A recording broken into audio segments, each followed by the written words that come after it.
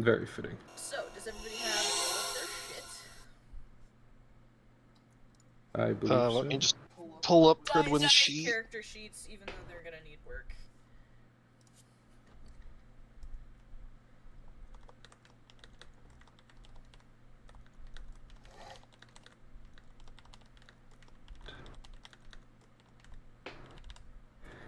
My pre-rolls were a 2, an 8, and a 4. Now, let's see what my DM D20 pre-rolls. A 13. Then a 12. Right in the middle. I'll take it. I had 1 12 in there. Hopefully that is a good omen. 17, 6, and 5. Excellent. Alright, so we're gonna get started by me saying, does anybody want to recap what's been going on over the last session or two? Any important things that you guys would like to note? Well, last time we did a large recap of everything. Correct, so that took over 2 hours. Yes. And then after that was the cheese war.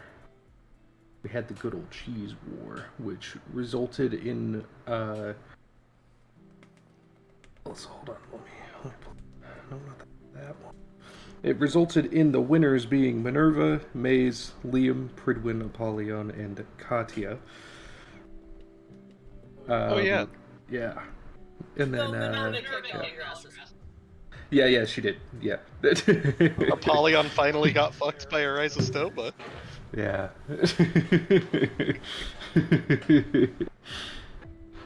And then after Did that. that get in quotes? Because that's Yeah. still. Yeah, that's in quotes. Yeah. Of all time. Yeah. So good. And then what else? After that was when some people started checking out. We had a nice conversation between Anna and Pridwin. Apollyon got to steal an ability from a Death Scythe, as per Death's favor. What else happened? Oh right, there was the nice little roleplay session between Apollyon, Isaac, and Draco, which is now leading Isaac and Apollyon down a nice little side quest. Of trying to solve. Love nice little side quests. Yes. Preferably ones that don't automatically end in death. We'll see. You Who know, knows? as I've always said from my first experience ever playing D&D, DLC content comes with grave risks. And that is what today is going to be. DLC content. Yes. Good old Academy sessions. Some of our... I'm just thinking back, the fact that some of our craziest sessions have been Academy sessions, and really, really bad things have happened during them, with only like 2 or 3 of you here at a time. Yeah. Yeah, they always end in the worst possible way. Or the best worst possible way. Not always, thank you, but They have a tendency to end in the worst possible they have way. a tendency Yeah. to get a little funny. Yeah. I mean, I still think little back to silly. the session with Soma and Lynn. I still think back to that one. Tears. The tears. Yeah. That was such a good session, man. Lynn is still one of my favorite NPCs, and super sad that she's dead. I was pretty proud of Lynn. Yeah. Man, now I gotta outdo myself. I gotta come up with better NPCs. Man. Anyway, so, was there anything you wanted to touch on apart from that? Apart from the 3... Oh wait, yeah. As for the recap, I mean, I think that Dylan pretty much covered everything. Yeah. Okay. So, we are going to get started. Bright and early. Both of you roll me a d20. Let's see who gets to go first. Alright. I'm not gonna make you roll like 60 20s to cover all the characters that you have. You can just roll. Yeah. I rolled a 3. You I rolled a okay. 10. Well, you see, what happened was was was very occupied last night. What happened was, all of Liam's characters were very preoccupied last night in one way or another. Which will move over to Dylan. Who would Yes. you like to start with? Maze or Apollyon? I'll start with Apollyon. Okay, what is Apollyon doing bright and early this morning? First of all, he wants to prep for actually doing his class before he leaves to a different country. Which, are you doing your class, or are you doing the stepping in with Pridwin's class? He'll do his class since Pridwin is preoccupied. Remind me, because it's been a minute, remind me what your class entails. His class, my thought was it was going to be, centered around demonology and magic theory. So that's his main, thing. So, what, is that the title of your class? Demonology and Magic Theory? 101? Or do you have an actual title for the class that you would like to have? I'm pretty sure, Pridwin's is defense against, it's defensive. The dark arts? Or defensive... Pridwin's is defensive combat. Defensive general combat? martial arts. Yeah. I was just trying to think of, the title. I need to, make a roster of certain classes that are available. I'd say... Oh, you go. What were you saying? I mean, I'm trying to think of what Pridwin's class would be called. I feel like... I'll think of it. Alright, Apollyon's would probably be, occult mysticism. Okay. I think that would be fitting, yeah. In parentheses, demonology and magic theory.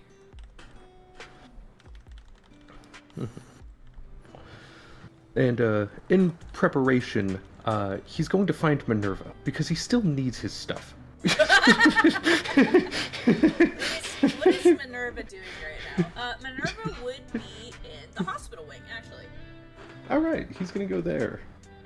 So you walk into the hospital wing, and it is an early morning. People are bustling around. People are doing their usual check-ins. You see Mandy and Andy are kind of busy. Where do you look? He's going to look, where would she be? Because I'm pretty sure Liam isn't in the hospital. He is not. However, Yeah. you want to roll a perception check? Sure. That is a 16. With a 16, you hear nervously from one of the examination rooms. I don't know. I didn't think about that. Do we want to know this early? You hear the sound of footsteps pacing back and forth. He's going to approach. You approach the door that is cracked, and you can see inside are several figures. You see Liam, who is pacing back and forth. Minerva is further in, talking to Gabriel, who is standing there with his hands in his white coat pockets. He's smirking, watching Liam pace back and forth. It is also about this time, Pridwin, you hurry in because you realize you are late for an appointment. Mm-hmm. Because you were occupied. You run in looking disheveled. Your armor not quite seated properly in your haste. And you barrel around the corner and trying to get to the exam room also almost smack straight into Apollyon.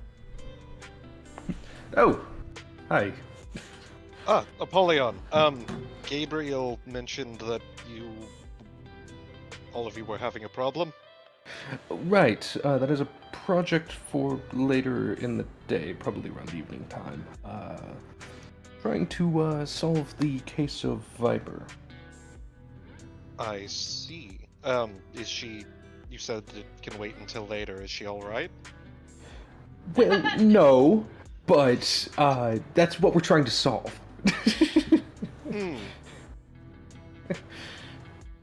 Okay, well, if that is going to wait, then what are you doing right now?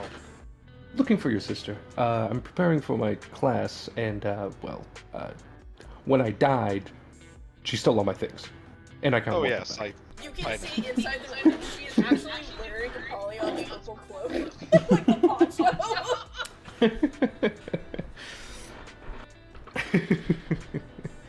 See, Well- the cloak she can wear for a little bit. It's mostly the books and other trinkets that were left on my corpse. I'm telling you, you're not getting that cloak back. Everything else, though, she might be convinced. Awesome. In the meantime, it seems like this appointment is important, so I'll wait until she's finished.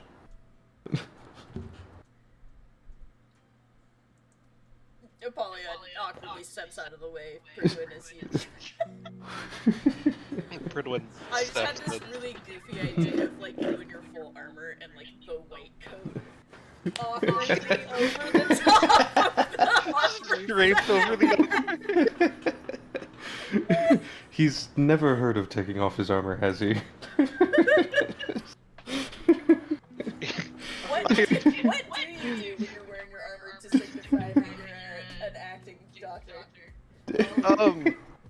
I mean, I feel like the armor itself is probably enough. You know, fair enough, I guess. I prefer my silly, goofy image of the white coat draped over the armor, but... He I can protects see himself against the horrors of childbirth.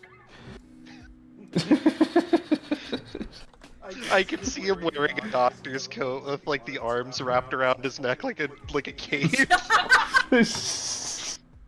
No. Yeah. Are you sure that's like sanitary?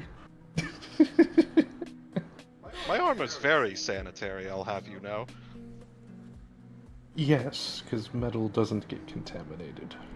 Do you like bring wet wipes with you like everywhere? The wet wipes? I can clean my own armor. Right. Not the wet wipes. He puts his hand on your shoulder. Right. Apollyon, I have been elbow deep in the guts of half of our group and none of them have suffered infections. I don't think that came out how you wanted it to.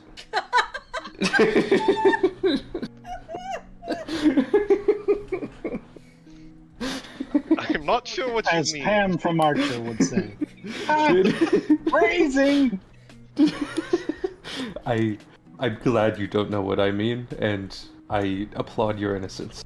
You see Mandy and Andy Speaker on the corner going deep in their guts, you say. Edwin seems completely oblivious to the implication of what he said. It's the implication, Pridwin. I don't think I understand, and I don't want to understand. I envy you. Gabriel at this point has been standing there with like the door like cracked open, like he was gonna open it for you, and he's just staring at the two of you, like waiting for you to finish talking. Good morning. Good morning, Gabriel says. He has this slightly amused twinkle in his eye as he pushes his glasses up.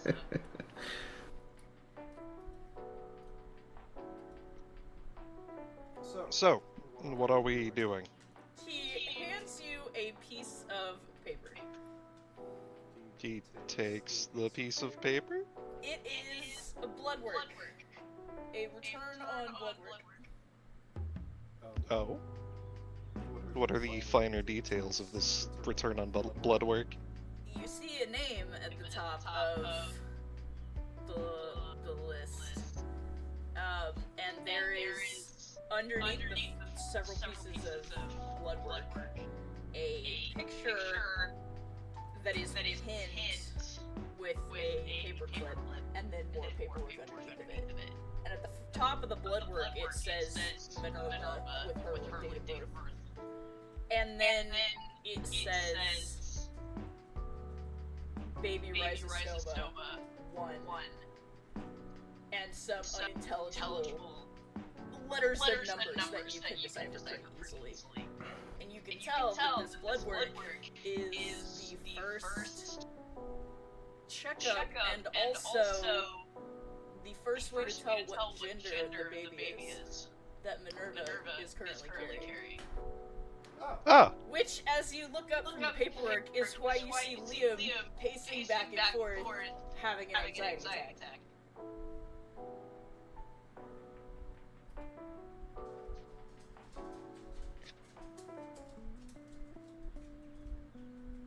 having a panic attack, are you? I'm not panicking, he says, clears his throat.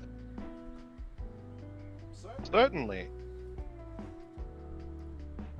Don't act like you were any better, he says, squinting at you. To be fair, I had to find out myself. That is not encouraging, he says.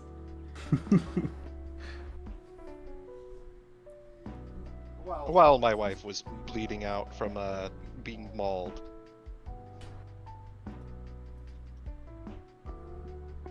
He cringes. Minerva also cringes. Anyways. Well, as your brother can attest, Gabriel says, putting his hands back in his pockets, the growth rate is normal, so nothing weird like Lumina was. Thank God. Liam says under his breath.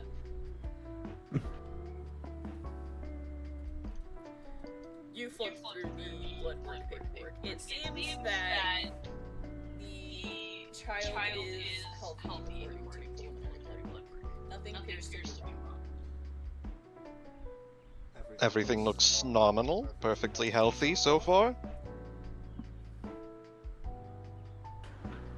They get that from me, Minerva says.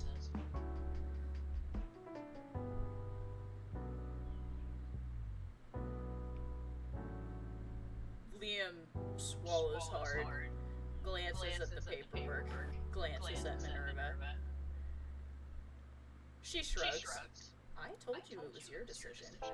Liam starts pacing again.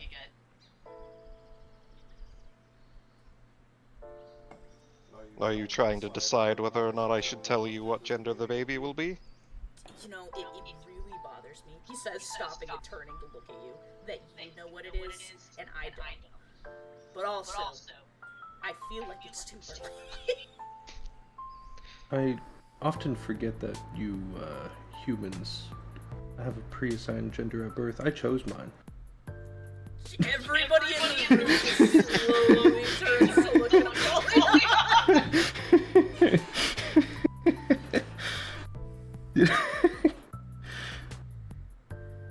Is that right?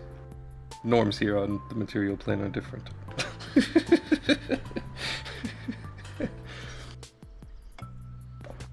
mean, maybe he's right, says, starting to pace again. Maybe it doesn't. Maybe it's not important. Maybe they'll choose something completely different when they come out. I don't know. He starts starting his fingers through his hair. Well,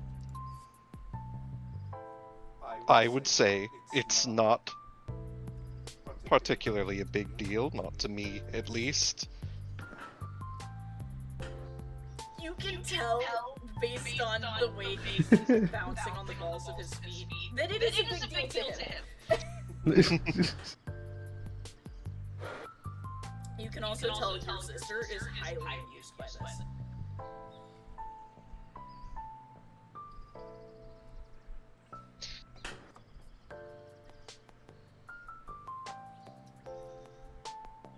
So, would you like to know or not? He stops. You can see him, his fingers twitching and moving almost like he's typing on a keyboard, running figures, doing something to calm himself down. Minerva sighs. Oh, just tell us. Liam goes, but what if something happens? We're gonna be even more attached, and then he starts pacing again.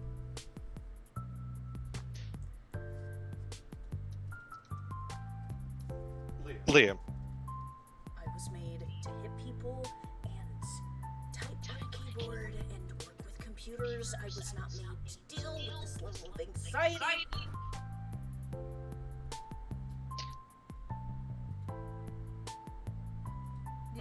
starts laughing. You're going to be okay. Besides, knowing or not knowing changes nothing. Although, perhaps if you know, you would be better prepared. He draws a deep breath. No, you know what? No. Screw all of you. He says, looking at you guys.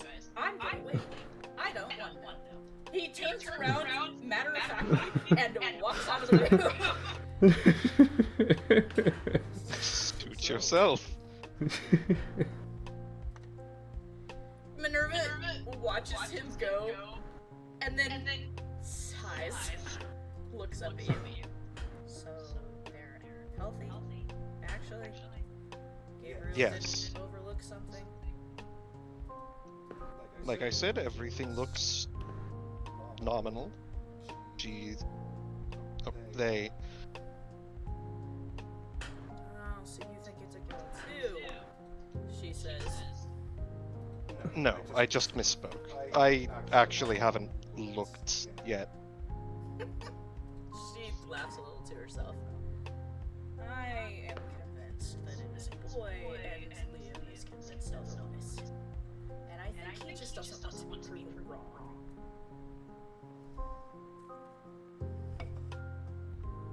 That seems like a likely possibility. So, do you want to find out who's right? You know what? If he wants to wait, I guess we can wait.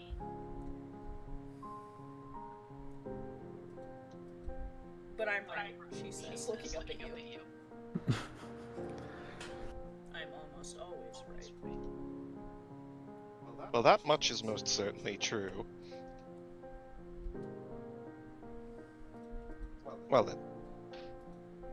Like I said, they have a clean bill of health, and considering we don't really have many cases of issues within our family, I doubt that that will change. Think they're gonna come out with gills this time? She says, glancing down.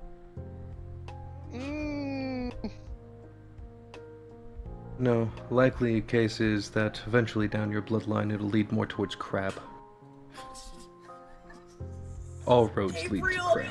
Gabriel is trying so hard not to laugh. He coughs and covers his mouth with his sleeve.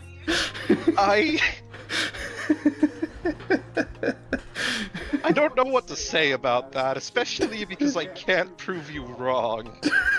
All Yours came roads out with lead to tail, crab. She says, looking at you. And gills. Yours came out with tail and gills. What does that mean for me? Well, considering we were both the product of two weapons, I'm assuming that your child will be very similar to the four of us. And a weapon, probably. Most likely. Interesting.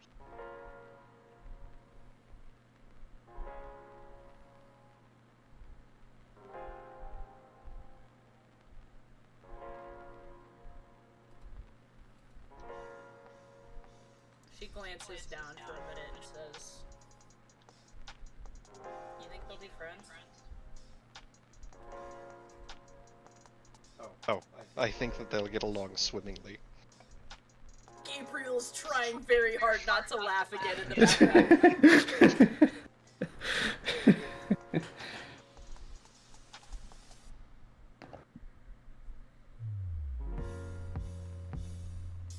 You hear a set of footsteps quickly approaching Gabriel. He stops and listens to Mandy, who's murmuring in his ear, and then his face lights up a bit, both with a hint of relief and then concern. And he turns and starts walking down the hallway. Is everything alright? Page is up.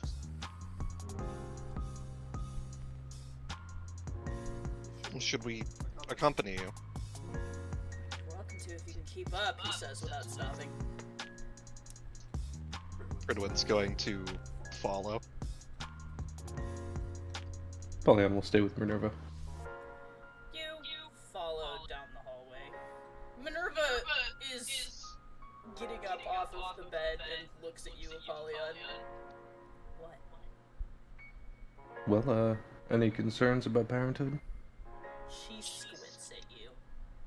None that I would like to discuss with you. Hey, I was a father and a mother. I'm still not convinced you kept your children alive. I haven't seen them. Well, they are alive. I was doing great at raising them until I died. Yeah. See, that was out of my control.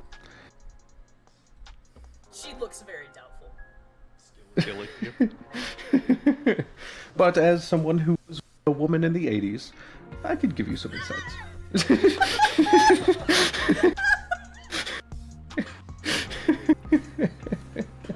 pin in that, she says, and reaches into the pocket and pulls out your book. She holds it out to you. Oh, thank God I was looking for those. Appreciate it. You can hold on to the cloak for a while. I'm not getting this back. She says, deadpan, looking at you. Well, I will need it eventually, but we'll get there. We'll cross that bridge when we get there. It belongs to me now. Well, that's debatable. She looks at you, her eyes narrowed, as if she is protecting the most priceless treasure on the face of the planet, and she says, it belongs to me. Debatable. It's become her trophy. You're never getting it back. You haven't killed me in rightful combat, so She you can borrow it. twirls a dagger up in her hand in the split span of a millisecond and points it at you and says, would you like me to? You can try. Anyway, thank you for the book. I'm gonna go take care of my class now. You do that. She says, returning the dagger to its place. Lord. Hoping the baby isn't a crab. I hate it. She says, she walks out the door. Fred, when you and Gabriel walk down the hallway and into a familiar room, you see the figure in the bed shifting and groaning a bit.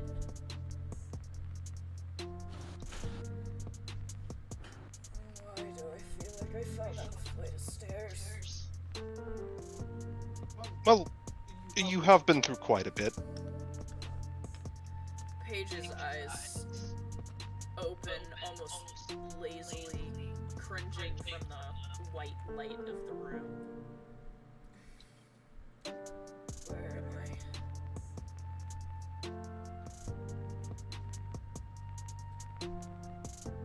You are in the medical wing of the academy currently. Viper, she says, sits up immediately, flies out of the bed. Gabriel almost clotheslines her, grabbing her by the shoulders and pushing her back down onto the bed rapidly. It almost seems aggressive at first in the speed with which he grabs her. She looks around frantically as he's got his arm coiled around her collar, trying to keep her still. You can see the movement has already opened up multiple spots of wounds along her. I need you to take it easy. Viper is back at the academy. We brought her back. Yes. How long has it been? It's been like maybe about a week, right? It's been a couple, at least. Since she went down, almost a month. Since... Well, we've been back at the academy for a couple of weeks.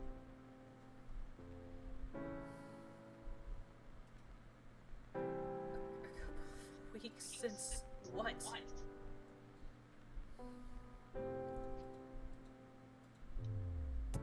Well, I believe it would be roughly about a month since she was taken.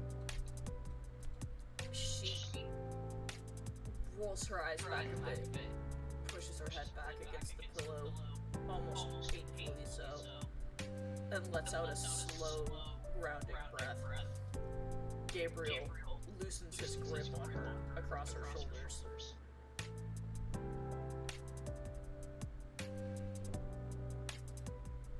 I was up for a month. You didn't wake me up.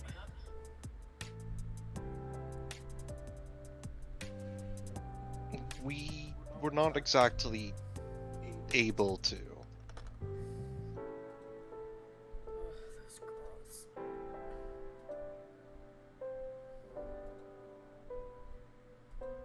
Those girls, I knew those girls. Yes, they were Xavier's sisters. From the Soam branch.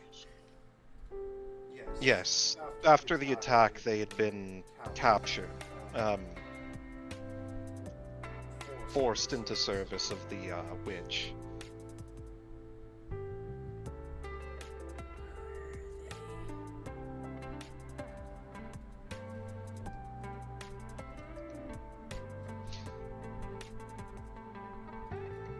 I believe all but two of them are alive. They're in holding. Unfortunately, the objects that they've been bound to are still active. We're trying to work out a way to neutralize them. Safer way than the one we already found, at least. She groans a bit. Tries to sit up carefully this time. Gabriel lets her. You hear heavy, rapid footsteps running up to the room from behind you, and a figure bursts through the door, sliding between you and Gabriel. Mom! Draco curls his arms around her.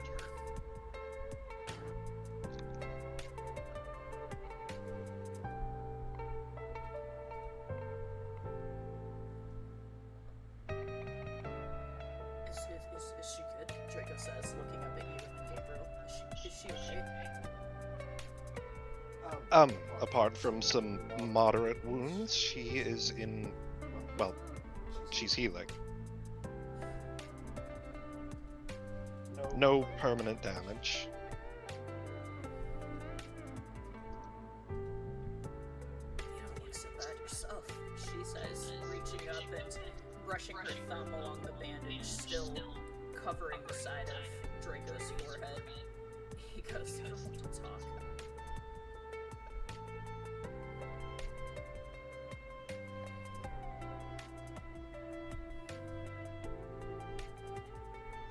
Gabriel lets them have some space, backs up, looks at the charting, checks her vitals.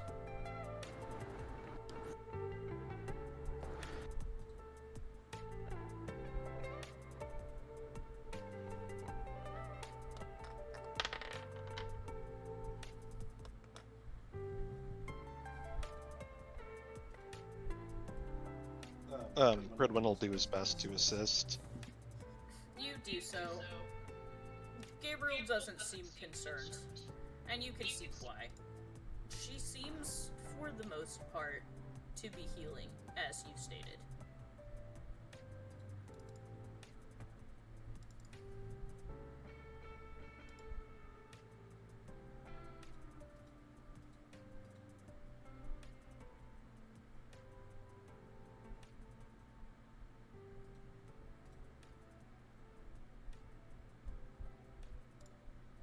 You will, of course, want to be taking it easy for a while, but I think you should be good to be back on your feet in, well, no time. All I've been doing Bridwin, she says and gives you a smile.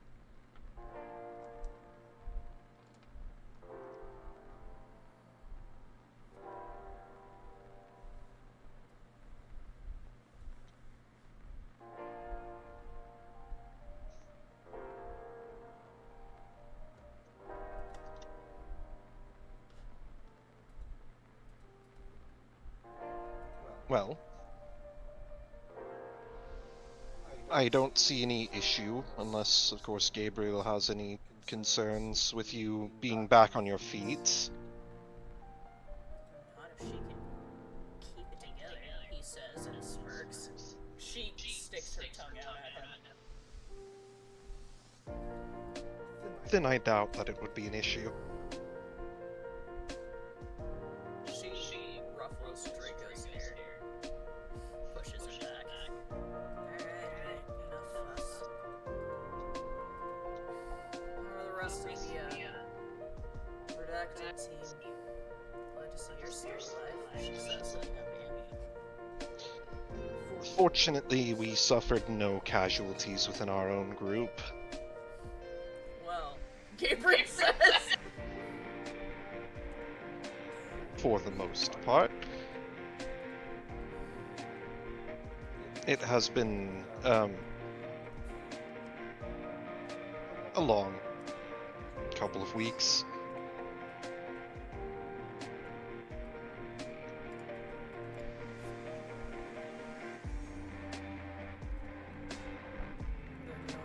Yeah, so go on, shoot, she says, waving you towards the door. Let a girl come back to consciousness in peace, will ya? Very well.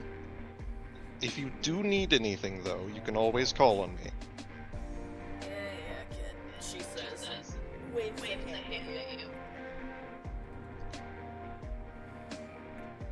Gabriel, we're getting too old for this shit, she says, as you're walking out of the room. Fridwin. About it, he says under his breath. Fridwin politely bows and makes his way out of the room. You make your way out of the room. You see Apollyon ducking out of the medical wing. He waves. Very poncho-less. She's not giving it back, is she? One day, I will need it. Well, do you have any matters that you would need my assistance in? Well, right now I'm going to go to my class. I'm going to prepare my, curriculum, but, I think around possibly evening time, whenever Gabriel and Isaac are ready, we're planning on, figuring out what's going on with Viper. Well, I can be available for that. I have to prepare a project for my students, since we're going to be gone again. You say this, the two of you have stepped out the door, and as you say this, you glance over to the left, and you see almost like an alligator in water, eyes appearing over one of the lunch tables. Like maybe a dozen. Them peeking over the lunch table in your direction. Oh boy. Well, looks like you need to go to class. I hope yours goes well. I do too.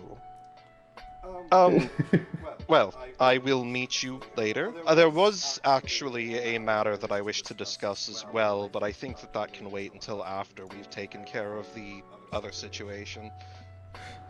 Sounds excellent. I'll be ready for that. I need to stop by I'm gonna stop downtown and then return, so, keep me posted. Of course. Also, while Apollyon's doing his stuff, I'm gonna go to the bathroom real quick. Okay. Alright. I need to make, hold on, I'm gonna make a new folder down here that is classes. And then I'm gonna have a separate note for each one of your classes. Yours was occult mysticism, right? Yeah.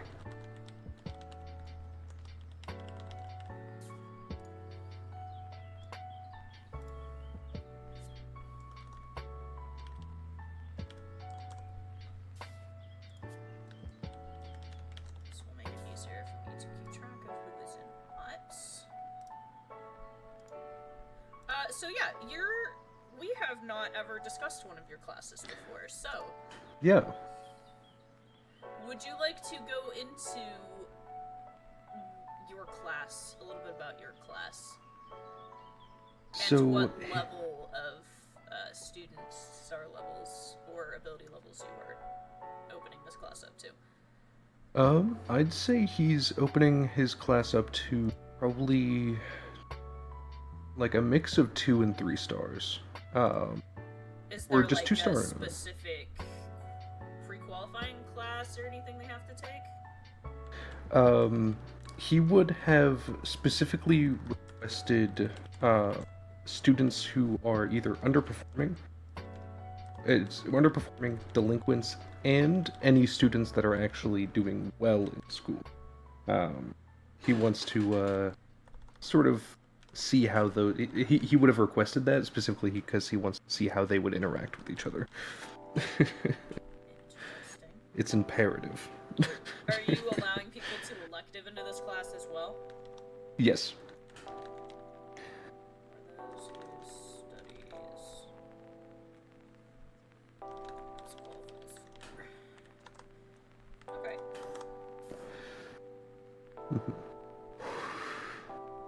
And his class will be about, because before he was technically a Meister. Now he was a sorcerer, so he's all into magic and shit like that. So he will teach that as well as how to deal with demons. No one knows better than him because he was one. Right. So what So is your class on today? Today will be knowledge checks, and honestly, he's going to want to get to know the class first. He wants to adjust to their personalities so he knows what their aptitudes are, if that makes sense. Yeah, so the first day will be learning their aptitudes, knowledge checks, seeing how much they know, and how much they've studied. I'm gonna have to figure out who is in your class in the first place. Not gonna lie, sounds like something Anna would definitely take. Yep. Even if it is elected. Solon is definitely in this class. Yeah, Anna I feel like Solon would be. is in this class. I'm wondering though if Judah would take this class or if just Anna would take it. I feel like Judah would tag along. Yeah, I feel like Judah would say screw it. Let's see. She would totally be okay. I'm just interested to see how Apollyon teaches. Yeah, she doesn't even care about the content. She's just here for the entertainment. Let's see. Sorry, I'm having to go through my roster to see who would be taking this course.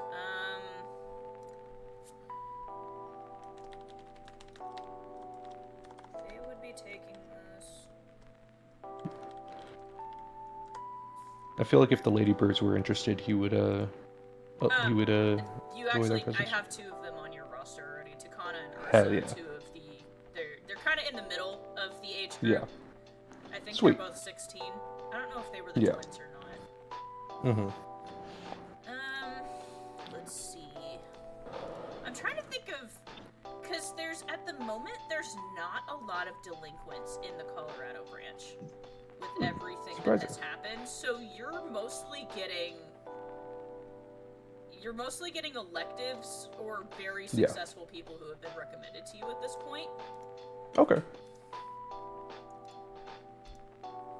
Because again, with everything that's happened at this academy and 2 teams at this academy, people are realizing underperforming is not an option. Yeah. Anyone who is definitely below the average performance, he'll take. He wants to try to. His goal is to boost to those students as well as the other ones. But yeah. I'm trying to think if there would be underperformers.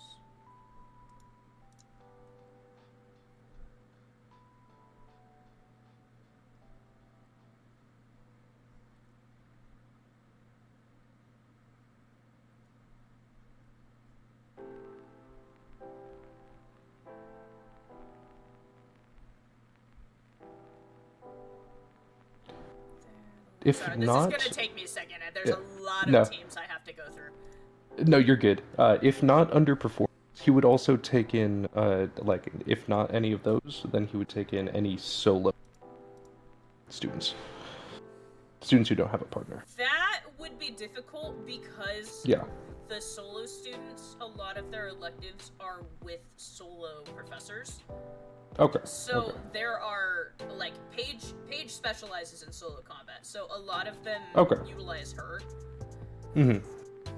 Okay. If he can't get them, then he'll honestly take what he can get. Let's say they're probably underperformers. Where is your class? I keep going back and forth here.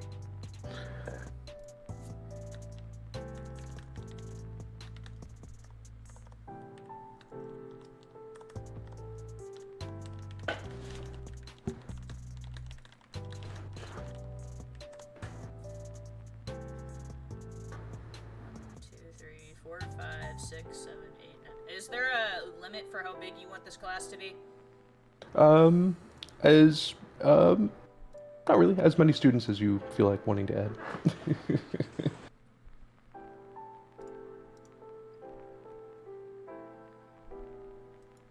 Ooh, this might be interesting, actually.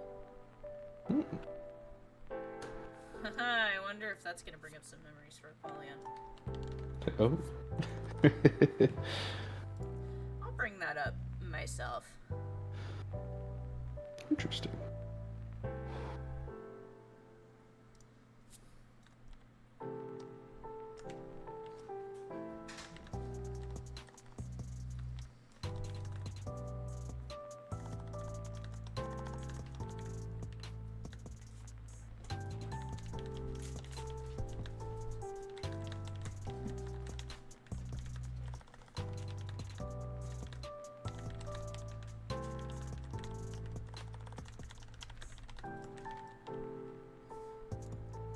Okay, you said what for size? I'm so sorry.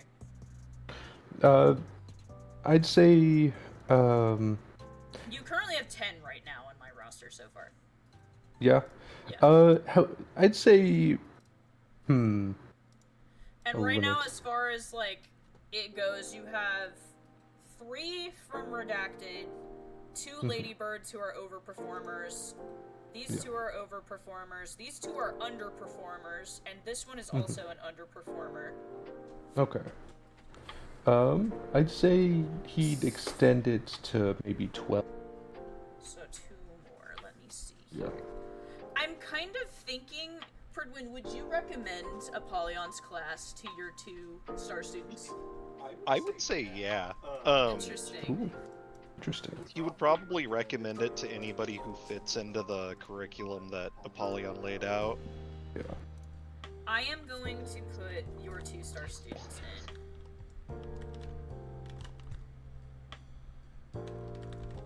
Apollyon, you are getting ready. I'm gonna say this is the beginning of your class. You haven't actually taught anything Yeah. yet. And Pridwin, yeah. Before current events, you had heard Apollyon was getting ready to teach this class, and you thought that Valeria and Vincent, who are your 2-star students, and also the 2 students that you are their advisor for, would be a perfect fit. However, Valeria and Vincent are 1-stars, and Apollon's curriculum is for 2 to 3 stars. Would you like to have a conversation with them about this? Yes. Apollyon, you're getting ready to teach your class when, lo and behold, you see Pridwin again. Oh, hi.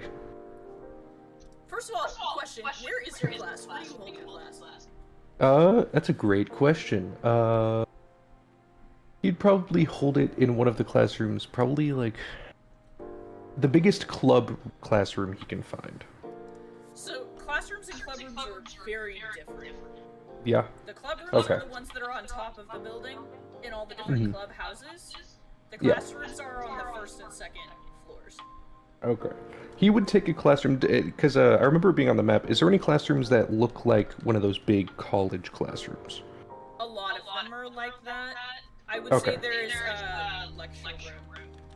Yeah, he'll do a lecture room. Yeah. Okay. I haven't looked at the maps in so long. Hold on.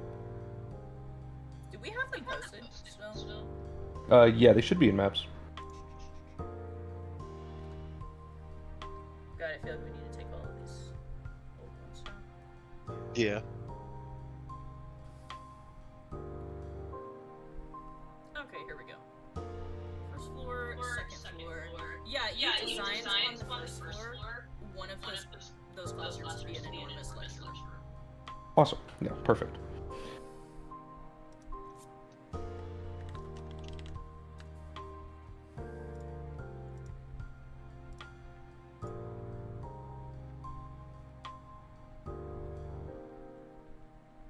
Library, more classrooms. Okay.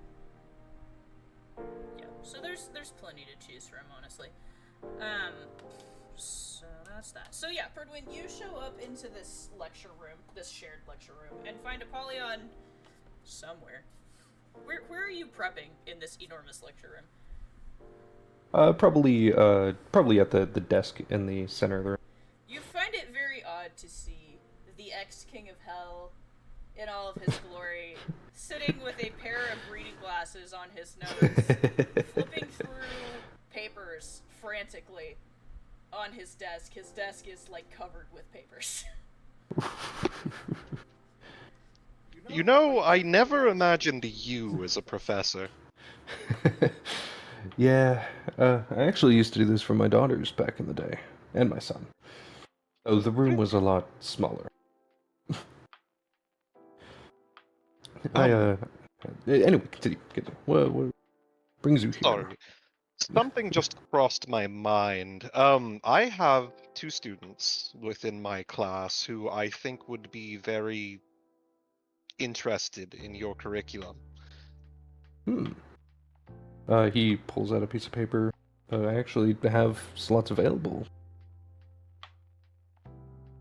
Good. I did want to warn you though, they are currently 1 stars, and I know your curriculum is specifically targeted towards 2 stars. Actually, that's perfect. My class will be a little. How would I put it? What's the. Not your normal type of class you'd find at this academy. I actually find allowing all sorts of stars in here. I looked for 2 and 3 stars, but that's not the exclusion. That works out perfectly then. Yes. They are very ahead of the curve, so I feel like they would be a perfect fit even if... Well, even if they were too low of a star level. I appreciate it, and absolutely, I love teaching the next generation, so I am totally willing to take them on. That's excellent news. I will let them know. Yes, what are their names so I can write them down? Valeria and Vincent. Larry and Vincent. Great, awesome. Yeah, they are welcome here. Since they are first stars, I'll assign them the seats furthest to the front, closest to the front, I mean.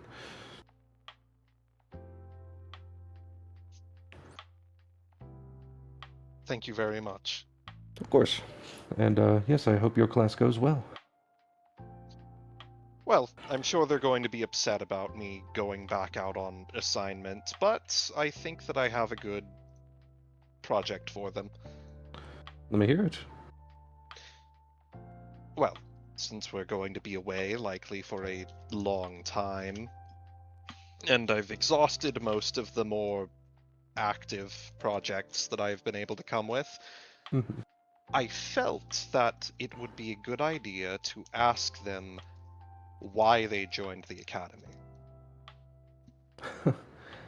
That's really funny, because that is also in my curriculum. Great minds think alike, I suppose. That they do. Well, I'm excited to see what those answers are. I will be asking my students a similar question. Definitely gets them thinking. I think it's important to know what you're fighting for. Indeed it is. Well, I believe I'm taking up plenty of your time. You go figure them out. I still need to make sure I have everything together. Yes. I will meet you later tonight. You as well. Pridwin. Yeah. Oh. What was it? Pridwin gives a salute before he moves to leave. Apollyon does the same. DM, actually, I'm going to message you because I have a student that is currently in this, so I'll text you exactly what he was going to grab as preparation. Okay, you cut out a little bit, so I missed part of that, but... Yeah, I'll text you. While he's doing that, what are you doing, prepping for your class? So Pridwin is going to prepare. Also, I came up with the name of the class. What is it? It is historical martial arts and tactics. Excellent.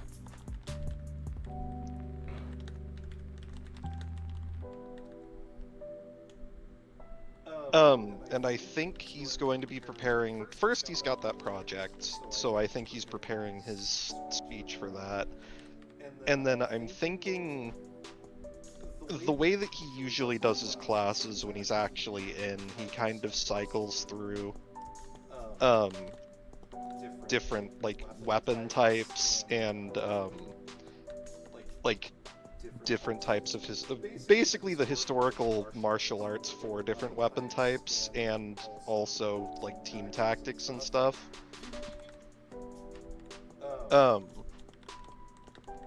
So I think he would be preparing a lesson for that as kind of like a final lesson before he leaves. And I have you as this is an intro class, so 0 to 1 stars. You have a group of a lot younger.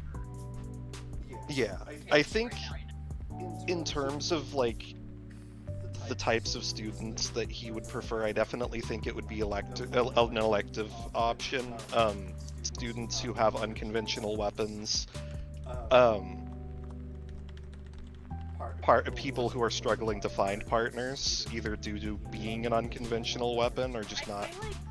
I'm wondering because so initially with this group of students that I had, you were teaching them defense specifically. Yeah. Defense and combat. And that's definitely one of the core focuses. I'm wondering if the historical martial arts and tactics should be your elective class that people can actually take. Yeah. Because this group is all 0 to 1 stars. They're all kids. You're not gonna get higher level people. Yeah. That's what you were wanting. I mean, I definitely think that it fits, even with just like, because obviously 0 to 1 stars are going to have the least combat experience and the least understanding of weapon tactics. So I feel like that would be a part of the curriculum. I'll put here elective and no star requirement. I have your current class list, but I'm going to put open to further elective students.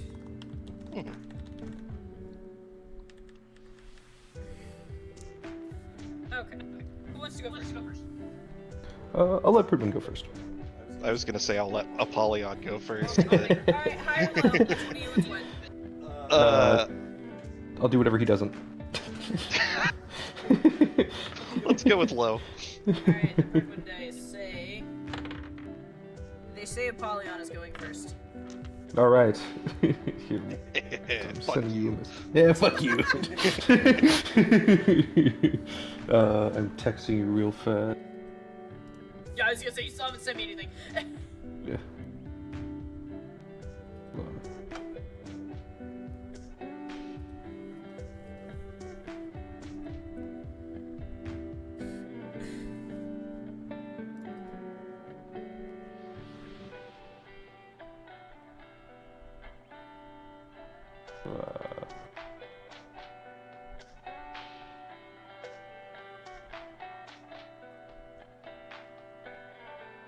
Hold on. Okay, there we go. I texted you.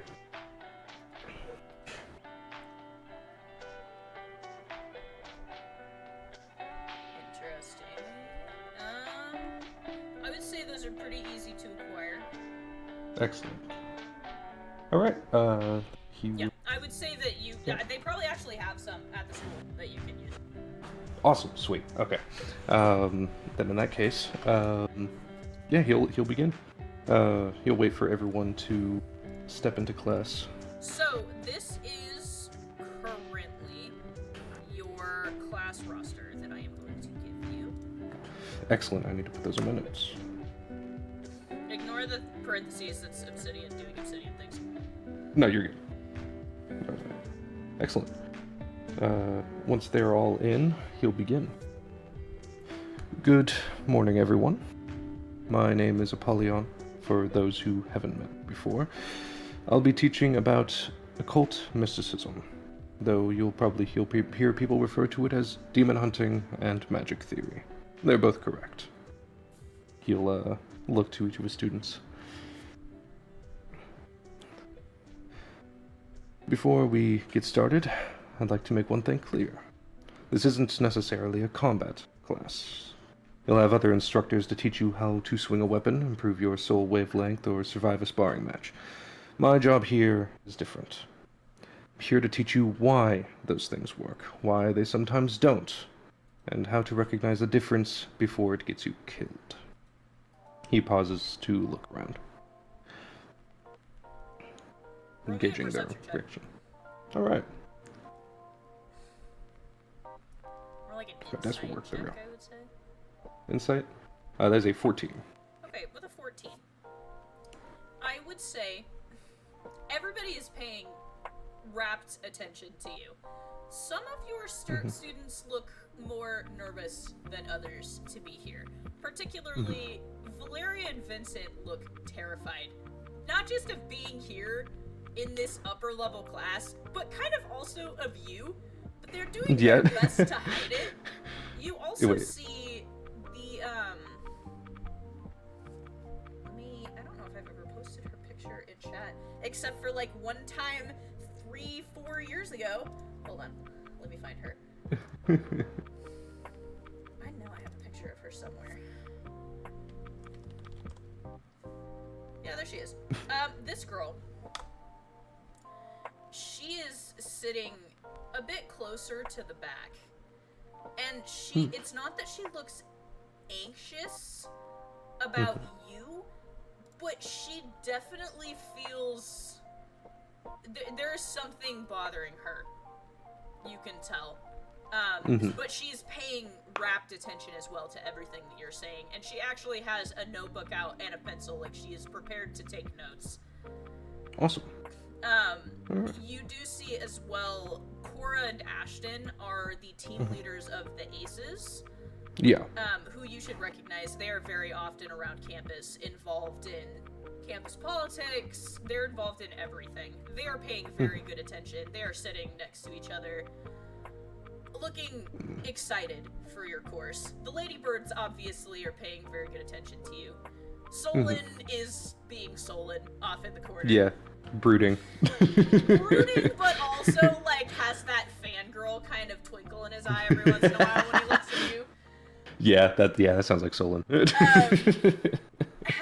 assuming Anna is probably very focused. I would assume She's Anna's focused, but she's trying her best to hide this sort of like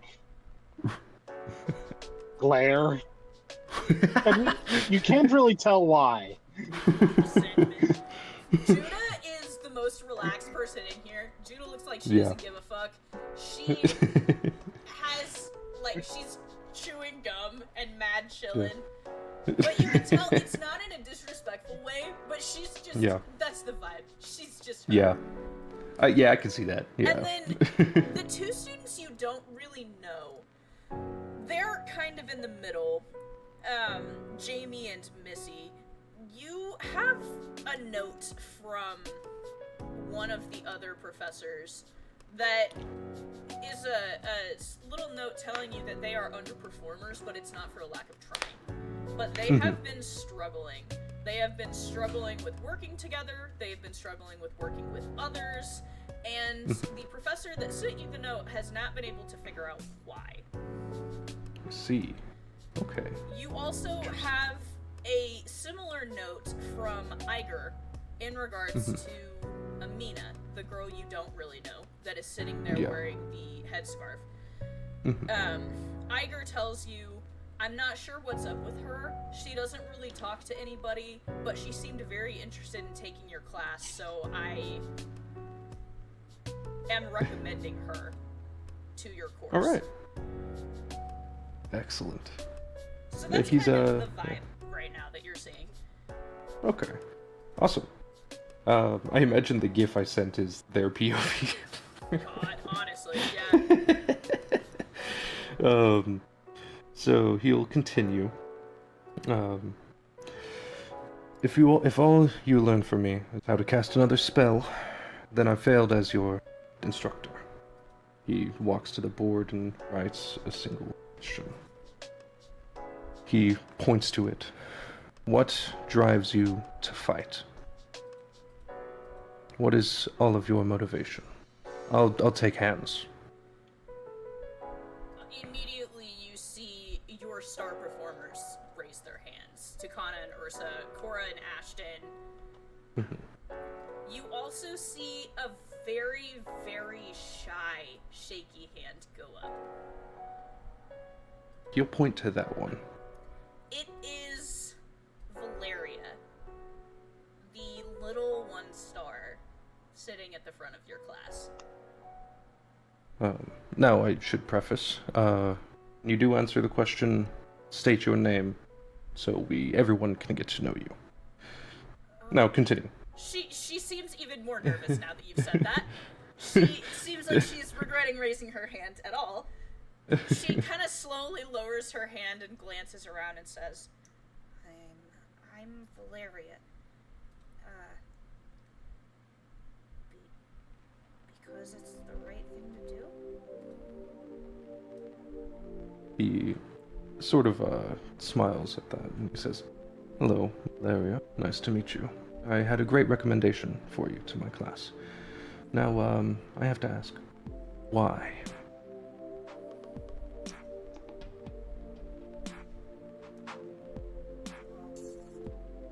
If we don't, someone else has to, right?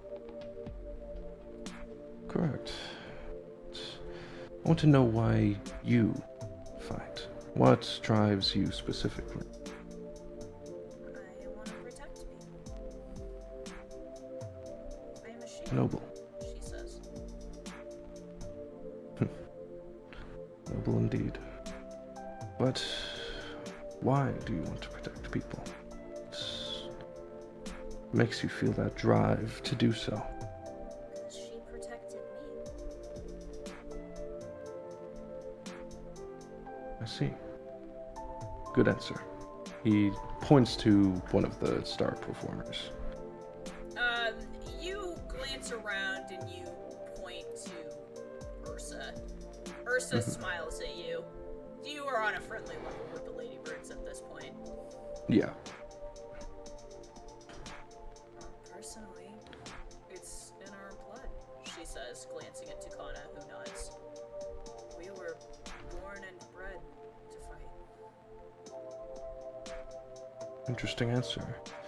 But I propose this. Were you? We were. We wouldn't have it any other way. No. From where I'm standing, from what I know, though you were technically created, or your kind, the demon weapons were created to do so, it's never often truly the case. There's plenty of people of your ilk, your peers, who don't see it that way, and choose to stray from the path. Now, I beg the question once more, why do you choose to fight?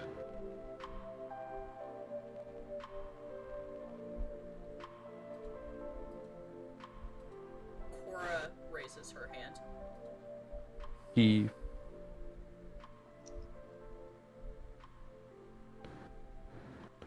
yes, you. I want to be like my mom. She was a badass woman. And I want to be able to step out of her shadow someday. I see. What was your mom? She was a win. Intriguing. Now I'm seeing a lot of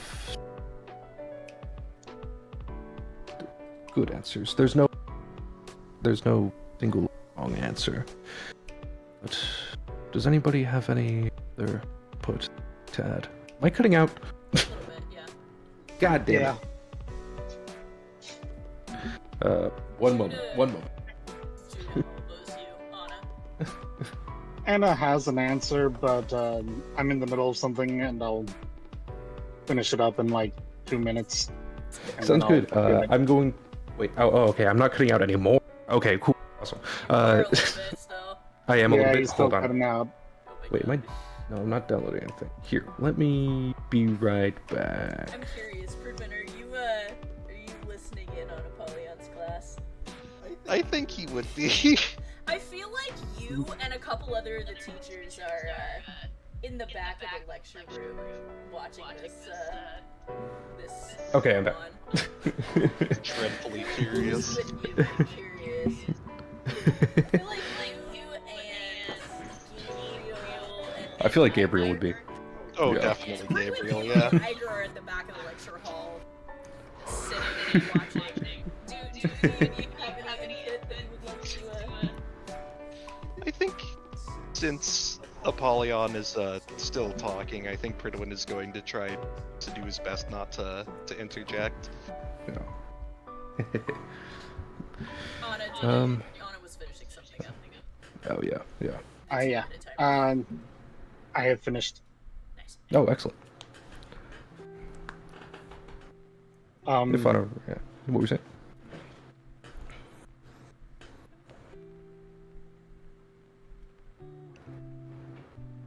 Judah elbows you.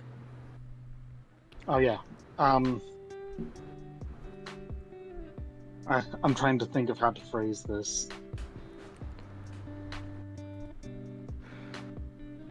Take your time. Do you want somebody else to go while you? No,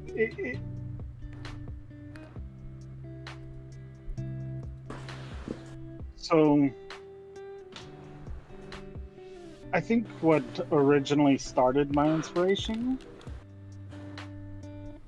was my parents.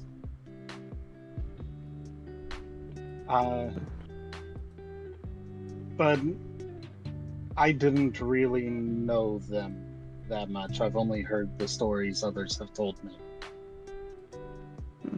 You see, they were a Death Scythe pair who were killed on the night Death died. I see. Does this Yeah. sound very familiar to Apollyon? Apollyon, it's the same day. Yeah, I know it's the same day. He'll hold it to himself. Know specifically the Death Scythe pair. I don't think you'd know their Okay. names. Okay. Because you were in the process of working with the Death specifically. But yeah, Yeah. you're very aware that the day Death died, a whole lot of students died with him. And Yeah, Death Scythes. yeah. He'll hold his peace. He'll let Anna continue. She's trying to analyze his reaction at that Mhm. because out of character, she remembers him mentioning a Death Scythe getting into a fight with Apollyon over trying to kill someone else, and it's been eating away at her.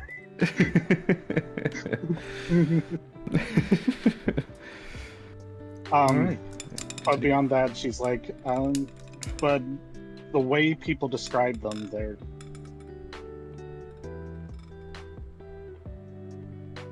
role models. People inspiring others to great lengths. And I want to be there. People you look up to. Apollyon, roll me an insight check real quick. He's going to do that. That is a 17. With 17, the girl in the headscarf again. There's something about her. You don't know exactly how to place it, but the way she's sitting there, her lips open slightly and then closing again. She has an answer, but you don't think it's an answer that she likes. You don't think it's an answer that she thinks anybody else is going to like, and it is not an answer that she is eager to voice. Now, I must clarify. In this class, this is no place of judgment. And I expect each of you to show respect to each other, regardless of how you feel about each other. Now, he points to the girl in the headscarf. Do you have an answer for me? She sits up a little bit. She glances at the classmates to her side and looks back up at you. Because we have to. What's the point? Why We were do we have to? this way. It's what we're supposed to do.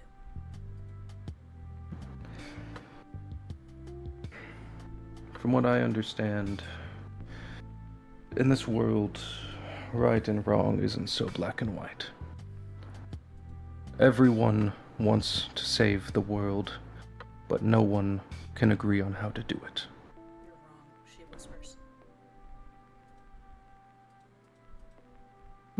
She says it so quickly, you can tell she didn't mean to say it out loud.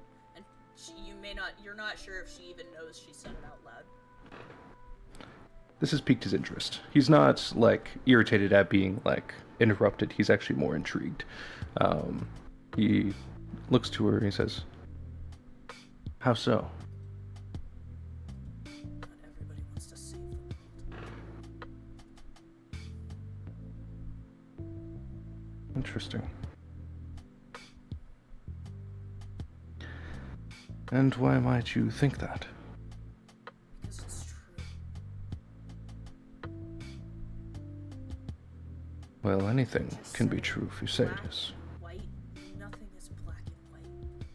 Not everybody is a hero who wants to sit here and make everything better. And it's Correct. stupid to think that that's the way it is. Yes. You are correct. Not everything is black and white at all. There are some who do harm that only wish to do good, or were at one point those who wish to do so.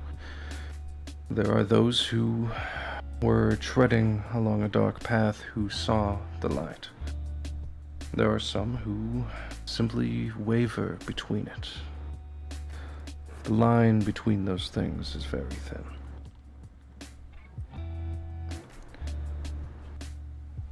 But everyone has different ideas on how they want to live their life and how they want to impose their will.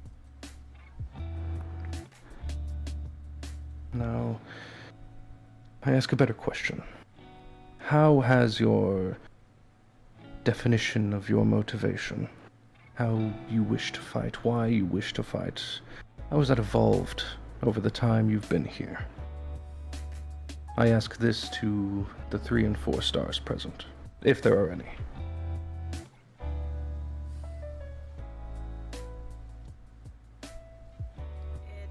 It hasn't really, Cora admits. The goal didn't really change, just the methods Ashton offers beside his partner. Intriguing. Anyone else? How about some of our quiet students in the class? I don't want to speak for Solon. I don't want to do it. You can't make me. Solon can be fine. He'll be silent. He does it because it's funny. He learned a lot from Apollyon. Yes. I didn't say 4 stars, Griffin. You hear Gabriel say under his breath to you. Yeah, Anna's somebody answer might is- know about motivation, Judah says, glancing towards the professors in the back. Apollyon looks over to the door. Anna's answer is very much, I've grown to want it even more. To be someone to look up to guide others to a better future. Noble. Is it bad if it hasn't? One of the Meister weapon pair from Riot speaks up. Jamie. I mean, like, Not at all. what if it hasn't? It's not a bad thing if it hasn't. You hear Something. Courtesy, his partner elbows him and says, "He said 3 stars." No, you may speak. Please, I welcome all, I encourage all dialogue in this classroom. Maybe we just haven't been here long enough, I guess, Jamie says. But nothing really changed. Is it supposed to? He says, glancing at Missy. Like I said before, things are more nuanced in life than most think it is. It's never wrong to never evolve your motivations. Many people simply have a goal and wish to chase it. And sometimes that goal never changes. Some people stick to it. And I respect that. And some people, after the experiences they've had, their goal changes. It shifts. Usually using the same foundation, but with a altered path. Many of you here in this classroom will likely undergo hardships in your future. And those hardships may change you. Some of you may stick to those same motivations you had before. Some of you may not. And that is not a flaw of character, it's a growth of character, regardless of the case. You see a hand go up. He looks over.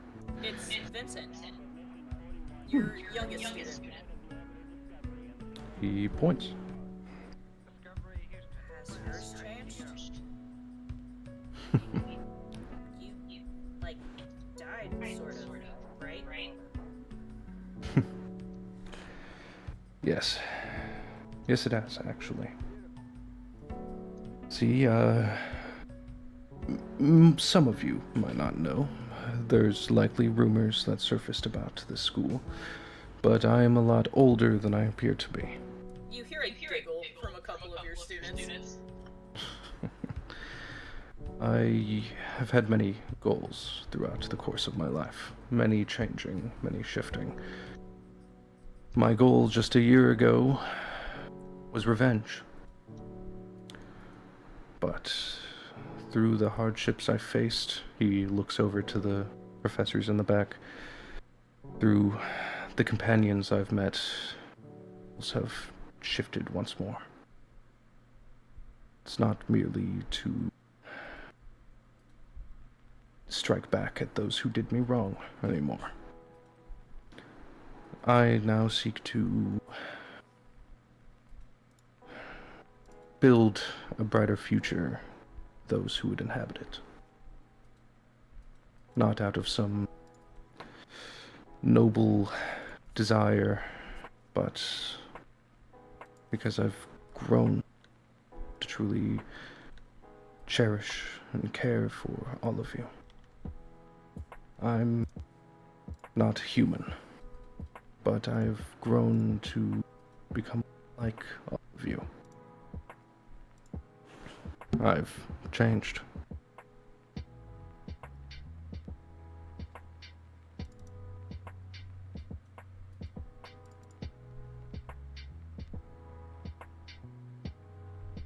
He looks to Pridwin. How about you? Has your shifted? Certainly. When I first started, it was out of, well, I'd been hunting before I'd even joined the academy. My family has always. So I suppose it began as both a sense of legacy and moral duty, but over time it became more about, well, protecting the people I cared about. My family, both literally and the people that I stand beside.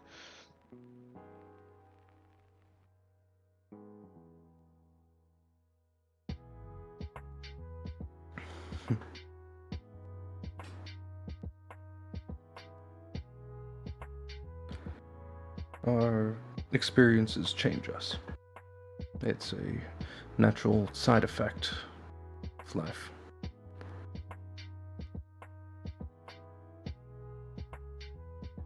But we'll return to this topic in the future. See what changed and what is not. We'll move on.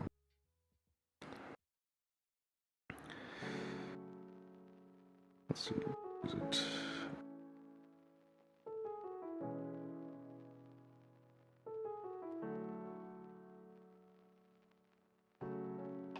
So, search through my notes. Split it.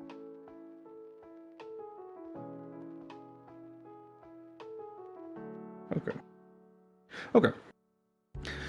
Now, onto the more and occult and mysticism.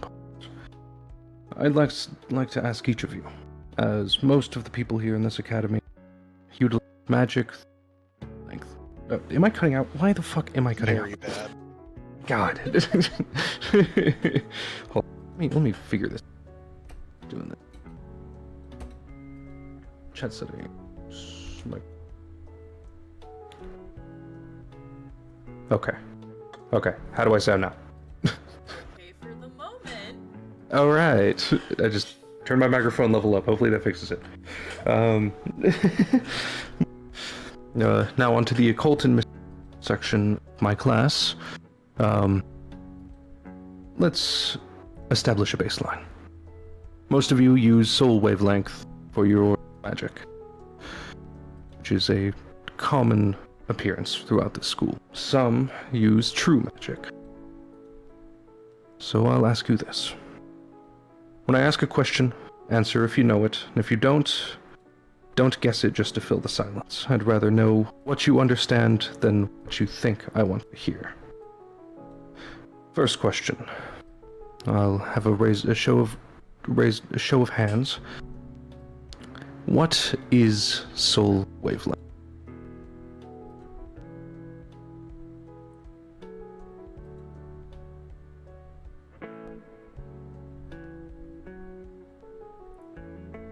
Did I cut out there? You didn't. I'm just trying to determine who would answer this. All right. Anna can give a road legal definition, but she feels like that's not what you're looking for, so she's kind of... That's the problem all the other Shut up. NPCs are having. I'll have you... The dictionary definition is not what this man wants. I'll have you answer with your own understanding. This is just a knowledge check. So, like, Vincent starts. It's like the thing that comes off of your soul kind of like a sound wave, and you use that to build up your strength or your ability strength, right? Not an inaccurate answer. Actually, quite established. Anybody else?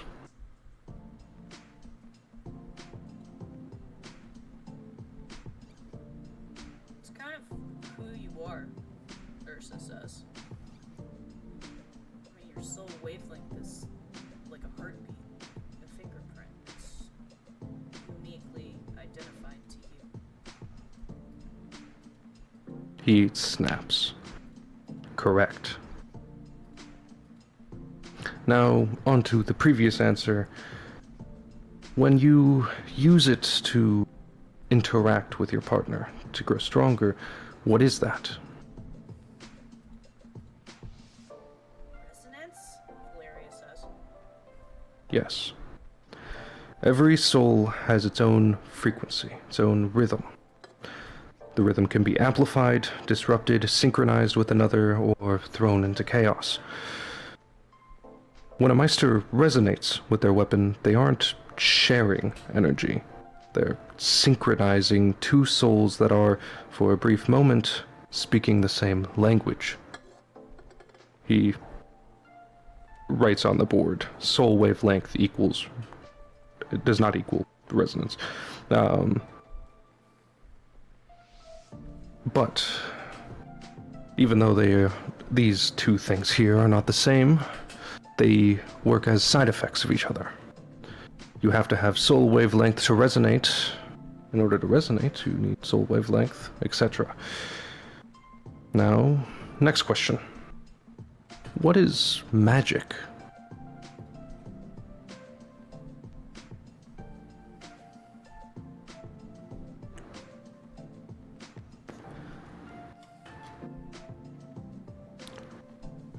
It was something that was established during the Great Calamity at the beginning, Judah says.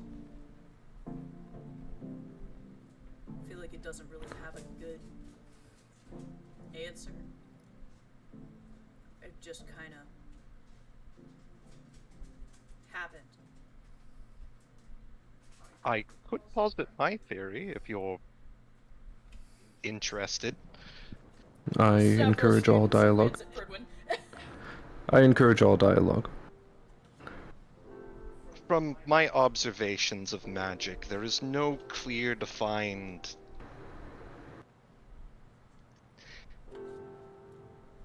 description as to exactly what it does. However, by my observations, I believe it is a force that is able to effectively bring one's will into reality. Correct. Astoundingly so. Like what he was saying, most people define magic by what it does. Fireballs, barriers, healing, teleportation. Those are amplifications, not definitions. Inherently so, from our understanding over these millennia, is that psionic is in reaction to your soul and your mind. It's similar in a way to psionics. It's driven by your interpretation, your thought. No two fireballs look the same. No two ice sculptures look the same. They all share their unique DNA based on its wielder, the interpreter. And for you all, that blueprint is stored in your soul wavelength. A spell itself isn't magic. A spell is a method, a formula that produces a predictable result. Like he said before, magic is the process of imposing your will upon the world through your understanding. And that magic grows in strength as you continue to do so.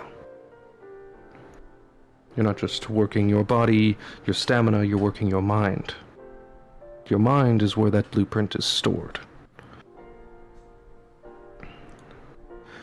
Two sorcerers can cast the same ability, but one understands why it works, the other only memorized the instructions. One of them will know how to adapt when something goes wrong. He writes another question. What separates a demon from a human? Horns, Judah says. You hear laughter from several of them. I was gonna say the attitude. Solon joins in. He actually points at that, and he says, that is actually more correct than you know. Demons... Pet, you hear from the side. Demons, from my understanding, and having been one, is sort of a... How would I put it?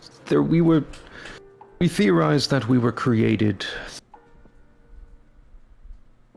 negative emotions of humans. Much is the reason why a lot of that kind, the demons, share a striking resemblance to most humans. Most have a quite humanoid form. Most take on the human... God damn it, I'm cutting out again! Ah! Do you have your fan on? I remember one time that was why. Oh my god, there is a fan on in this. Sometimes It's like, always if the it picks fan. up the background noise, it doesn't. Yeah. I think that's it. Is It's kind of... always the thing. Yeah. Wait, I'm still Now cutting it's out. making it even worse. Yeah. How about... Okay, maybe I had to push my mic a little further. Is it your sensitivity? I don't think so. Hold on. Okay. Yeah, I don't think it's the sensitivity. I think my mic was a little too close to my face, or I don't know. I'm just cutting out. Hold on. Is there something going on with the Wi-Fi? I have no clue. Well, how do I sound right now? You're okay at the moment. Okay. Well, back to what I was saying. Demons tend to share a lot of similarities to humans, mostly the negative aspects, the negative emotions that build up, gather. I believe demons descended long from humans or something that resembled them. You see a hand raise. He points. It's Vincent again. He looks curious. Is it true demons feed on emotions? Some. Most commonly, actually, are the 7 deadly sins. I was actually once the King of Wrath. That was my emotion that led me down the path of becoming what I was.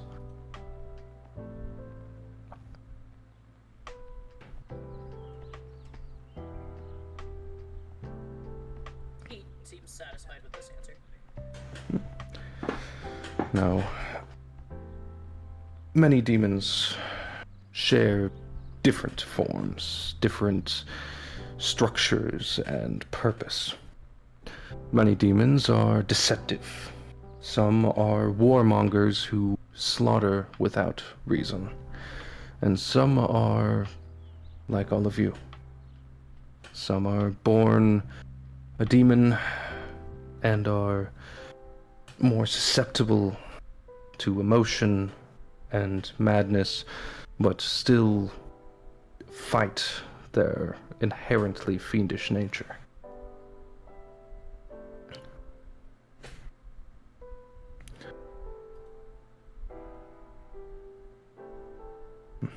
Now, what makes a demon dangerous?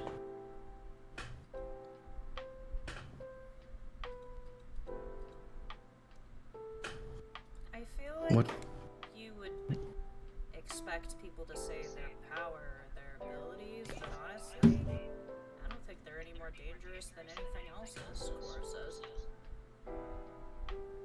I mean, He at the end of nods. the day, anything's gonna kill you if you fuck up, right? Indeed. A bear is stronger than most humans. A witch may possess more destructive magic. Neither inspires the same fear some feel in the presence of a demon. Yeah, Why? but I feel like the fear radius thing she says, Jude says, looking at you, has a lot to do with that. Yes, many demons acquire the ability to make the hairs of most humans stand on end. Makes their fight or flight responses shift and turn in their head. And I preface this as because demons think, they lie, they manipulate, they scheme, they observe you just as carefully as you're observing them. If they believe they can break your resolve without ever throwing a punch, many of them will. They don't often specialize and try to specifically hone their destructive capabilities. They wait. And what is years upon centuries when you're immortal? They will wait all they need to get what they want.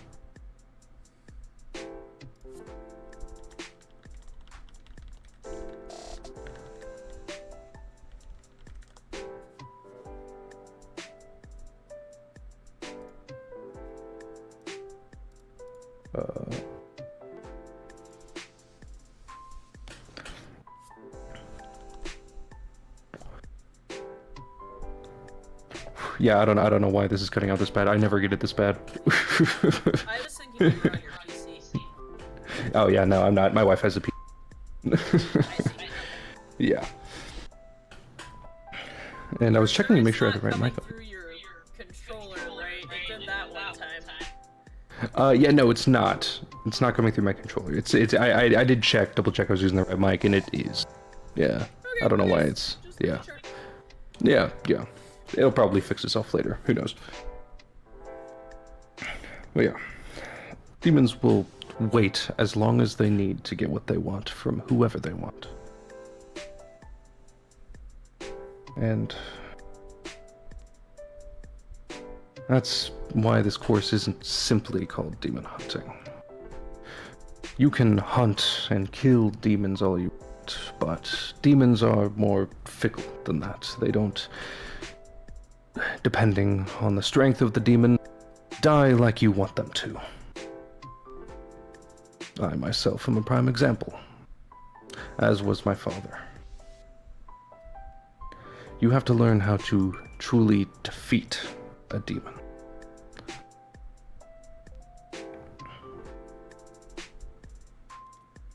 And before you can learn to defeat something, you have to understand it.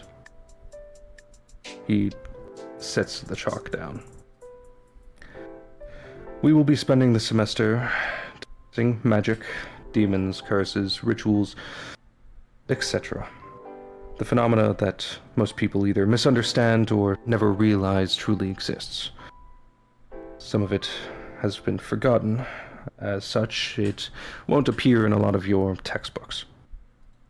Some of it was intentionally buried.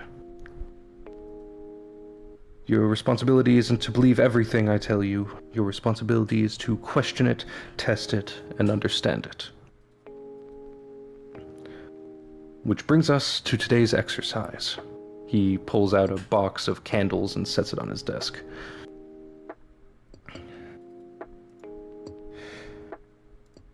Now, your goal today, I'm going to give each of you a candle with a match which you will light your candle with, and your goal is to make it to the end of the school day without that candle ever going out. You must keep the flame on your candle until the end of the school day. After which, you will return to this classroom and we will discuss together. You see, several of them look confused. They have to carry the flame? They have to carry the flame. Oh my god. And once I give you all your candle, hold all of your questions and inputs until the assignment is complete. This is suspicious, Judah says under her breath. There's gotta be some trick to this, Vincent says to Valeria. Like I said, hold discussions until after class. You said after we got our candles, Judah says, pointing at you. After the assignment is complete. Now, he's going to begin passing out candles. You pass out the candles. Once the clock strikes the time at the end of our class, you will light your candles and be on your way. Now, it is imperative that you do not let the flame go out. But All let the understood? flame die out. What happens? She cuts herself off. No, continue. What happens if the candle burns all the way out? Valeria says, looking at it. Nothing. You said till the end of the day, right? So if the candle burns all the way out, then there's nothing to feed the flame. We will discuss more at the end of the assignment. She and Vincent are squinting at you.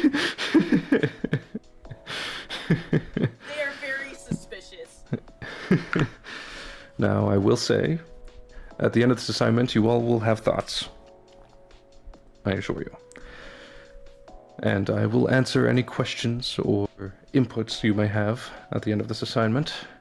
And I will say, if your candle goes out, it will hold no bar on your grade.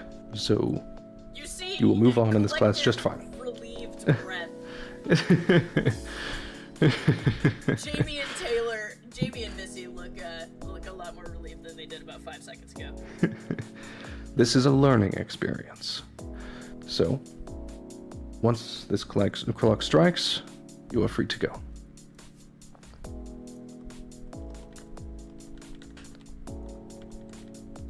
You pass out everything, and the clock strikes, and you watch as each of your students lights up their candles. I will see you all returned here in approximately... What time is it right now? Yeah, I don't know, like 1. 1? Evening time, so 5 p.m.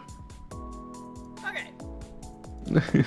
It's only a couple hours. We can do this, Vincent says. Suspicious, Valeria says. I have to go take care of some things, so I will see you all later. He grabs his things and leaves the classroom.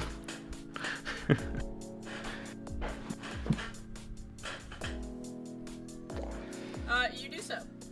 Brewin, Yep. you watch as all the students anxiously go about their business with their candles.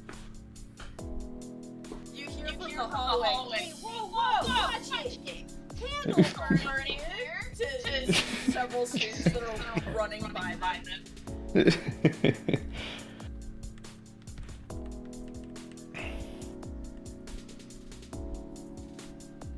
Fredwin will get up and get ready to head to his class. Okay, you get up and get ready to head to your class.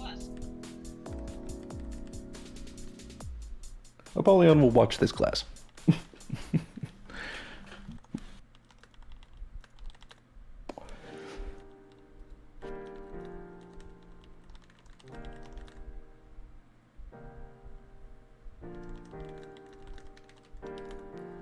You head to your classroom. As you're getting your things together, you hear crying. He's gonna try and see where the crying is coming from. You glance at the door. You see, Sid is standing there, and he's holding Lumina like by the tail, so she can't bite him. And he goes, he looks very tired. Your wife said it's your turn. Well, she's like swinging around like a fucking rat being held by its tail, trying to bite everything. He just holds out his arms and takes her. You take Lumina. She stops fussing for the most part. She's still pouty. Well, I suppose that the students would be happy to see her.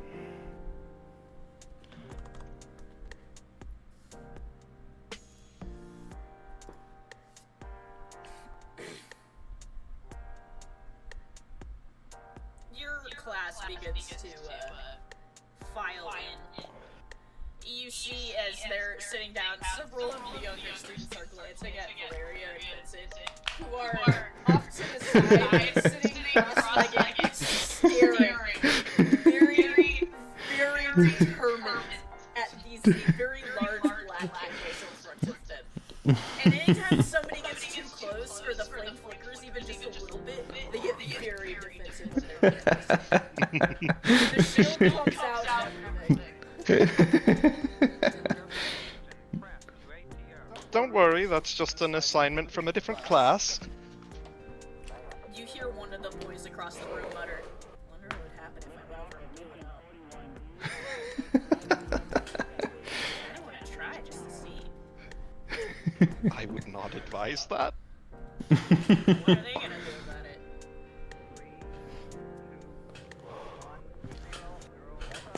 You know, I suppose it could be a lesson in consequences.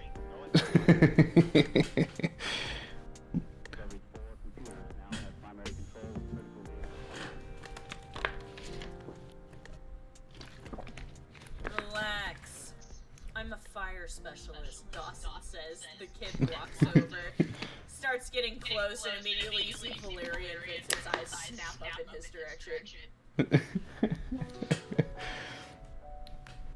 So, I didn't take you two for, weird shit like this, he says. Walking just at, like, the edge of where he says he thinks he can walk before he, deals with consequences.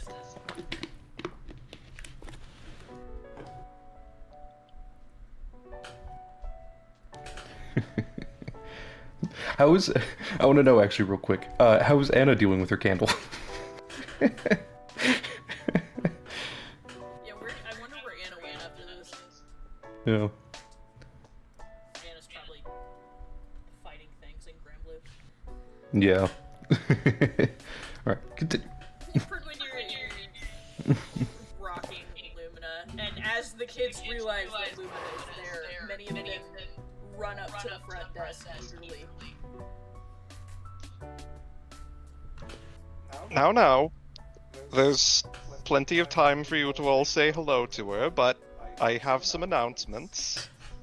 This isn't fair. The baby's here and we have to babysit candles, Vinny says.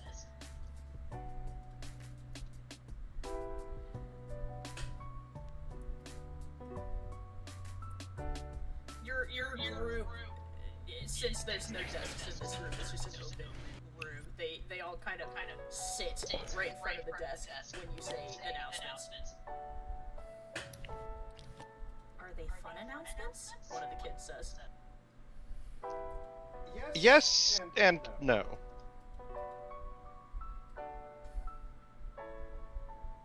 I suppose I should probably get the bad news out of the way first.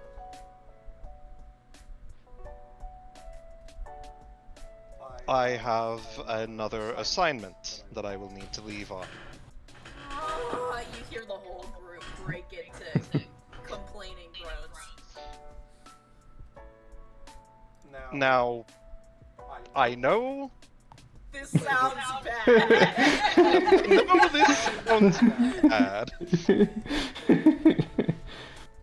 It's turned into the new "Hey, you're finally awake," where it gets said every single session.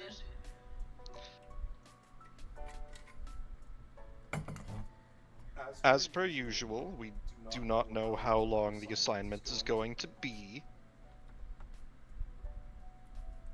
Where are you going this time? Frida speaks up curiously. Well, we are headed toward Japan. Immediately, Pridwin, the energy in the room dies. The entire room gets dead silent. You see all of your students look scared for you. It's going to be a dangerous assignment, however, I have dealt with dangerous assignments before.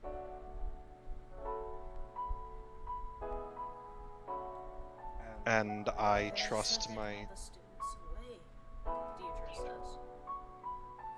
They're telling people not to go there. Of course they are. He's gonna go fix it, Valeria says from the side, still focused on her candle.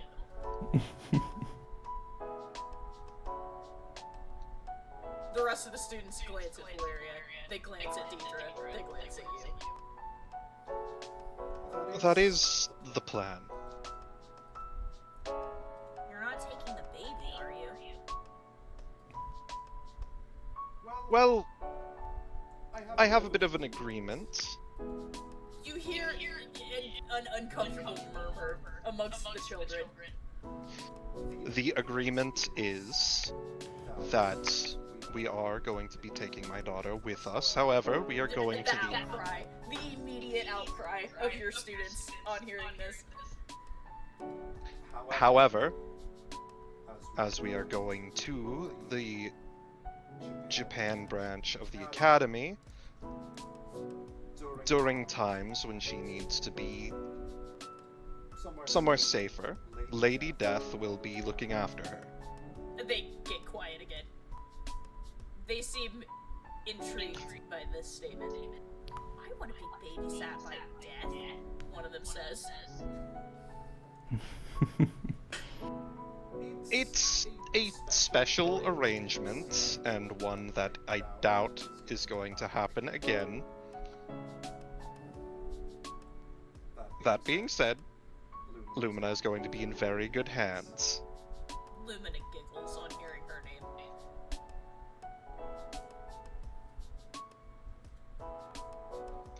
Now, as for the better announcements, first, I have prepared a more fun lesson for today.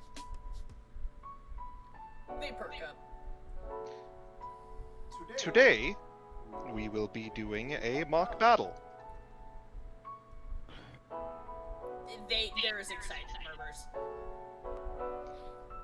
You will divide into two groups, and we will see how you've learned from our previous lessons in a team-based sparring match. Apollyon perks up from behind the door. Gabriel is walking by in the hallway and he goes, "You're a professor, you know you can just sit in, right?" Yeah, I know, but this is me we're talking about. I love lurking. He raises his hands in defeat and walks off. It's the principle of the thing.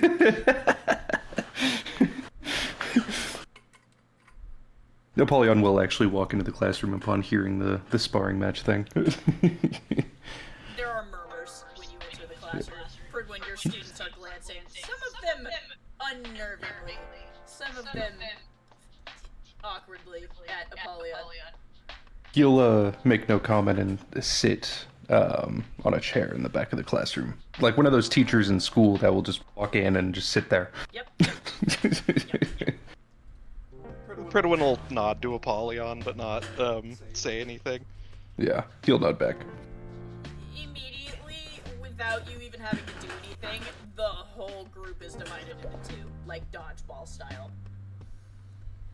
Valeria and Vincent glance at each other, sigh because they're missing out, and scoot back against the far wall with their candles.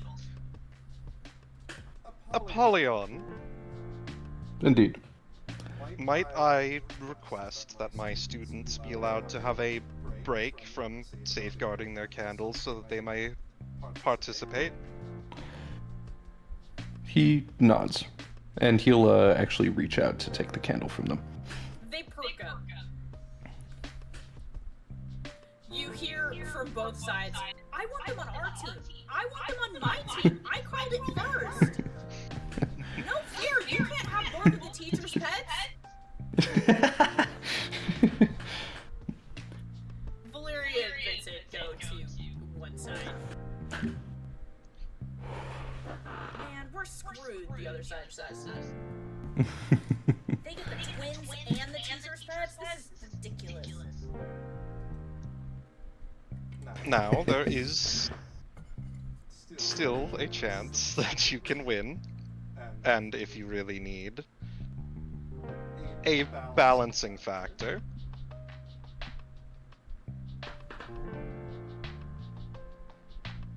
However, not every battle is going to be fair. Sometimes you will be up against an opponent that has greater numbers or more powerful individuals within their group. Through strategy, you can still defeat them. You hear one of the students murmur. You realize, Ferdwin, that your group of students, a lot of them do not have partners. You see three weapons standing by themselves, a Meister standing by themselves on one side, and on the other side, a weapon standing with the siblings and your 2-star students.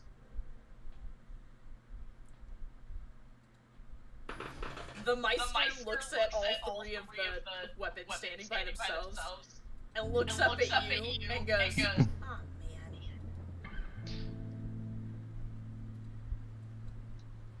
man. Let's resolve this real quickly.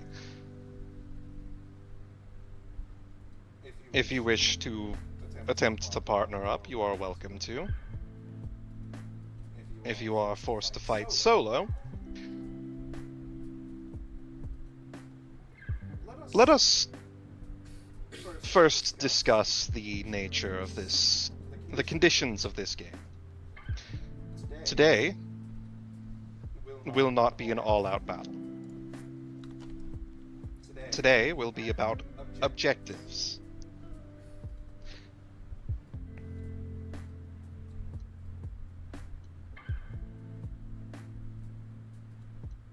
And this is going to be about objective defense and capture. Like capture the flag? One of the kids asks. Yes. However, considering we have some members of the team who are at a disadvantage, I think that today, instead of a flag, you will be needing to capture a commander. There's murmurs. He looks over at the group of students that are without partners, and he says, You hear heavy breathing as another student runs into the room. I'm so sorry. I'm sorry I'm late. It's Aster. Aster runs up and looks at the two sides and goes, Oh, are we fighting? Yes, it's alright that you're late. I'll catch you up after class with our announcements. We are doing a team objective game. Aster runs over with the group of people by themselves. Now there are 2 Meisters and 3 weapons.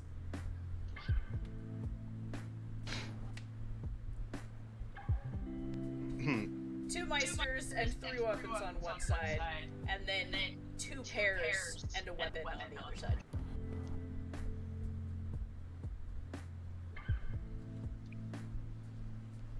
Now, as most of you are not paired, I would suggest you choose the person you think you might wish to attempt to partner with. the two individuals on each, one individual on each team who is without a partner will be labeled the commander.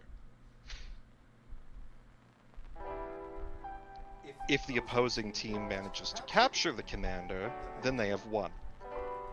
It is the objective of your team to defend your commander while also attempting to capture the enemy team's commander.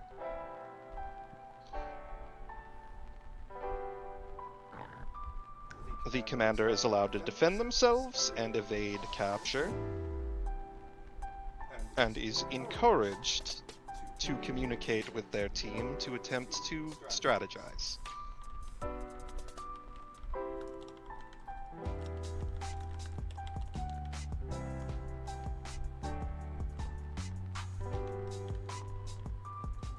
I will give you a few minutes to divvy up your teams in preparation.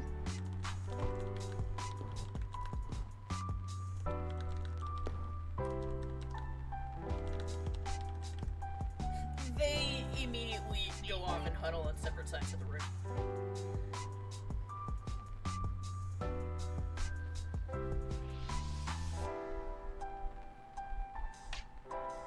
And you see Vincent glances over the huddle at you. Are we staying in here? No. As a matter of fact, I think it would be good for us to have a proper battlefield. Pridwin looks over to Apollyon. What do you think? Should we host this in the courtyard or in the crater? The kids perk up. The crater? We're not allowed to go there. You hear murmuring from several of them. I think the crater gives them a nice, how would I put it? What's the... Why am I forgetting the word? Hold on. No. Gives them a nice bit of training on actual rough terrain. Allows them to learn how to maneuver around it. While the crater is typically off limits, I'm sure that I can make this a field trip with proper supervision. Pridwin, you would know that the only people that are not allowed to go in the crater are like 1 stars and down. Yeah. Only because of how dangerous the terrain has been. Does he think that it would be okay if there is Yes. proper supervision? Okay, so he will, You're a professor. You can get away with yeah. that. Yeah. And Apollyon will be there, so he can help supervise. The kids perk up.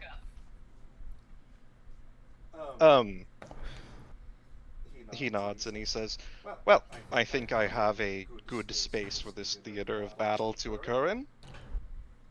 Once you're all ready and you have your commanders selected, we will make our way there.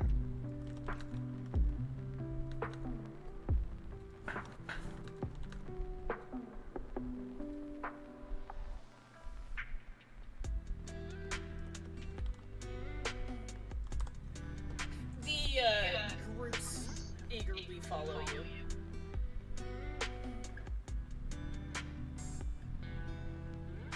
Pridwin will select a portion of the crater that is generally safer.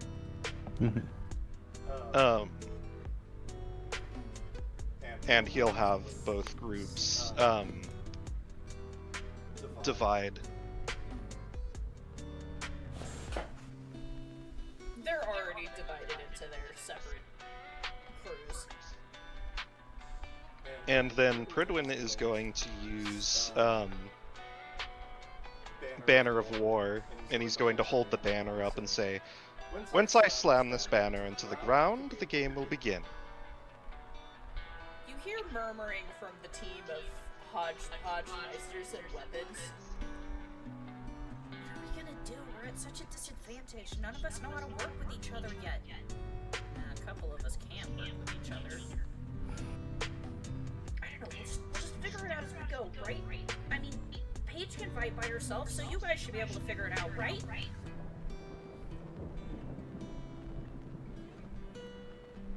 They're murmuring anxiously to themselves.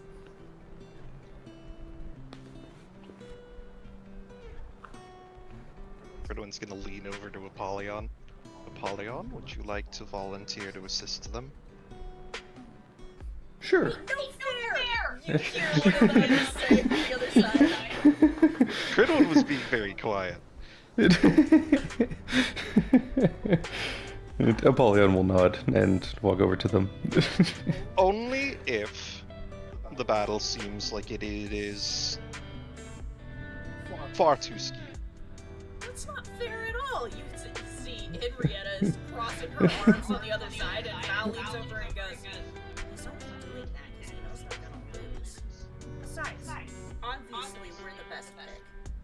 Henrietta pulls out.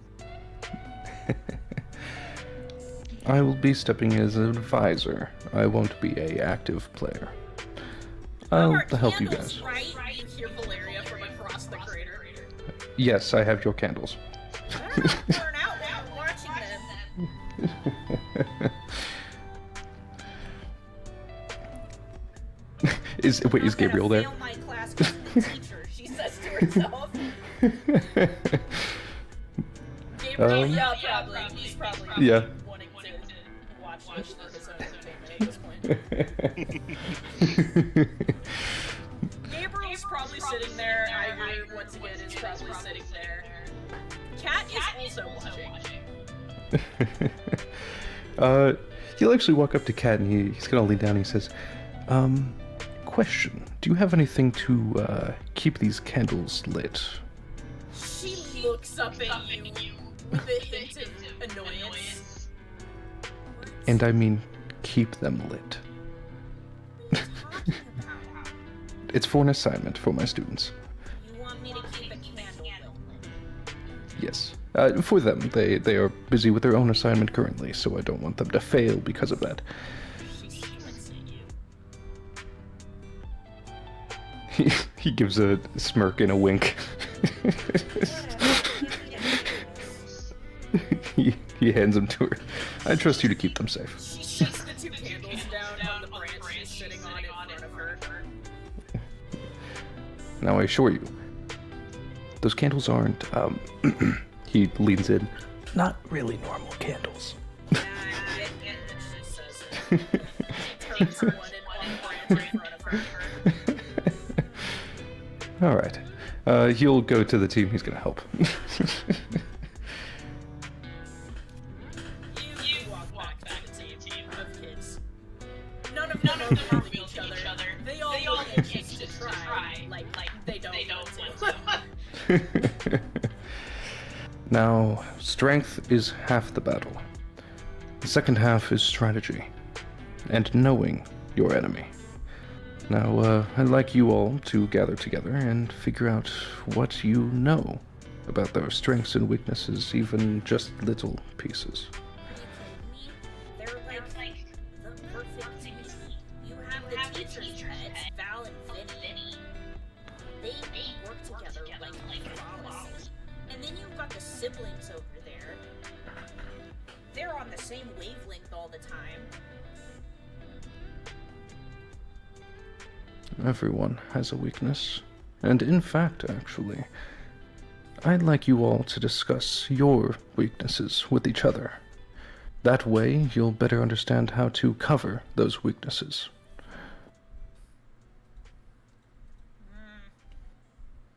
I think I have an idea, one of the kids says, glancing slowly over at the tree.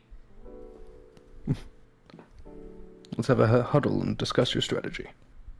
Okay, he says, and they huddle together. Bert, when you look at the other group is standing there looking a lot more relaxed. Henrietta is watching Apollyon, who is crouched down to be in this huddle with the small children. I think it's fair they get the thousands-year-old demon on their team. Not really. One of the Grayson siblings speaks up, but it is feelings. He's not providing combat support. It's not the combat support I'm worried about, Henrietta says. Look, the point is, all you gotta do is not get caught, right? You're fast. Henrietta says. Okay, you're fast enough. She says again. Look, as long as you're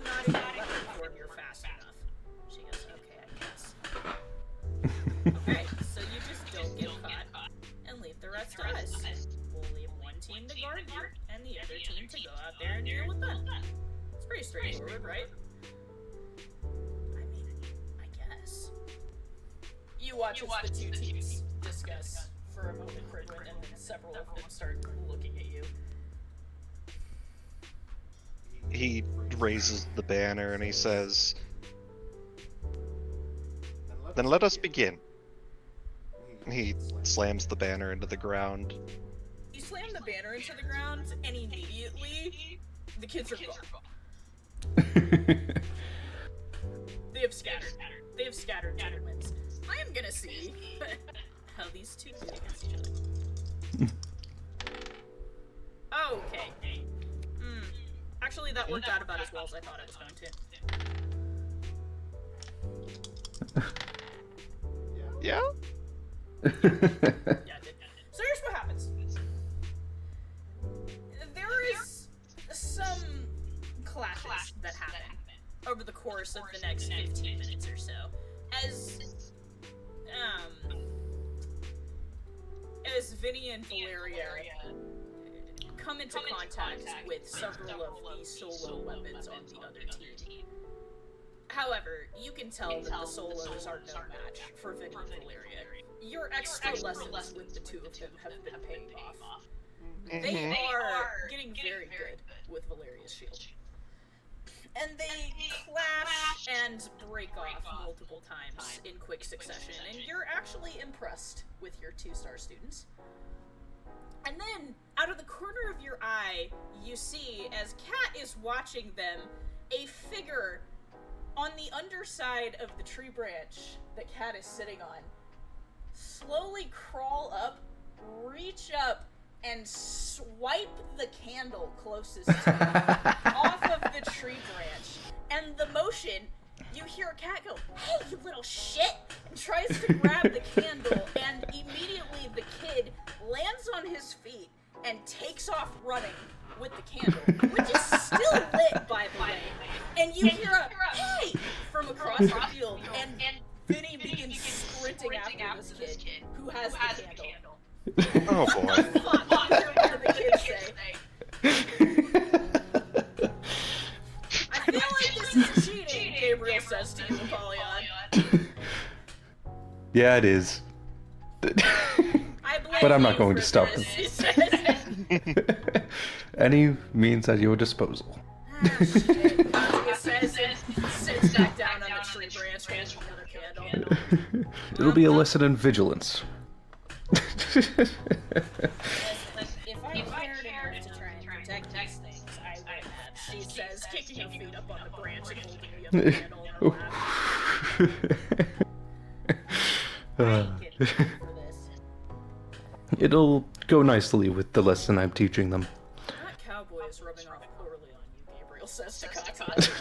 I don't want to hear it, she says. Even starting to sound like him. Leave me alone, she says, giving you a emphatic middle finger. he'll like jokingly like pat her on the back. Right, you out of my will, she says.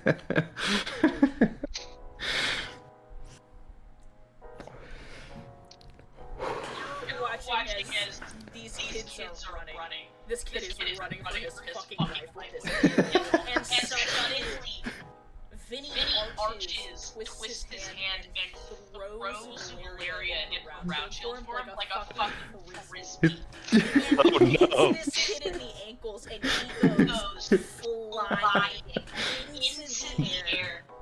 And as he goes one way, the candle goes the other way. Vinny sprints and dives to catch the candle. And you see midair the shield manifests back into her human form, and she tries to come down on top of this kid as he's falling below her. And all of a sudden, there is a flash as Aster runs up beneath them and reaches up and grabs Dawson's hand, and he flashes into his weapon form, a flamethrower.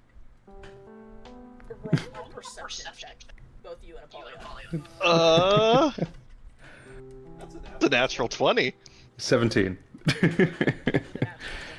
Mm-hmm. You have never seen the sparks before. understand. Do you remember what the spark is? Perfect resonance? It is the very first time a Meister and weapon realize they're perfect partners for each other. Oh, okay. With the Apollyon Soul Resonance, you might be able to see that too.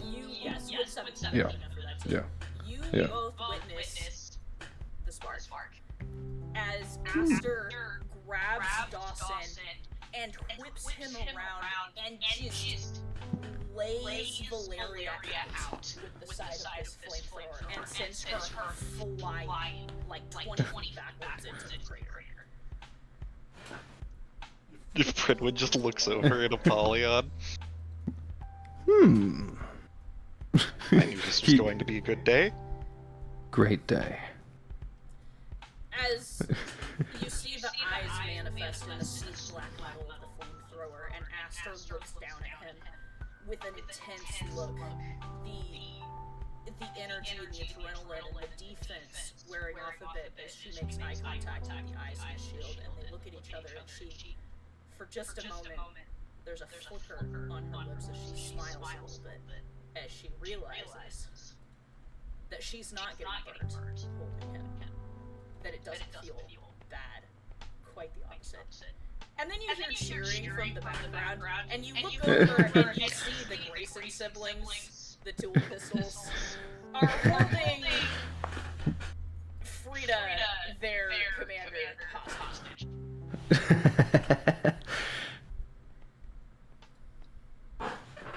Vinny is frantically trying to keep this candle from going out. Valeria crawls up out of the crater that she landed in. She smirks. Did we win? I don't know. Why do you ask the commander? Henrietta says, leaning against one of the siblings. Frida crosses her arms and says, God damn it.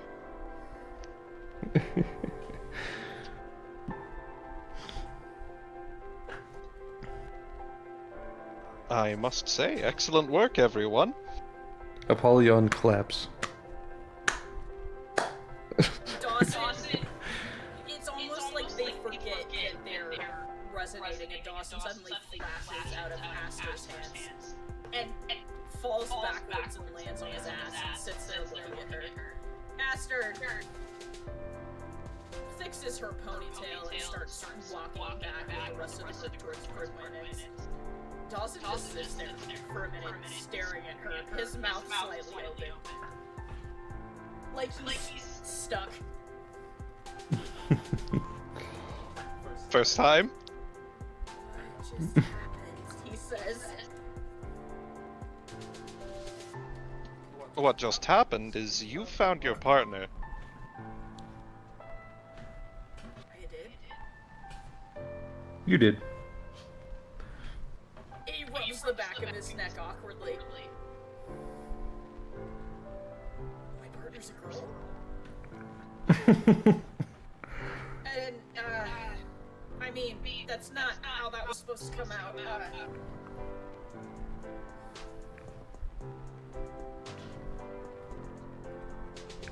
He swallows hard. Fredwood just pats him on the shoulder. You know, it's extremely rare for two people to resonate so well for the first time. A long time since I've seen a spark like that, Gabriel says, leaning against the tree trunk. A very long time. Well, I mean, there was the injury, period. The cat. We see him every year, but... Still, it's always refreshing.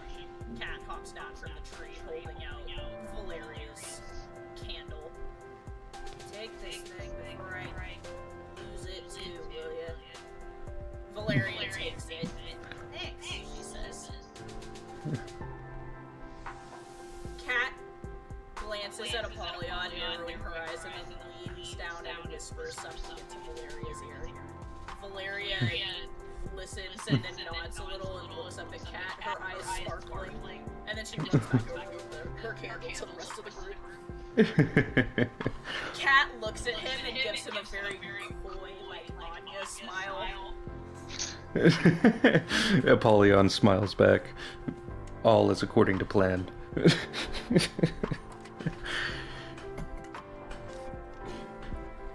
When your students gather around you. You all did very well. And some of you have discovered a new partnership. You see several of the other students looking at Aster and Dawson in awe. Dawson, who is refusing to make eye contact with her or anyone else.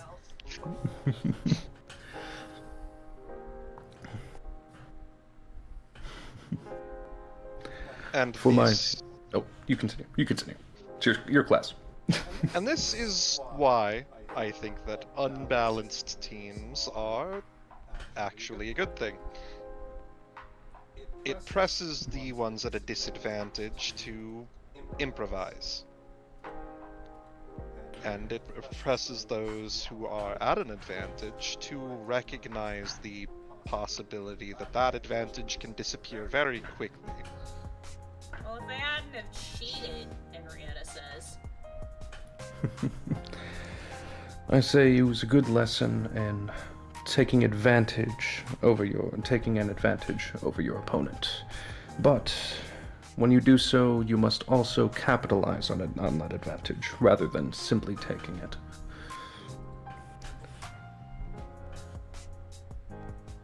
And to be fair, I never said that there were any rules against attempting to sabotage the other team.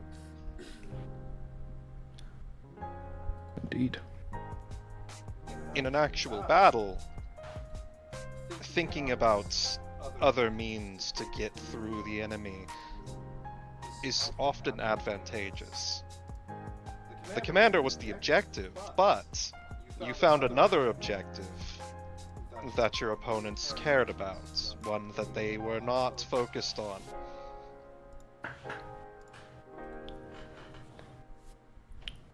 You managed to divide their attention, and through dividing their attention, you managed to gain your primary objective.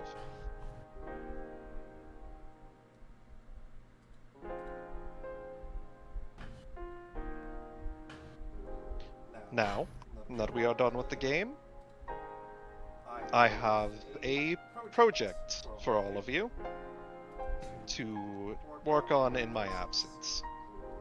Not more homework, you hear several of them groan. This should be an easier project. It is not one with any wrong answers. And it is one that I want you to think about while I'm gone. You do not have to share it with the class, and you do not have to...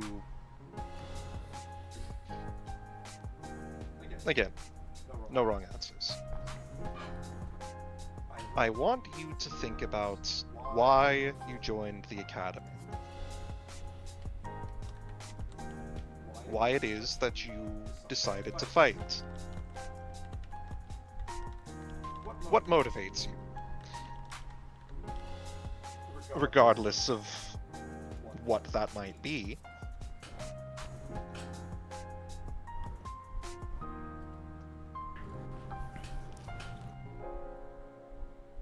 Whether it's monetary gain, whether it's a personal sense of duty. Think about why you chose the Academy. Why you chose to become fighters.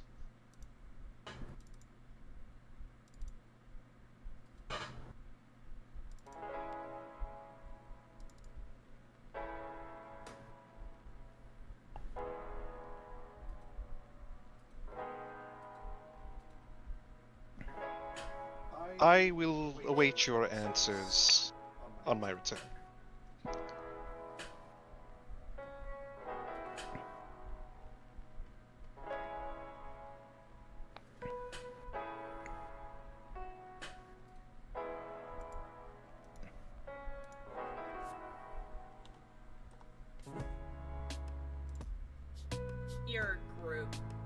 nods to themselves and begins to disperse.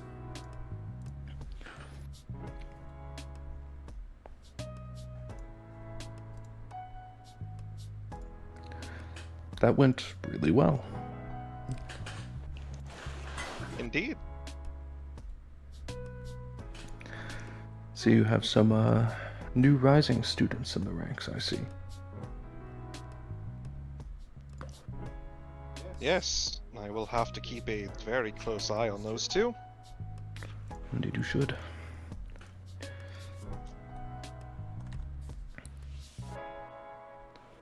About what time is it right now? After that, I'd say it's probably close to like 3:30. Alright. Well, now that our classes are out of the way, I have to return at 5, but I have some time to spare. There was something you wanted to discuss with me earlier? Ah, yes. I was considering worrying about it after we dealt with the situation regarding Viper. Considering where we're going and the event that we have heard about, I was wondering if returning to the Iota Draconis would be a Worthwhile. good way of gaining some information. I actually have been thinking about that a bit recently. I hadn't considered going back, but I've thought about it. I'm interested, actually.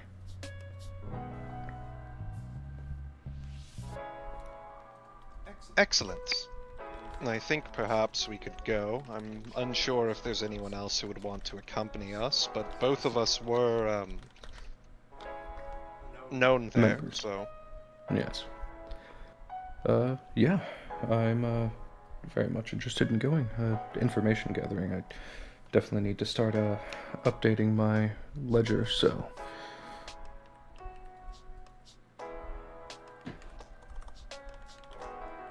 well, like I said, that can wait until after our other priorities. Indeed.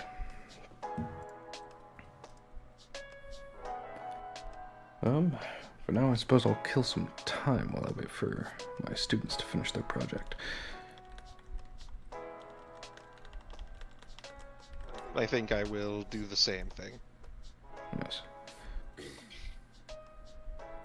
So you're I'll probably killing have time. more tag along. Yeah. Where, what are you gonna do? Coffee? Coffee? That sounds wonderful. Let's go get some coffee. Haven't been to town in a while. You start walking to town. Pridman, I feel like at this point, Lumina and Bandit are asleep in your hood.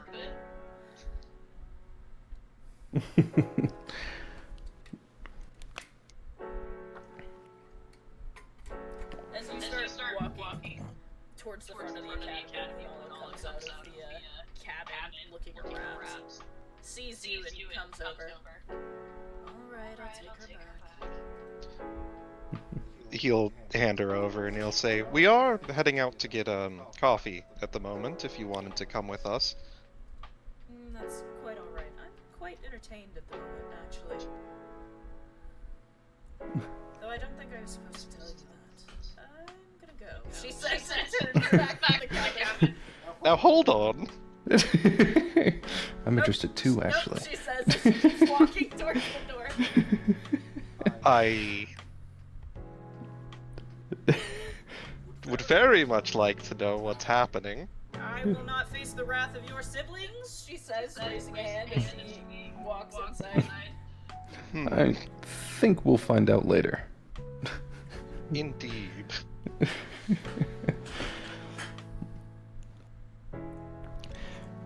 I haven't been to that coffee place yet. Everyone keeps talking about it. What, roasted? You hear from beside you a voice. That one. He turns to look at them. It's Katya. She has manifested out of the aether. Oh. So you mastered that trick? I'm getting used to it. Would you like to join us? It's been a while since the three of us spent time together. Other than, well, the cheese war. And I'm also, a friend, she says, disappears for a moment. I'll meet you there. Her voice just trails off. See you there.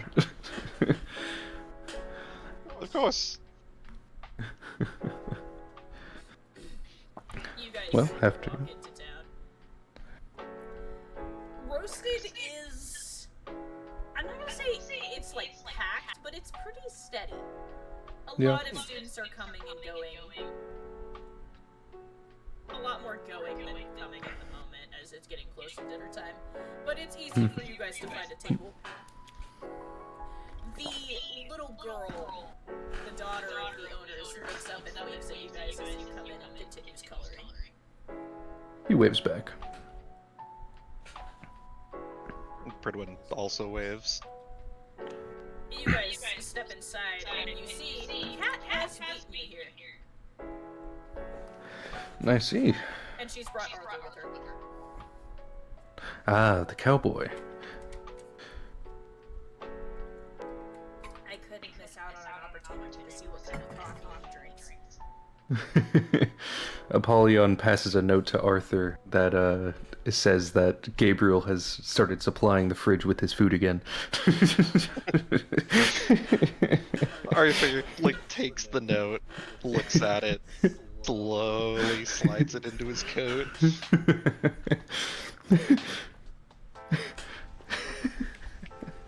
I imagine Katya and Pridwin are confused because they've never seen these two interact before. I will be. I'm gonna be right back. Okay.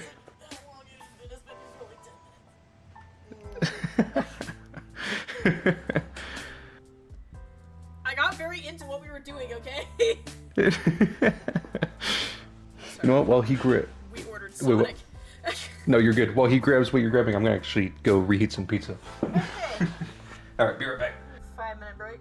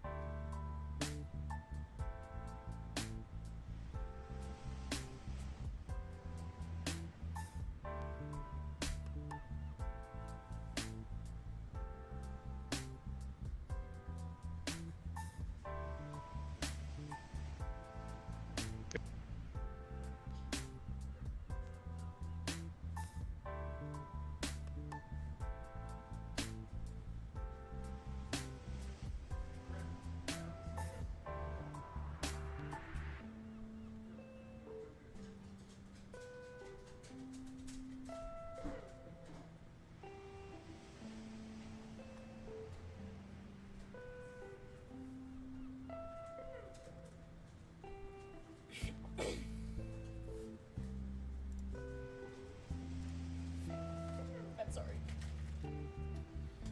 The ice melted. I'm sorry! I forgot that we ordered food. I got very into what we were doing. It's not. It's not. There's still ice in there.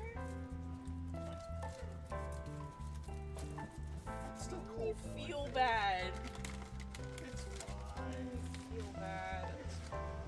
The food's still hot. Well, I mean, it's hot, so it's not a surprise. Did you order ruby sauce? Yeah.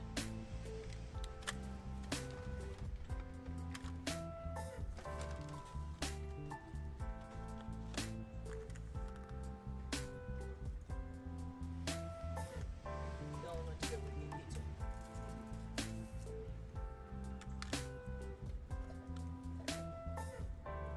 I heard as I was sprinting up the stairs. Feels so bad. It's fine. I mean, I forgot too. I should have.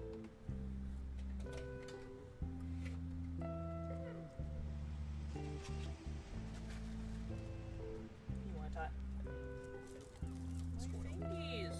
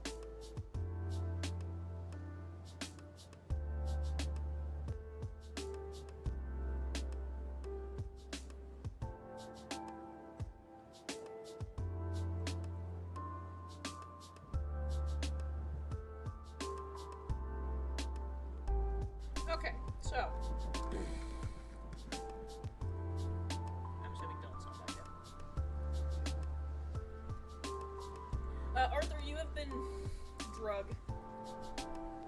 out of the hospital wing by Katya. To get some fresh air, she told you.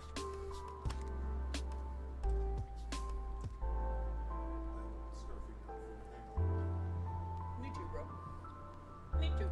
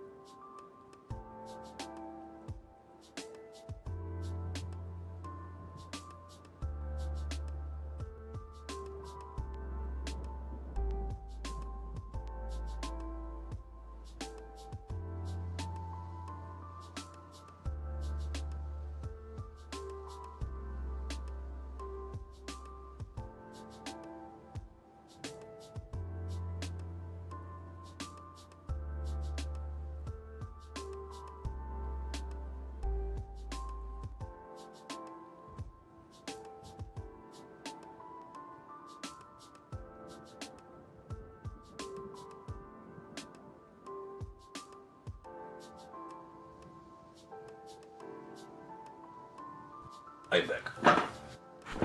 Oh, yes. Oh, earbuds are back. There we go. Welcome back.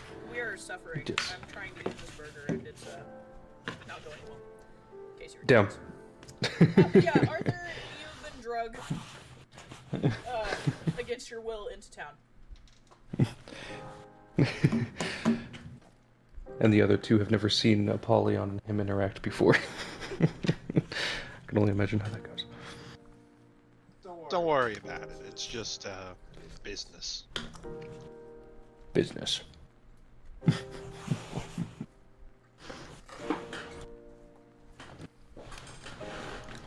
Now I hear that they serve you here based on your soul wavelength. So you don't actually order, you just go up there and get in line and then they look at you and they do this weird thing. Like soul perception, but kind of not. Oh. And then they bring you your coffee. Interesting. I'm gonna go do that real quick. Apollyon, you go get in line. Mm-hmm. You see, I don't want to go dig for her picture right now, but you see Harper. One of the siblings from Russia that Solon is friends with. Behind the counter. And she smiles at you and she says, "So I take it you want coffee?" Yes, please. I'm a little nervous to see what you look like, but here goes. She looks at you, intently focused for a moment. There's a shiver that runs through her, and then she turns around and gets to work making whatever she's making.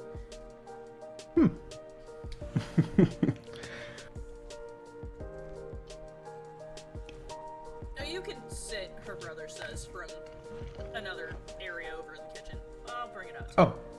Okay. He's gonna go sit down. You go sit. A few minutes later, I can't remember, I think his name is Anthony, brings out, a mug and sets it down in front of you. He looks down at it. You look down at it. It is a very large mug, and it's dark.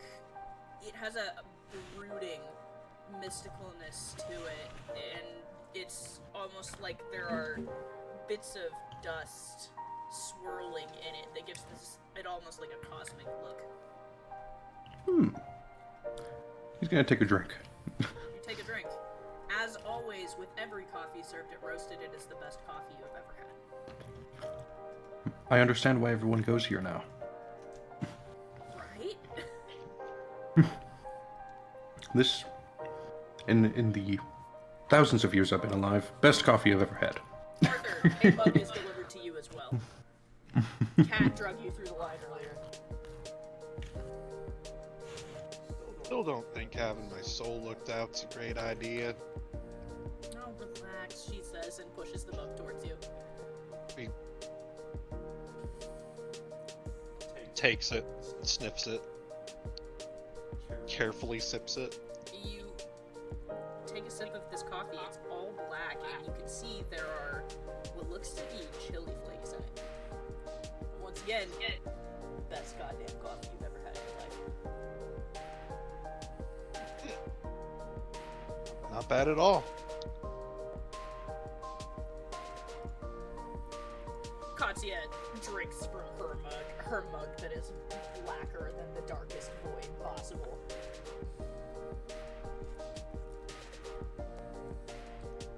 So, this is nice, she says.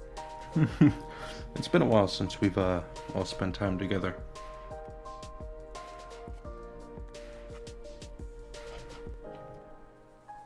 By choice. By choice.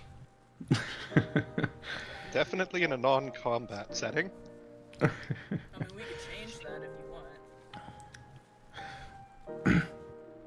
I think I would like to enjoy the peace while there is some. The person that says this is at the booth behind you. Do you recognize them? It's Liam. He's sitting there looking up from his laptop at you. Still afraid of your child. He squints. I'm not afraid of my child. First of all. Famous last words from any parent. When he's a little far away, could you smack him for me? Gridwin will look over to Polyon.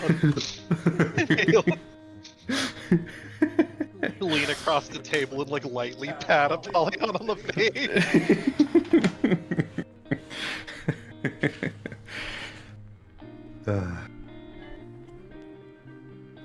To be fair, you should be.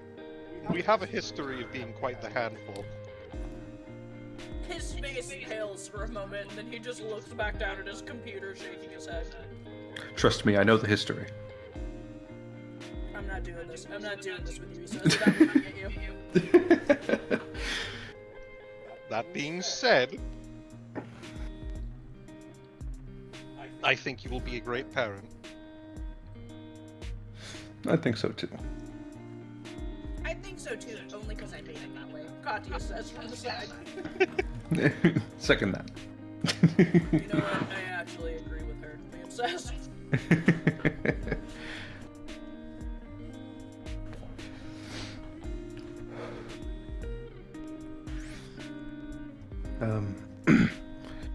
Katya, about before when you returned that shard to me. I know I thanked you before, but I really mean it. Thank you. She shrugs. No problem. He puts his hand out for a fist bump. She fist bumps you. She's in the middle of eating a croissant. I like to imagine that there's a metal guitar riff with your fist alive. Oh yeah. No. Sorry, that was my ringtone, Anthony says from behind them.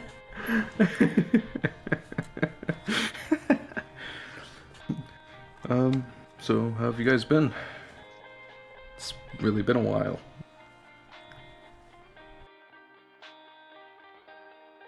It's been complicated for me. That's the understatement of the century. Uh, talk about it, if you're willing. Well, of the things I'm happy to talk about, having my daughter has been, well, it's been a great experience, but an exhausting one. I bet.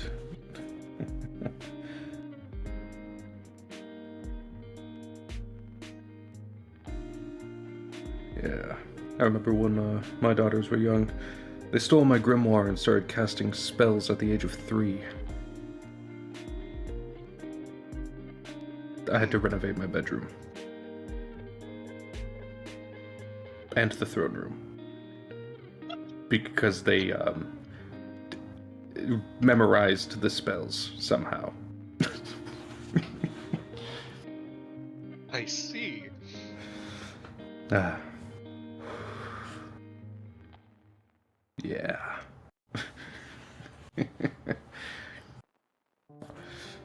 But, wait, what? Grimberly made a mess. Took a Oh. train pot out of my hand and he yeeted it, and I don't know where it went. Where did it go? Rest in peace, Tater What Tot. did you do with it? He must have gotten it. No, it's on the floor. Look, it's there. Grim, get it. It's under the desk. Go, look, over there. He's too stupid. He doesn't have enough brain cells to understand directions. Grimberly, it's under there. Look under the desk. Grip, Grim, look. grip, Look. Hey, look in here. grip.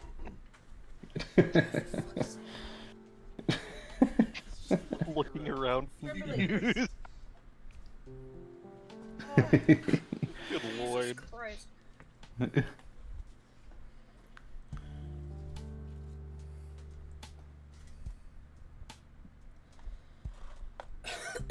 He might be a little stupid, sorry.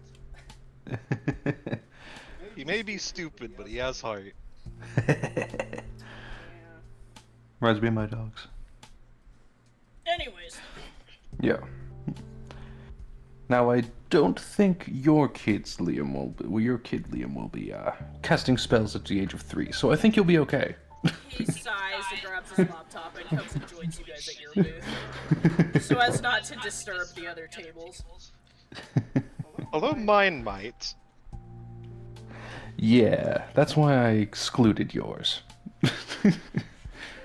She'll probably be casting spells at the age of... Looks at his watch. Now. Liam leans back against the booth and sighs and says, "Honestly, I'm more afraid she's gonna take after Minerva. And disappear and I won't be able to find her." Ooh, those teenage years are going to be a pain. Uh-huh, Katya says. Oh yes, she used to disappear all the time.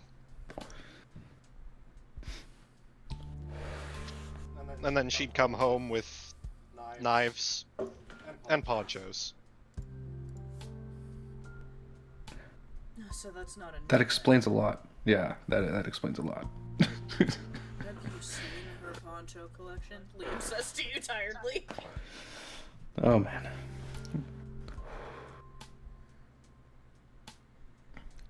Hopefully she finds a new one soon. Good luck with that. No, I don't think you understand. They are her greatest fixation in life. When she collects one that she likes, it is never going to leave her collection. Well, I'm definitely going to need that back eventually. Liam clasps you on the shoulder, looks at you pityingly, and says, "Buddy, it's gone. It's gone. It's gone. Make It your was a peace. gift. Make your peace. It was It's gone." it was a gift. You- I'm going to need it back. You may be able to convince her to trade it if you can find one of similar value. You gave me an idea. That'll come back later. Apologies.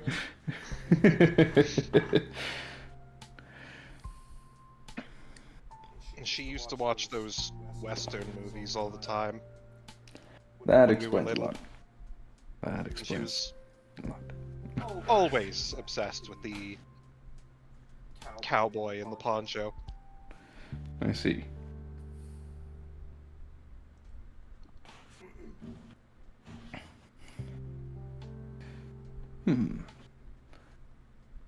May be able to acquire something. I knew some of those cowboys way back in the 1800s. May be able to do a trade deal. Katya just looks at Arthur.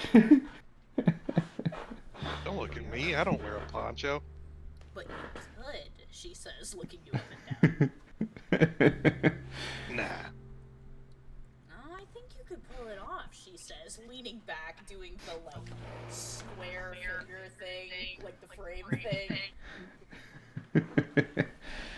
We get you, like, a handlebar mustache and the poncho. We tie, like, a bandana around your upper arm. I am not going to go even further into the stereotypes than I already am. Hello, motherfuckers. Hello! Hello! Hello. You missed Apollyon's first class. Yeah. No. I saw the GIF you posted, and I was like, "What the fuck is happening?" He was From that student's point of view, so I kind of was like, "Yeah, this is Apollion's class, isn't it?" This Apollyon has mastered the art of aura dynamics. Even though he lost his superpowers, it did not. The vibes did not. The power did. The vibes, no. The vibes are immaculate. Yes. Welcome. We're having coffee. Oh, I love coffee. So I was Yes. thinking, Katya says, glancing at Arthur. Being things are what they are, maybe we should send a few of us ahead.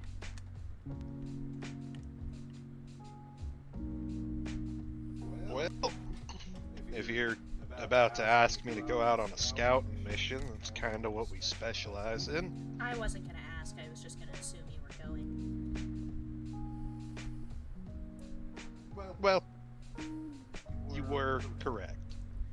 My other thought, and I'm going to regret saying this out loud, she rubs the bridge of her nose, is that maybe we should take Mazakine with us? I mean, mean- he trained over there, right? What's wrong with maize? We love maize.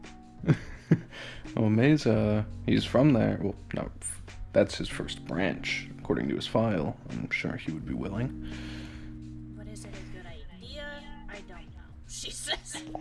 Well, if things do go south, it would be good to have him taking the hits instead of me.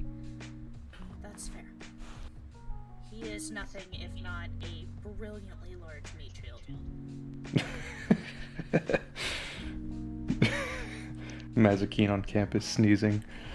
No, I was kind of just imagining he's gonna like walk through the wall. Yeah, he just. You I imagine fall him. I imagine he probably would do that. Oh yeah. I've been summoned. Somebody talking about me. I don't know what you're talking about. Unfortunately, Katya says from the table. I will take that as a compliment. I see you're all having coffee. Yep, she says, looking up at you. May I join? If you can fit in the booth. No. Cannonball through the window or something. You'll take a chair and sit at the end. Sitting at the end of the table. So, what's going on? Brian, did you and Faye want to come to the coffee shop? Sure. You guys were following Maze, because you haven't been able to find most of your teammates all day. And Maze walked into town. I'm just imagining they both saw Maze perk up and immediately start beelining it in a direction. You did. He was like, it was like he was summoned, like a magnet pole. He just started walking aggressively fast into town, and you were like, You know what? I imagine were trying to be sneaky and thinking they were, but they were still singing the Mission Impossible music. Just da da da da da da. I like when you just look up and you can hear the Mission Impossible theme being hummed, and then Brian and Allie are just standing in the window, like peering in with their hands on either side of their eyes. It seems we have some more guests. Huzzah! You guys walk into Roasted, where the rest of the party is seated around a very large booth.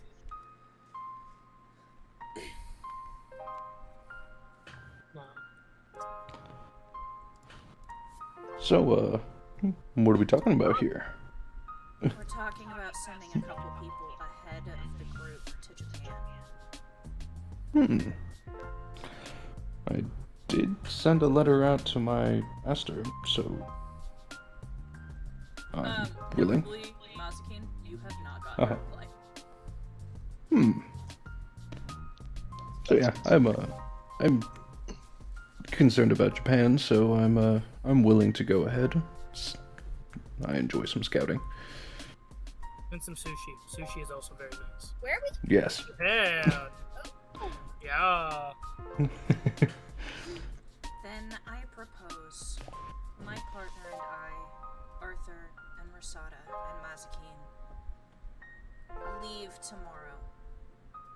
We'll go out, we'll scout, and we'll report back, and then the rest of you can join us as soon as you're done. With whatever it is you all are doing.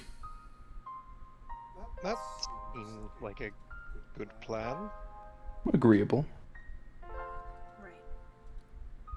Well, that's settled then. She takes another sip from her mug.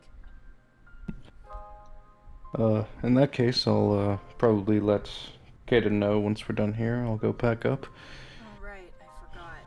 Caden was coming with us. Yeah, I suppose Caden Yep. could come with us too.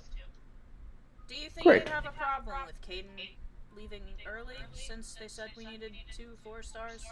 She looks at you, Gridwin.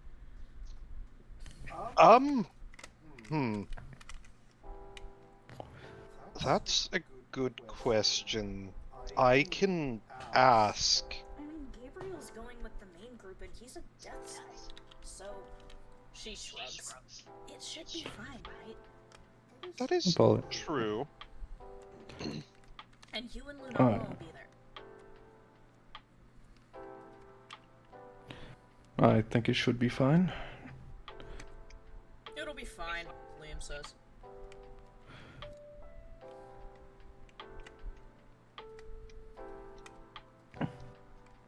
I mean, shielding a couple powerhouses will probably suffice in the meantime before we arrive anyway.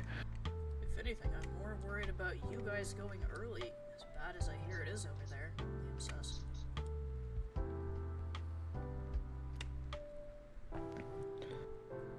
I mean, Yes, Minnie and I are coming with you guys, and I'm already worried.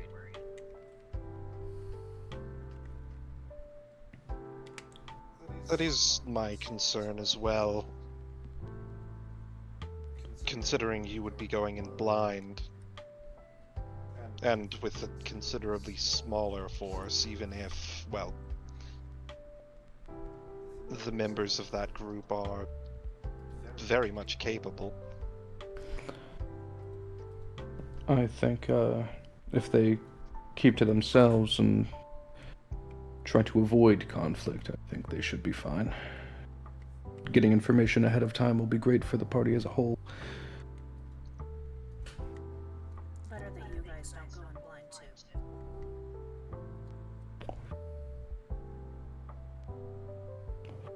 And if anything does go bad, the academy is right there, so...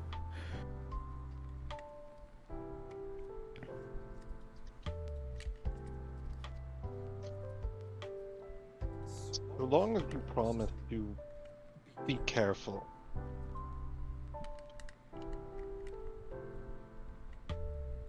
She rolls her eyes.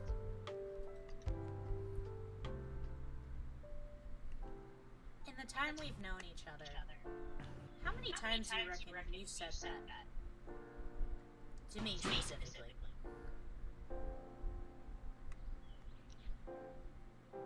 Well, It has become a bit of a habit. You're such a dad, she says, taking another drink. track records and all.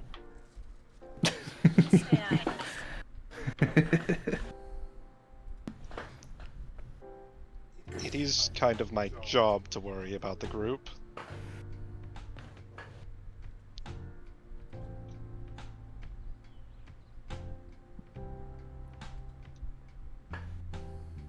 But, like I said, I know all of you are very capable.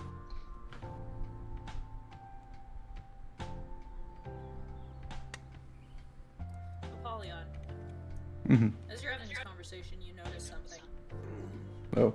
A figure, another student, walks into the cafe, goes up, orders coffee, and goes to sit in a corner table, keeping their head down, pulling out a notebook with one hand and setting it on the table, and with the other, a candle.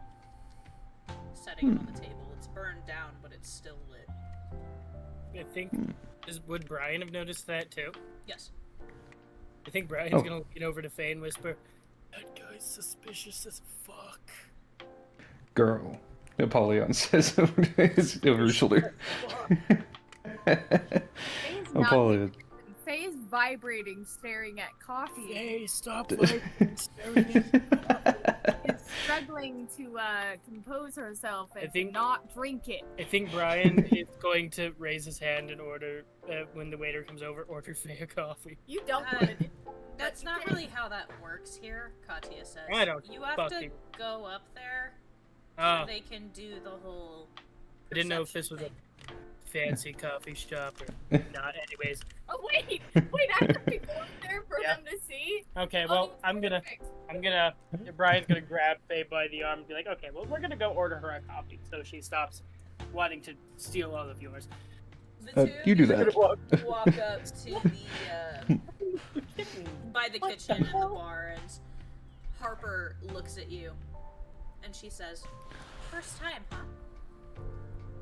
I don't want a coffee. It's for her. And Brian's gonna point at Faye. Your first time too. I've never seen you in here before. Yeah, there's a reason. Yeah, she's a coffee fiend, so prepare yourself. Caffeine addict. But you guys don't let me drink it. Let me There's explain how this works, Harper says with a friendly smile.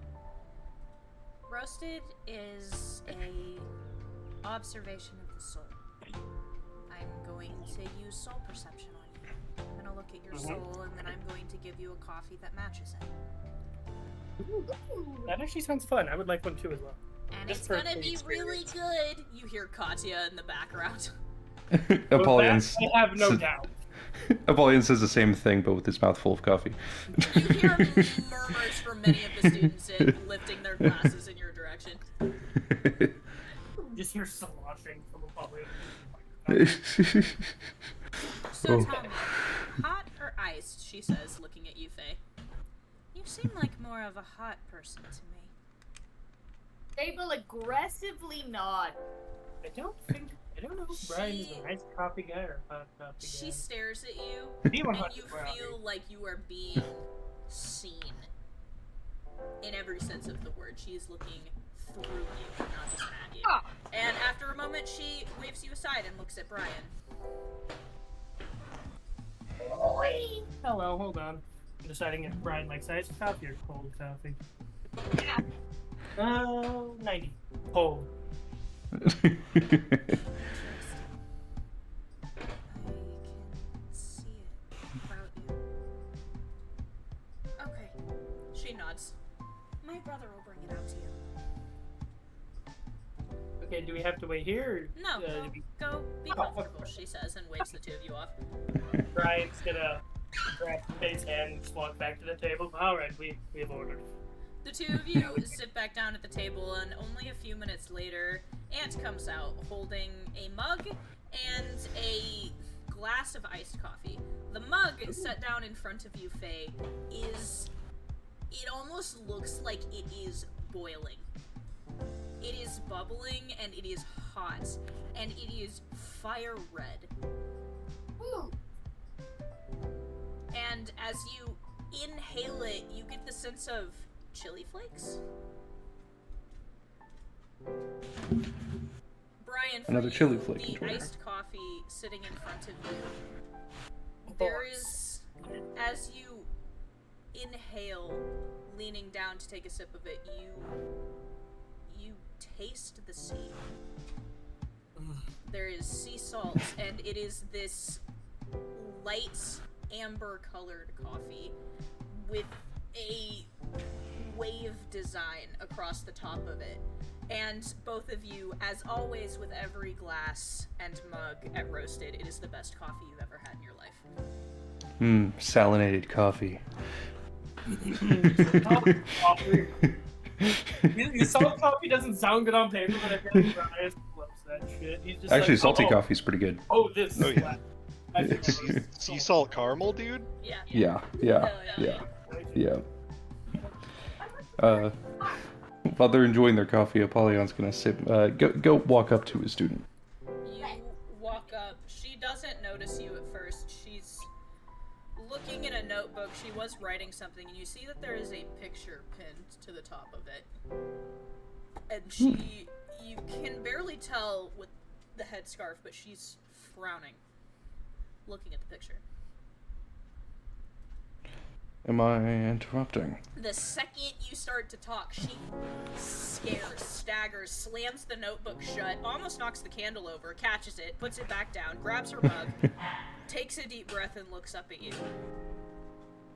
I'm sorry. I'm so sorry.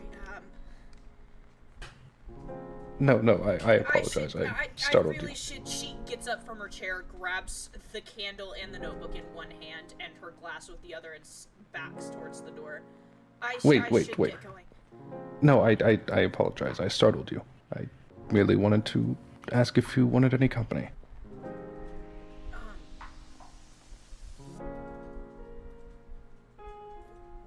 Why? You're my student. I care for all my students. She seems skeptical of this statement. Oh, trust me, I won't bite. Nobody's that nice, she says under her breath. You're right. Nobody's that nice, but you're under my tutelage, so I offer you my respect. You should go spend time with your friends, she says under her breath and backs towards the door. I spend plenty of time with them. Come, Yeah, but let's get to know each other. you don't know when you're gonna lose them, she says as her back hits the press bar of the door. And she rushes out. Apollyon's gonna wave at the party and go out the door. I'm gonna be so for real. You go out the door, you look around. In the split second it took you to wave at the party and try and follow her, she's gone.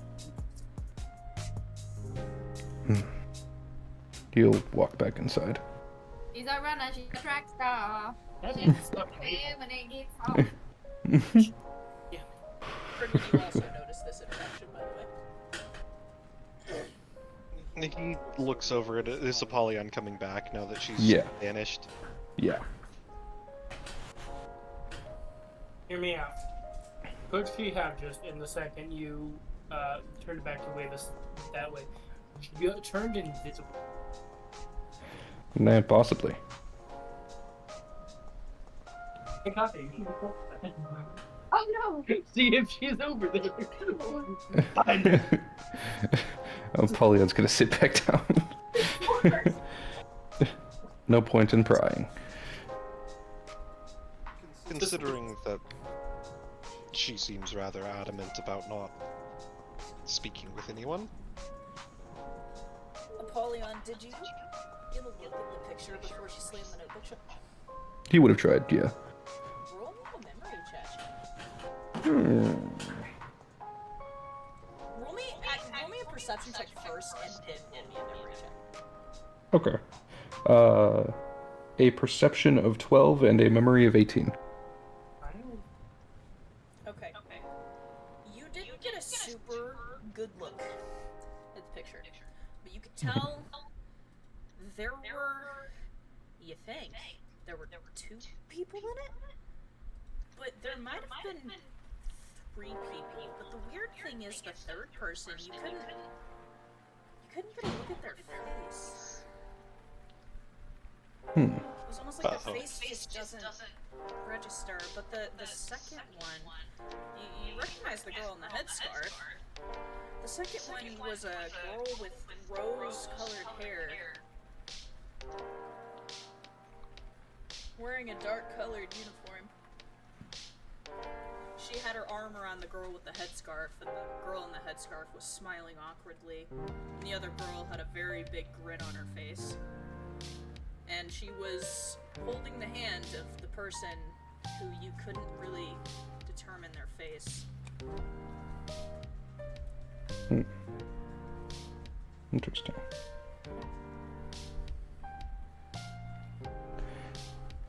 He shakes his head and looks back at Pridwin. Well, I'll break through to her eventually. I'm sure. I know that you can be patient. Indeed. No, shoot, what time is it? It is 5 to 5. I will see you guys later. Apollo takes off sprinting. He's a track star. He can run away when they get hard. It's not a good look. The teacher's late for his class. That's what he yells after him. He puts his finger above his lips, shushes. Wait, since Brian wasn't in Apollyon's class earlier, would it be funny if he was in his class now and he was like, wait, shit. Is that a thing that can happen? I mean, you guys are not registered on the roster for his class, but you could attend if you'd like. Yeah. It's open attendance. You know, hey, Faye, you want to go watch Apollion teach? Okay. Faye and Brian will stand up and start leisurely walking that way with their copies. Come on, let's go pack our things, Katya says. Ah, never mind.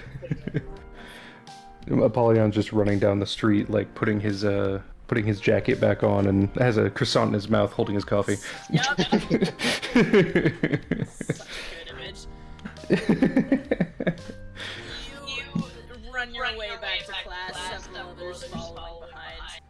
Apollyon, you make it back, and you see, out of everyone in your class, there are only 3 candles still lit.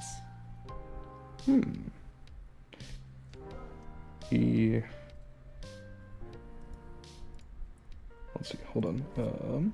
There we go. As he walks in, he collects himself and begins slowly walking through the aisles, examining each one without a comment. When he's finished, he returns to the front of the room. Before I say anything, I'd like to hear from you. What happened?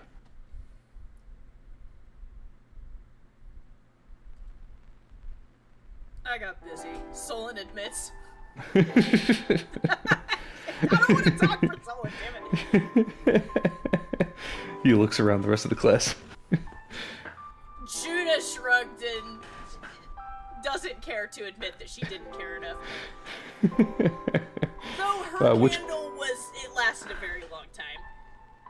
Of everybody in the classroom, the only candles that are still lit are Valeria's, Ursa's, and Cora's.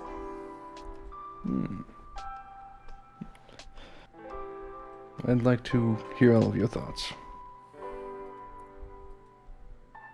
Okay, this was some bullshit, Ashton says, pointing at you. These are not normal candles. He looks around for anyone else. You are seeing nods of agreement through the rest of the class. Interesting. You have no idea, Valeria says, panting. What it took to keep this thing lit. He folds his hands behind his back. He says, "Every candle I gave you was altered. They were designed to burn significantly faster than the ordinary candle. He lets the realization settle. You do not see a look of surprise on Valeria's face. She knew this information. Some of you probably feel cheated. Good. Demons cheat. They lie. They manipulate. They create situations wherein, by the time you realize you've been deceived, you have already lost. He looks around the room. If your first instinct is to assume the world is fair, a demon will use that assumption against you. He gestures towards the candles. This was never a lesson about fire. It was a lesson about assumptions. He writes on the board. Observe, question, and adapt. He underlines them. Some of you spent the entire day trying to protect the flame. You solved the problem exactly as it was presented. There's discipline in that. Discipline has value. He taps the second word. Question. Some of you noticed something wasn't right from the get-go. The candle burned too quickly. The wax behaved strangely. The assignment didn't make sense. You stopped accepting the problem at face value. He smiles. That's the moment learning begins. Then he taps at the final word. Adapt. A few of you changed your approach. Some used magic, some may have engineered solutions, some experimented. Some accepted failure early and spent the rest of the day trying to understand why. Those are valid responses. He looks towards the students whose candles remain lit. And those of you who actually returned with the burning candle, he begins to clap. Well done. You demonstrated ingenuity under pressure. You accomplished something I intentionally made difficult. He looks to the students who failed. If your candle burned out, that does not mean you failed today's lesson. Failure isn't losing. Failure is learning nothing from the loss. He erases the board, leaving only a single sentence. The world rarely presents its problems honestly. He turns his back to the class. He turns back to the class, I mean. Waiting for seeing the reactions. You can see that this is hitting with a lot of them. Especially your underachievers, who right away felt very cheated, at least two of them did, on realizing your trick. But this seems to be clicking with them and resonating a bit. As demon hunters, you'll encounter curses that disguise themselves as miracles. Magic that conceals its true purpose. Enemies who smile while leading you into a trap. Victims who are actually perpetrators. And sometimes, the most dangerous lie will be the one you tell yourself. He begins to walk around and gathers the candles. As you do, Valeria puts her hand on the desk in front of you to stop you. He looks down. She shakes her head no. She pulls the candle closer to herself. He nods and continues to the other students. In this classroom, I will teach you magic. I will teach you history. I will teach you about demons. But above all else, I will teach you to think. He does a final glance across the room. Because the hunter who thinks survives long enough to become the hunter others write books about. He picks up a bag. I left a bunch of packets here on my desk. You are free to take some. Read chapter 1 before your next class. You are all dismissed. Then he says, He looks over. "You're going with Yes. everything, right?" Apologize, I forgot to mention that. Yes, I am going to be heading to Japan. You hear grumbling from the rest of the class. But I will return. And in the meantime, I'm sure the students up in the front here have already been given the same assignment, but I'm going to give the same to all of you. The question I asked at the beginning of this class. I want you to deliberate on that. Truly think about it. Look into yourselves. And give me your answers when I return. They nod collectively. Oh, and for those wondering, there was never a correct solution. Oh gosh dang it, you hear Missy say from the side. Only better questions. Valeria is intensely focused on the candle in front of her. As everybody gets up to leave, she grabs it in her hands carefully and starts walking to the door with Vinny.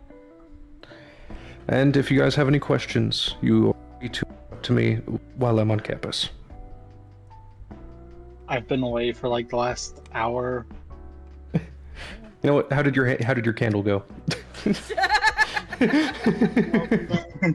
Anna probably would have realized the trick and then just walked in with a candle that looked like it was lit because she was just using her magic to make it look lit. She's using like an illusion. Napoleon probably noticed. Just I feel like Yes. she's using illusion and Judah just got a completely different candle before Apollyon walked in.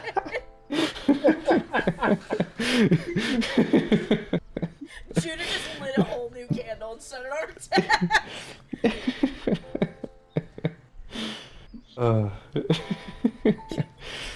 As you walk out, Apollyon, you see Gabriel standing near the cafeteria, talking with a couple people. Isaac, you are also standing with Gabriel. Apollyon will approach. So, let me get this straight. She is a witch, but she looks like lizard currently. Sorry. Lizard witch. What? Lizard witch? What is I? Please explain. I do not understand. I have questions. I have questions as well. Lizard So witch. let's say a dragon and a witch walk into a bar. Only the conversation with other bears, like, I was transformed into a bear. Magic!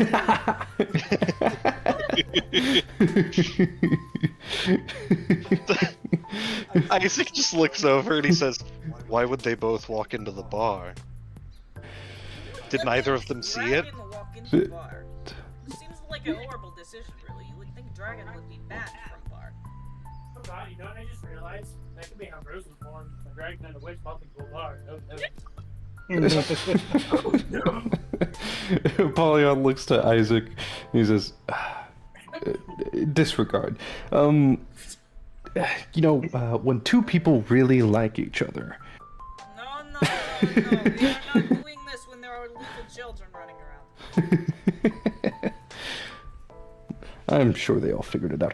Anyway, He's the one who gave me the sex ed class, Katya says, walking past the group. Yeah, it was probably my least favorite thing I've done on campus so far. That sounds like the least favorite thing anyone should ever have to go through. I signed up for a demon slaying class. That class, fuck no. In blunt terms, The demon class. That shit, that was cool. you're free to elect. You're free to elect into my class. I'm gonna go fucking do that. Brian's gonna walk off mumbling. I gotta figure out what the fuck to talk to. I'll let him figure that out. Not the candle making class, Ray. No, that's exactly what I got for this. Faye just thinks it's Well, in any way, in blunt terms, don't think about the logistics of this, but a dragon and a witch fucked. But I feel like logistics is an important part of figuring out how to unlizard her. Well, I don't think figuring out how they fucked would help us figure out how to undo what she's currently going through. That is not what I was asking, first of all. I have the perfect solution to figure out how to undo that. It's called murder. I mean, what? No. You go kidding, figure out how to kidding. solve the riddle of figuring out how to get into my class. Okay. Again. Fred, explain this nonsense to me. What exactly is happening to her? She's, trapped in a sort It of... is not Fredwin, she says, holding up finger. Pridwin's here? You did ask me to come here. I only saw Isaac and Gabriel. Apologies. I was also asked to come here, Katya says, shoving her hands in her pockets. Well, I suppose that depends on what's actually happening. I was not given much, Come on, Gabriel says, and walks towards the medical wing. Okay. Field You're trip following. time, he says under his breath. As you guys are, he badges into the medical wing, and you guys are walking through, and he turns and does that backwards walking thing, and he looks at you and he says, so you know how, as a doctor, you got to look at different cases when you were, doing clinicals. Consider this one of those weird situations where a lot of us are looking at it trying to determine an answer, right? Yes. He badges in. You guys walk into the quarantine wing. No sooner than you get to the window, there is a fireball explosion from the other side of it. Huh. And for once, it wasn't fair. You see the wyvern scamper across the wall, up onto the ceiling, then down onto the floor and under the bed. It hisses. Oh dear, this is a problem. Okay, I have even more questions than I started with, Viviana says. This is the problem we're trying to solve. So exactly, how do you propose we fix this? Well, I can lend my sorcery, but I'm going to need some help figuring out that plan, including also Isaac wanted to give her therapy, and then Draco was just going to do nothing, and then Gabriel wants to help too. Draco was not gonna do nothing. He says from where he's standing against the wall. Draco just doesn't want his sister to get killed.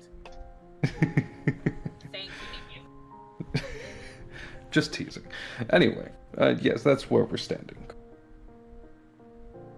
But I will probably need some help figuring out how to...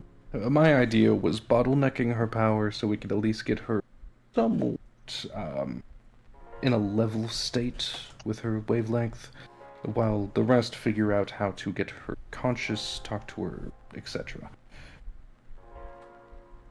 Well, considering options, I don't really know exactly what this... Once again, it seems we have issue of figuring out how she got into position before we can unlizard her. So why is Lizard? Why is Lizard? Do you remember when you guys were in Brazil, and a certain someone decided to smash the mirror of Death Room after Lady Death entered through the mirror, and the Academy's wards went down, and we were attacked? Yes, I remember that girl was kidnapped and brought to Brazil. Yes. You Whatever. rescued her and brought her back. What I don't understand is how we got from there to here. Whatever She Amelie. wasn't a lizard there, was she? No, So I she wasn't turned there. into lizard here. I think she turned into lizard after, and well, from what I know, from what I can deduce, whatever Amelie did to her left her in a severely broken state, which resulted in What? Memory check. 18. Resulted in When you delivered Viper unconscious, she was in her regular humanoid form. She was unconscious, so I'm thinking that perhaps she can't be in her draconic form without being conscious. that makes sense to me. And from what I can deduce, Amelie did something to her that caused her to be in this state to begin with. Well, it was an extremely traumatizing experience, and given what happened when Lewis did what he did, I'm assuming that this is a stress response. Indeed. I believe it's similar to what happened to me back in Russia. So we all have stress response, but we don't all turn into lizards. What is No. different about her stress response from ours? It's a representation of her inner self. She is part dragon. I could ask someone who might be aware of possible solutions. Oh, don't tell me. Katya says from the side.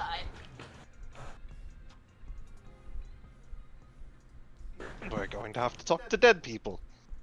Well, Great. Which dead Depending people? on- Your dead people or my dead person? well, actually, both could possibly have answers for us. I feel like putting them in the same room would be a very poor decision. What makes you say that? How about I can speak to her dead person and you speak to your dead people? Well, the problem there is if we want to speak, I'm either going to have to be possessed or I'm going to have to attempt to conjure her. You can't do your little, pass out and go into your weird inner world thing? Well, I could, but then I would be the only one having the conversation.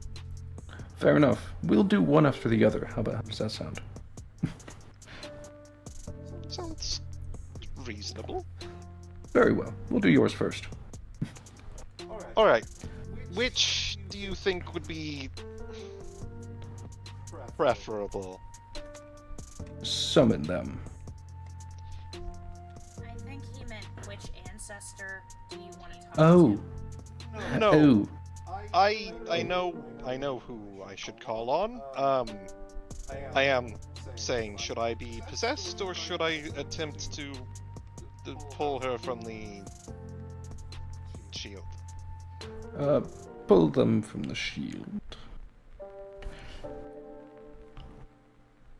Do I need to roll for this? Is this gonna be a construct thing? Katya says. I think so. Am going to attempt to do that. I've never brought her out of the shield before, but Roll me a flat d20 to see how successful you are. a d20, okay. 19. With a 19, Ferdwin, you go to summon a coral construct. I will let you describe what her coral construct looks. Excuse me, what their coral constructs look like. Considering what we talked about in terms of how she looks, she doesn't have a coral form. I said I'll let you describe what they see, so. So, as Pridwin holds his I hands pulled them out. both out, though. Oh, yeah, Because of you're that right. cool ability. That's what I meant, so. As Pridwin holds his hands out, he begins sort of moving his hands in a particular motion, and water, a small whirlpool, begins to form on the floor. Come on, Gabriel says, taking a step back. I apologize. It will disappear. And after a few moments, you see not a coral hand, but a spectral hand.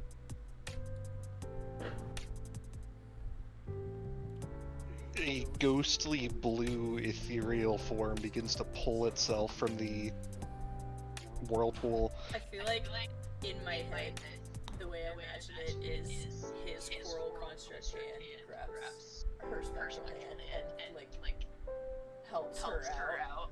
Yeah. So you will see two forms slowly pull themselves from the whirlpool, and I need to grab the art for both of them. Yes. Yes, There we is should. something she does immediately on getting out, though. I do need to describe.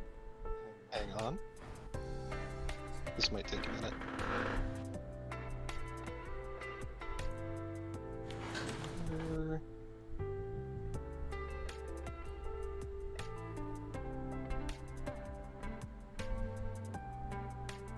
Come on, I know that I did these recently.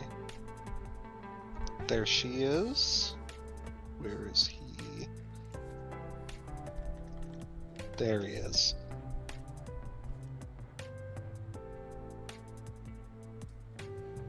Apollyon, Ah! you're very familiar with both of these individuals. Well, This well, is- well. This is the face. Immediately, the face. And the first thing she does on seeing you is slaps you as hard as she can. I missed you too.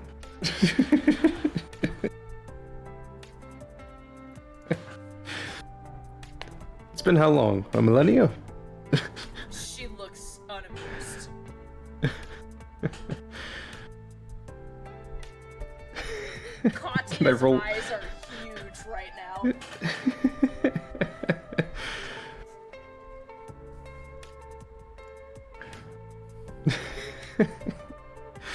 Yeah. Anyway, yes, I missed you too. Yeah, actually, I'll let a Pridwin explain. A friend of ours is a witch, and she is currently trapped in a draconic form. There is another fireball explosion behind you. Malfa pulls her behind him. They both glance at the quarantine window and then slowly look back at you. Do you want me to do her voice, or do you want to? You're welcome to voice her for now if you would like. So this wasn't just some elaborate scheme to get Apollyon to talk to me. She looks over at you. No, but if you No. wanted to turn into that, by all means, Cat says excitedly. I'm sorry about our last meeting.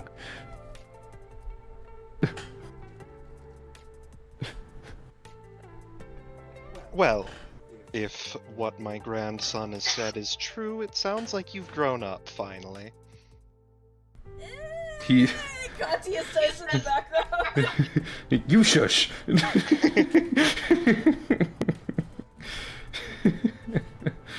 Anyway, I'm glad to see you doing... Is well the right word? Well, considering I'm no longer broken into a million pieces, I would say I'm doing better than ever. Oh, so we have more than one thing in common.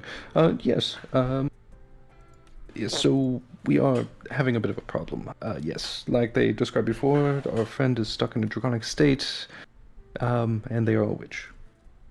And it was after a traumatic experience. What would Aurelian know, if anything? You know, I'm intrigued. I'm intrigued to think of what she would.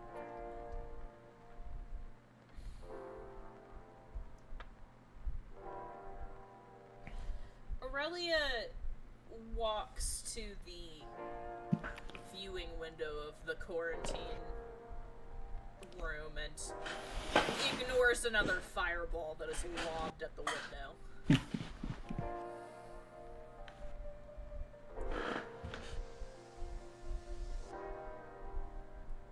So it seems she's reverted to a animalistic, baser instinct kind of thing. Adnolfo offers from beside her. Basically that. Well, some witches, especially those more in tune with bestial magics, can struggle with self-control. Didn't Scylla have a whole fish thing for a while? She did have rather strong instincts. My sister was the same way. No, I mean, like, didn't she sulk for like 2 years and didn't come out of the abyss? You know, she was doing the weird. What is that fish?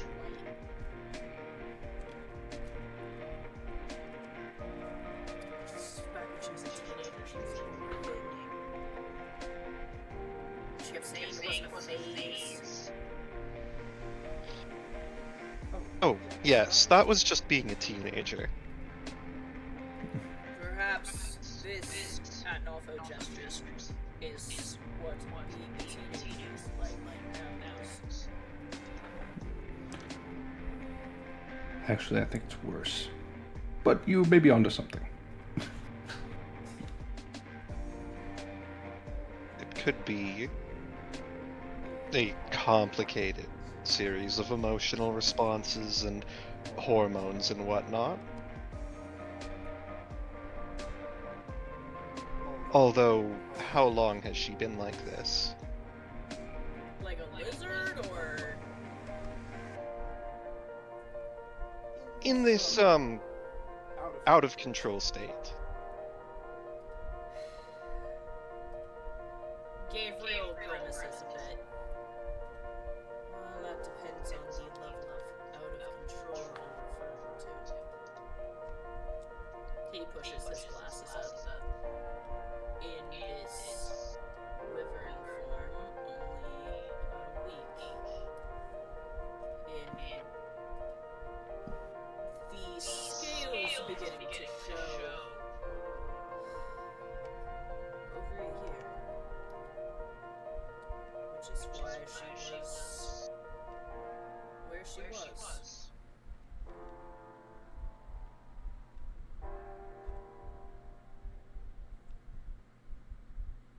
Well, if this sudden loss of self-control has only been for a week, it is possible that you could try waiting it out, but given what's happened and the fact that she clearly hasn't had any role models who could teach her how to handle her powers,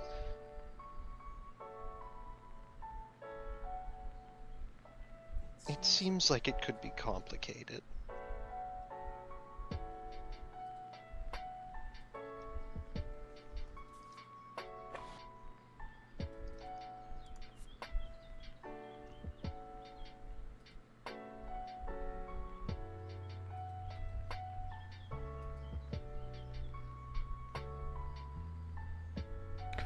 My idea, as I explained to them, was to perhaps use magic to bottleneck her power, allow her to restrain herself.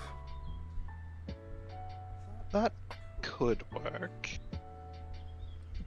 Provided the transformation is entirely self-imposed and she doesn't have some sort of external spirit.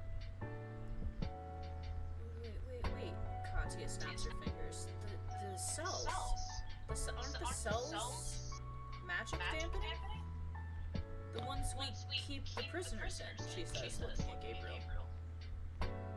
Gabriel muses. I suppose there is some sort of enchantment that's been on them for centuries. Don't ask me to explain it to you. Wait. Is there any way I can get a look at that enchantment? Could possibly reverse engineer it.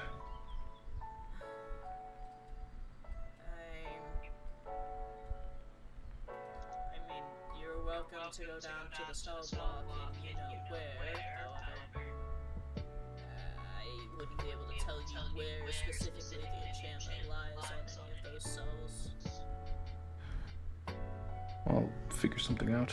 It's going to be difficult to get her down there, so I could bring the enchantment here, maybe use it to, like I said, suppress her.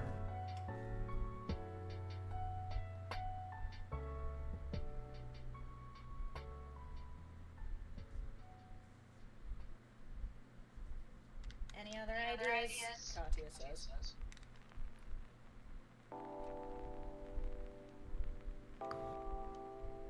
Well, I certainly wouldn't advise any drastic action.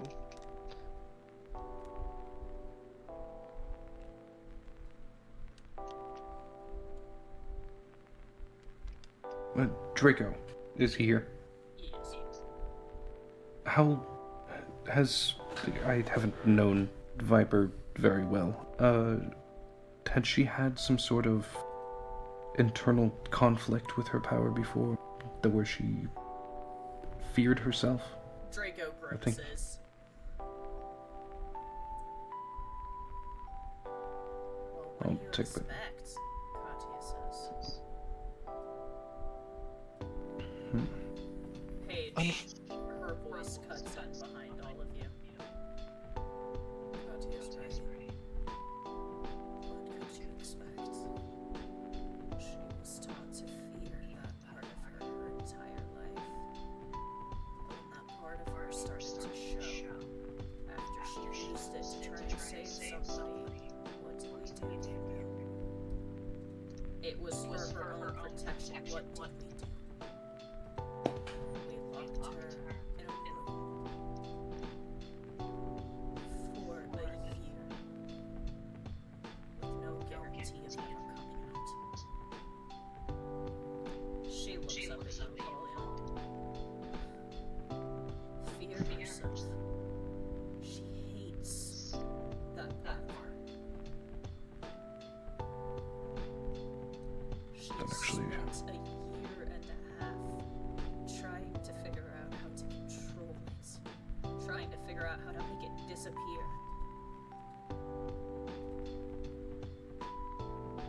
She's inherently a magical type of... She's of the magical races, witch, dragon. And magic and magic theory, the imposition of your will upon magic itself, the world. So it goes to show that it seems like she's self-actualized herself in state. Self-actualization happens pretty commonly among demons, where they are either too lost in their own power, or they are afraid of it to the point where they become it. So you're proposing this is sort of like DID. She In a split herself into two separate personalities, and under duress, the other personality came out. similar. It's sort of a separation. I think it works more in the subconscious. The internal, her internal works in her mind. She consciously hates her own. She consciously tries to suppress it, but in her subconscious, she feels that she is what she hates. So therefore, she is the dragon. She is the witch, which causes her to self-actualize, causing her to appear in this realm as what she despises most. Viviana and Draco look at each other, completely lost. She sees herself as a monster, and so she's become a monster. Precisely. Why didn't you just say that? Draco says, rubbing the bridge of his nose. There's a lot that goes into it, but in layman terms, she thinks she's a monster, so she is one. I think if we can find a way to change her perspective, it should lean her to getting more control. She needs to learn that power is not evil. What she is not evil. It's how she uses it.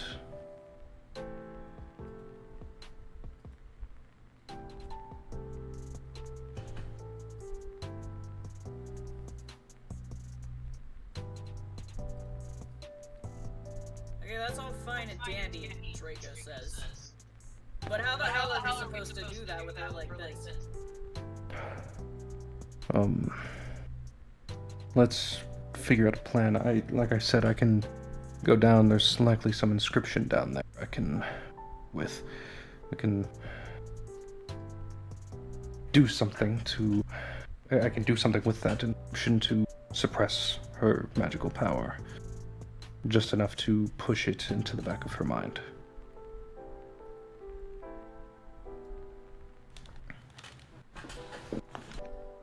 Considering she's a little out of the realm of reasoning, it could be a little bit difficult to calm her emotions naturally.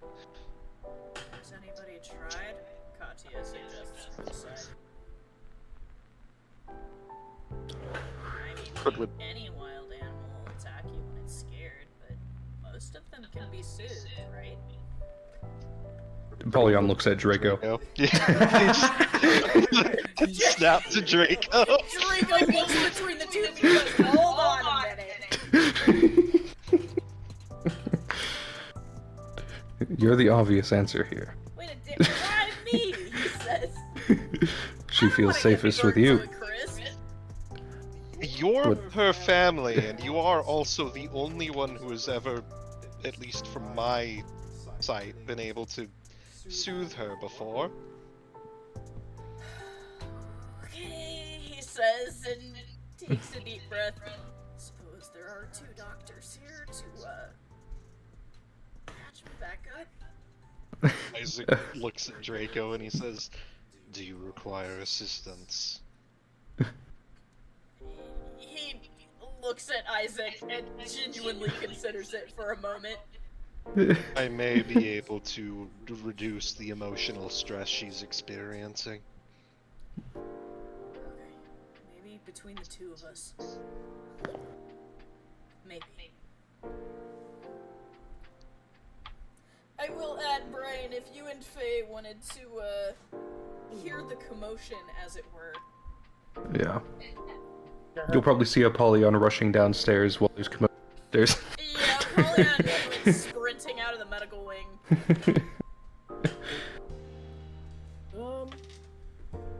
If Apollyon, Brian's gonna turn back to Faye. If Apollyon is sprinting, does that mean there's trouble? And should we follow? Survey says Brian's gonna look at his hand. Yes. He's gonna point at Apollyon. Let's go. The two of you follow Apollyon as he sprints down the hallway and turns into the forbidden section. Ah. Well, better to ask forgiveness than permission, and Brian's gonna follow. He's never been down there before. Oh. No, he has not. I wish you luck. Brian, Hey, you're also going, so I suffer. am going to ask you, Brian, are you sure you want to go down there? I mean, it is called the Forbidden Section. It is called the forbidden section for a plethora of reasons. Yeah, let me roll. What should I roll? Should it be a D100 You high low? also, to be fair, saw that he came from the medical wing, which is where the entire group of your compatriots went. I feel like Brian's gonna stop at the door when he sees him go in there, and he goes, "Yeah, no, fuck that. Actually, he can." He just looks down the stairwell into the darkness, and a fucking Minecraft cave sound plays. Yeah, 100%. Yeah. The fuck labyrinth that. makes Minecraft cave noises, 100%. Yeah, Yeah. Brian just goes, nah, you can stuff it by himself. Brian turn around and grab Faye. We're not going down there, not today. Nope. Do you guys go to the medical wing instead? Sure, yeah.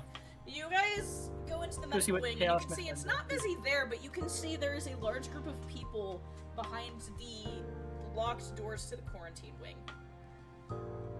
When you see Brian and Faye standing in the middle of the medical wing looking lost. I feel like Brian's gonna lock eyes with Pridwin and just give him like a small wave through the window. You also see Pridwin standing next to those two figures in art. One of them is a blue spectral ghost, and the other one's made out of coral. Brian's gonna see them, blink a couple times, turn to Faye. He's multiplying again. Pridwin mitosis. I feel like at this moment you would see Faye's head pop up in the other window. Yeah. Or you would see Faye's head pop up in the other window and just go, oh shit, he is. Yep. Hey, buddy. Hang on, sorry, I had to plug my headset in. No, you're good. Pridwin, like, sees you waving, and he, like, tentatively waves back. Brian is gonna, through the window, give him a Well- thumbs up and then change it to a thumbs down and give him, like, a questioning look. He's going to walk over, and he's gonna open the door. Nah, but where's the fun in that, man? Brian's gonna walk in. You see a very large group of your friends and fellow team members standing outside of one of the quarantine rooms. This is what Brian Brian. does. When he sees Pridwin standing next to the other two. Yeah. Feels accurate. Brian, It really does. there's a bit of a situation. You say situation, there is a fireball that hits the window. Oh shit! That's Faye. not me! Faye, you are immediately hit with the presence of searing hot fire that Run up to the is window. nearby. I feel like Brian's gonna watch her run up to the window where the fireball just came from and go, sure you wanna do that, bud? Faye runs up to the window like a kid in a candy store with her hands on the glass and her nose pressed up against it. Oh god. Faye, for a moment, as the smoke begins to clear, you see a dark image on the other side of the glass and two black eyes staring at you. And then immediately there is a rush of motion and a scaly figure darts under the bed again. You recall Viper, right? Yes. The person who we brought back from Brazil with us. Yes, the one who was the victim of that ritual. Yeah. Well, Wait, you that's see- her? Yes. She turned into a lizard, Viviana says. Why is she turning into a lizard? Do She not shrugs. She, at least from our theories, is experiencing a sort of compounding stress response. I feel like Brian's gonna nod. He's gonna turn to Faye, put both hands on her shoulder. What do you do when you're stressed? You eat bacon. It's the bacon. I don't think bacon is a good idea. But why is it not a good idea?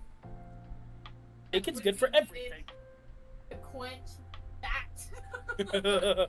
Why we send Hey, the you can fire start making user food. in there? Draco says from the side. Maybe she won't put her into a crisp. I'm pretty sure she's still flammable. I wanna go! Oh god. I wanna go! Perhaps. No. No, don't do that. No, you're very flammable still. You are still a human being. She's just gonna make a little fire like in the pond. Let me go! I feel like Brian's just gonna take his hand, summon a little bit of rainwater, and just. No. Let's hear him out, Katya says, holding up the hand. What if we did send the fire user in there? That could be a way of preventing the other two from being mauled horribly. I mean, I'm we also need thinking- Warden. Perhaps. We need. He's scolding me. Don't ask where Warden is right now. What? Yes, but if we're sending you into the evil ass fuck fire fuck room, Dude, fireball! Not the evil ass firefuck room. And I'm asking, where your Evil mic as is, so you fuck don't get firefuck pissed. room is my new favorite room. Let me tell you. I think it might be best if maybe we save that until after Apollyon gets back with the ward, so that at the very least, if the ward isn't enough to calm her, it will be at least enough that she might not immediately incinerate everybody who walks in. So I have a question about. I think it's about keeping calm, Katya says, watching her through the window. Actually, I do have. Pridwin looks over to Faye and he says, and that brings me even more concern. Okay, wait. Why does she need to be calm? Also, So we why get is she a incinerated? dragon? It was kind of already explained, but basically, having a bad time is much Because stress. my dad fucked a dragon witch, okay? Draco says from the side irritatedly. That's what I thought. They will give a thumbs up. To be Great, fair, glad this we is covered that ground. Dragon in a this way, isn't which much walks into different the than any bar. of the This is stuff what that we've had happens. to explain with me. Nothing is Okay. surprising anymore at this point. So she's stressed because why? What is happening? Well, I mean, there's a lot of reasons to be stressed. As I This think about it, is girl that was in ritual in Brazil. right? The Right. one that Yeah, was held hostage and then used as potential sacrifice. It is Okay. I see why understandable she's- stress response. So I too would turn into a dragon if that happened. okay. I couldn't, but I would. So she's stressed, and so she is a dragon. Okay. Sick. But That's also it. is more complicated, as our non-demon friend stated moments ago. Because Okay. she has complex inner feelings. Right, Pridwin? Or Pridwin's two friends that I do not know. These are my great grandparents. Very, very many greats. Hi, my name is Brian. He's gonna gesture to Faye. This is Faye. And also waves. So, many great grandson is very, very helpful and very cool. I am very proud of him. As you should be. Anywho's, have we tried? No, that wouldn't work. Shit. I'm trying to think. Is there a way we could talk to her without being in the room? We've tried thus far and it hasn't done much, Gabriel says, nodding to an intercom system. Have you tried lavender? What would lavender do? Shut up. No, actually, I haven't, Gabriel says, letting him put That Let's go could get lavender. potentially help with stress and anxiety. However, I think we're a bit beyond the pale in regards to that. Okay, so some people stress eat. So back to my original thought, because she can cook food. Really Where's good the food. bacon? Well, I mean, I eat it, but who knows? I don't can, know, like, I'm trying put to- some bacon in I'm- there I'm- and see what she does to it, but I'm not gonna make a whole shit ton of bacon. Listen- I It's think- just gonna turn into fucking ash. Okay, fine. Well, part of me wanted bacon, but that's okay. I'm trying to think if it helps me when I'm stressed. Sorry, as I was trying to say, I think we have a plan. I'm just a little worried about enacting it. Does it have anything to do with Apollyon running into a place called the Forbidden Section? I almost followed him there. Yeah, fuck that. Creepy noises Yes. played in that place? Also, it's You probably a should very stay out of there, Gabriel says. yeah. Unless you know how to navigate the place, it is dangerous. Even if you know how to navigate it, it can be dangerous. Yeah, so we said the best person. Wait. I would offer to go in there, Paige says from behind you. But I fear it may just compound the one who was trying to teach her to control that side of him. I feel I may just make it worse. Control or hide? Faye is going to turn around and look at. Or harness. Paige looks down. Okay. This makes more sense. Faye is going to look back at her thoughtfully, thinking of how she was. So, can you not? Can you not for 5 seconds, bud? Excuse you. I'll be right back.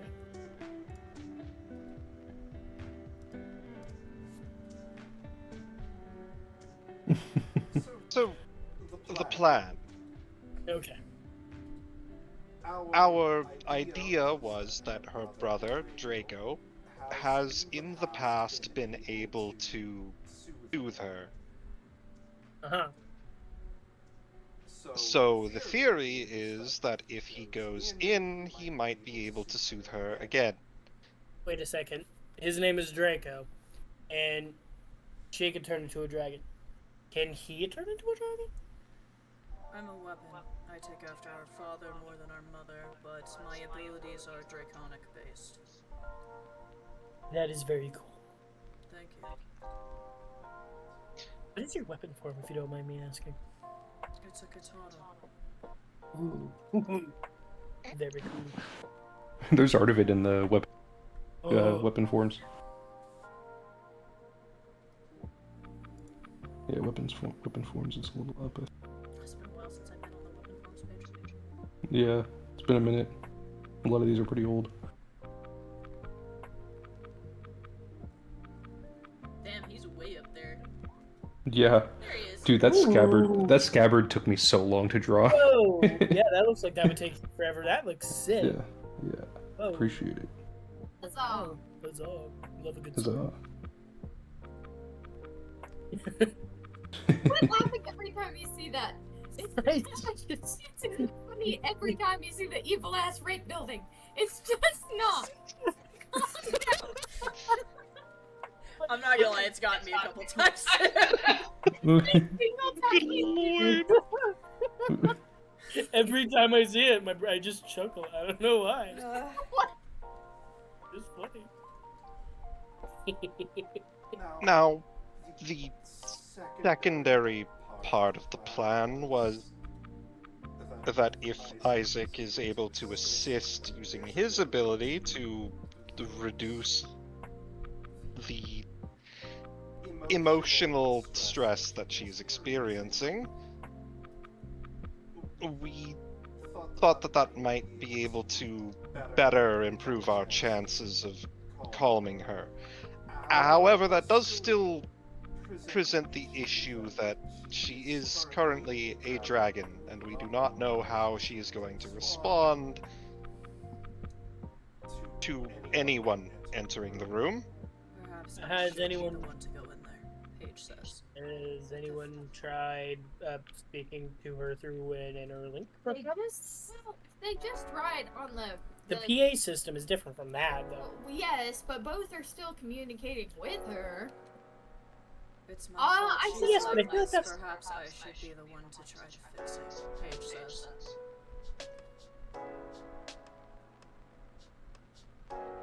Well, you can be the one to try to fix it, but sometimes we all need a little help when we need to fix something. So here we are. Just don't try to shove her in a little box. Yeah, that's bad. Don't do that. Aurelia speaks up and says, "Perhaps if you are more accepting of what she is, she might be able to calm down a little bit." So don't scream. And no one treat her like a monster, because from the way it looks, she feels like one, so she's acting like one. So you just treat her like a person. Sometimes she feels like a monster. She looks like a monster. She feels like a monster. Monster by Skillet? I was trying to be nice. Shut the fuck up. It's a good song. She feels it deep within. It's just beneath the skin. She Shut. must confess that she feels. Okay, you are. I always interpret that song I as the. did. I really did. I interpret that song as the singer. As the singer from what? You cut out. Oh, I said I interpret singer a song as the singer fighting homosexuality. She's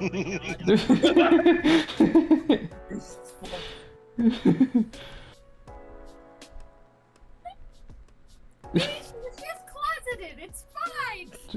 She's actually just gay. Jesus. God, Lord Almighty.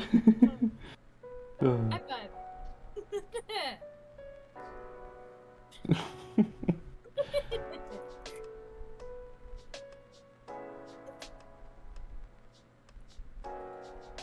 Well, Pretty funny. the problem is, I feel like if Apollyon can get whatever he was looking for, we might be able to reduce the risk of something terrible happening. I mean, we got. Brian's gonna look around and count how many healers we have. We got you, and you.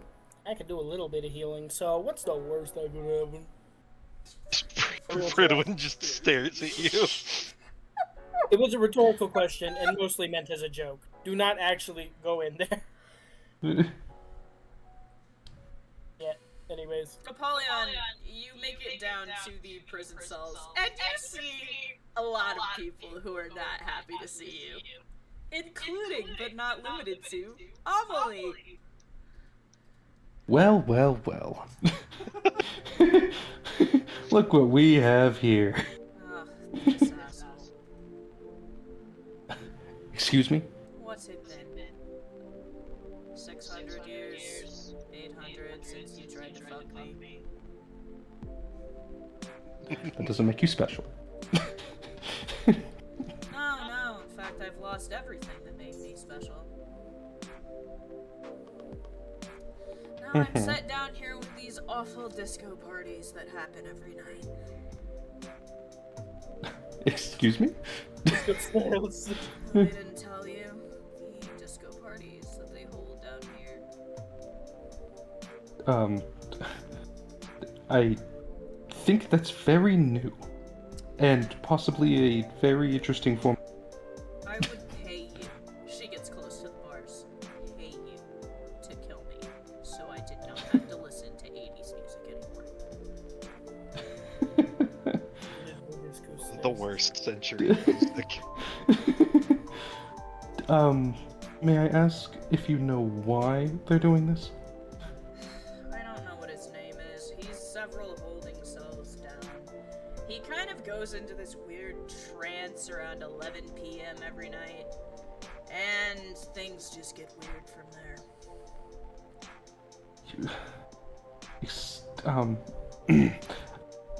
I'll figure out those. I have no response. Not prepared.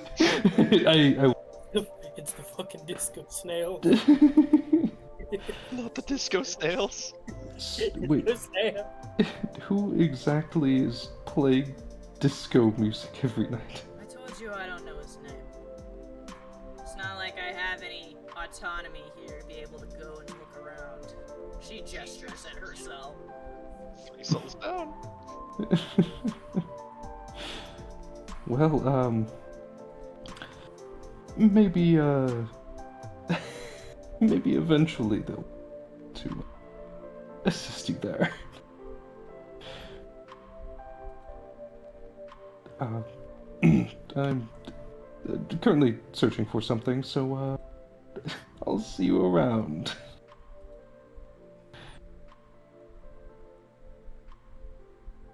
She just sits there on her cot looking annoyed.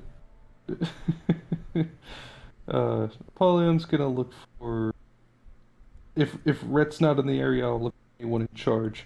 Red is not in the area. Nobody's in the area. Except for the people in their cells. Alright. Then I guess I'll just roll perception around the cells to try to see if I... Go ahead. Is there anything? Yeah. That'll be... Fucking app. 16.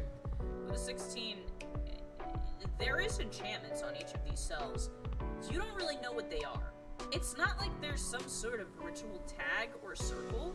It's almost like the entire cells were made to be magic dampening.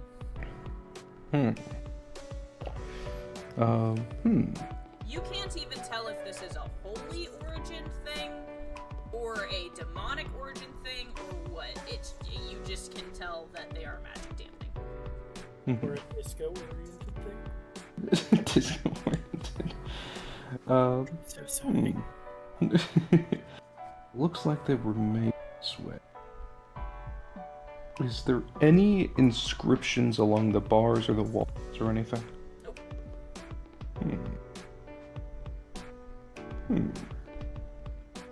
Let's see. I'm gonna get a good look at the bars themselves. You look at the bars. They seem to be made out of the same material that the cells are. Is there any way I can roll memory to recognize this material? Sure. Fuck it. Let's do that. 12. With a 12, you get the sense these cells and all of the stones made from them, as you look at them, the materials that these cells are made out of are recycled. And as you get closer, you're not demonic anymore, so they don't really bother you. But you do get the sense that these are pieces of churches from across the globe. See. Of all different religion types.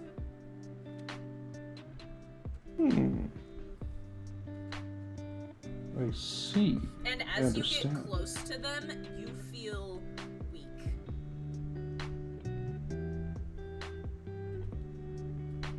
Okay. I get it now. Let me think. So,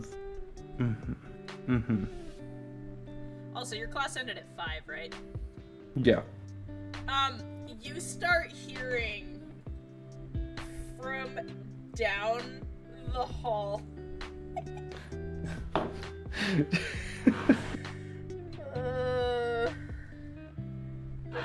The tiny disco snails.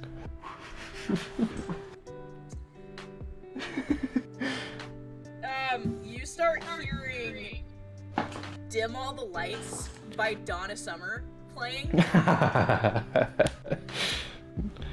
Okay. And He's- out of nowhere, there are disco lights all over this holding cell area.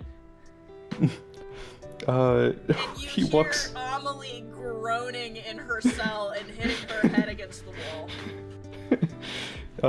Uncovering what these cells are probably doing, he's going to walk over to Amelie's cell and he says, "Is that offer still up?" To kill me? Yes. Well, I could negotiate with them to move your cell somewhere where that isn't happening, and if you help me with a little project I'm working on. A project. Is this a weird way to dance around the fact you didn't get a fuck me 6 centuries ago? Because if that's what you're offering, you can fuck right off. No, that is not my project. No, I'm currently trying to formulate a spell that's going to help me in a ritual. A spell. Yes. What? I'm trying to create a spell that will siphon/bottleneck the magic of a target. So you want to just do what these cells are doing to us to them? Pretty much. She rubs at her temples. I mean, it's not a spell. This is she bangs on the rock next to her. This is thousands of years of religion and belief and faith locked into tangible materials. Indeed, I got that part. You can't just take that and turn it into a book spell. That's not how that works.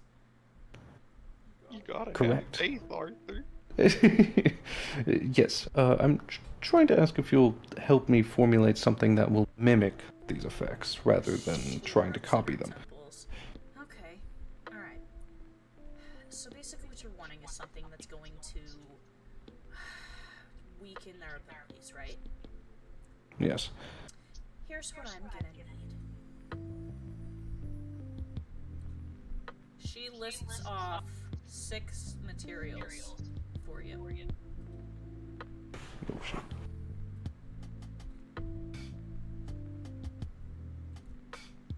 Give me those, and I'll make you something that'll weaken her.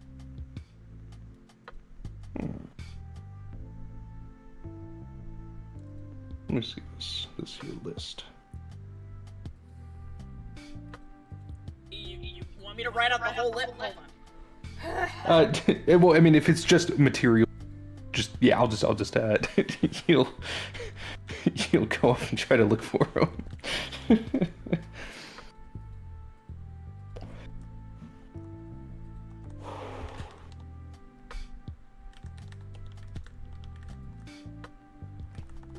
I'm making you your list.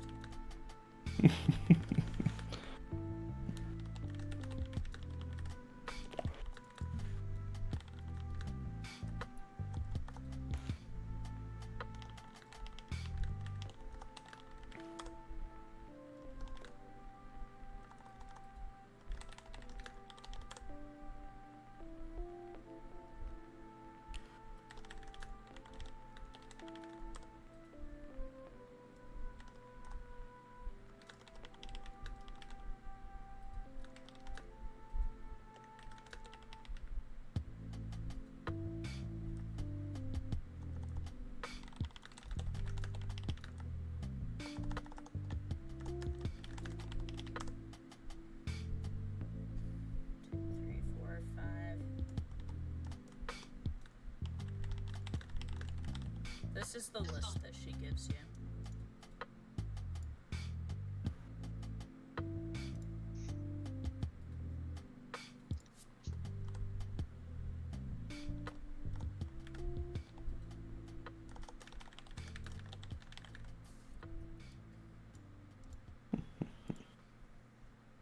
It didn't let me copy paste the first time. Here you go. Yeah. That's what she gives you.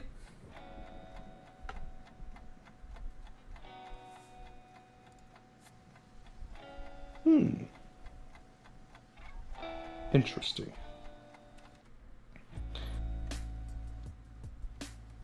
All right.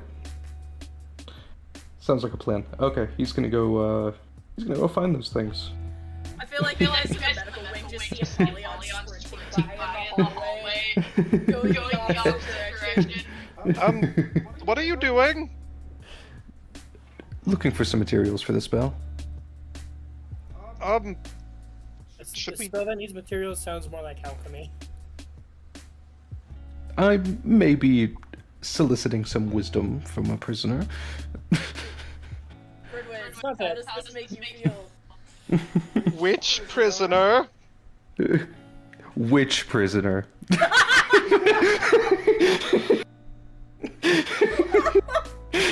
Apollyon. Apollyon, you take 20 points of psychic damage. I don't make the roll. Oh, come on, he walked right in. Oh my god, he did. I can't be mad. Apollyon, she killed people. Oh, that's I'm in the wrong. Well, she's.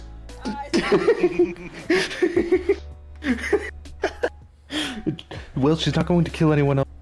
Is she? You better be damn sure whatever she's having you do isn't going to screw us all over. Well, if she does try to do anything, I'll strike her on the spot. Deal? That's what she wants, you know. You'll Katya strike her says. with Yeah, she does want to die. I'll strike her down non-lethally. Pretty sure Cat already did that. Again.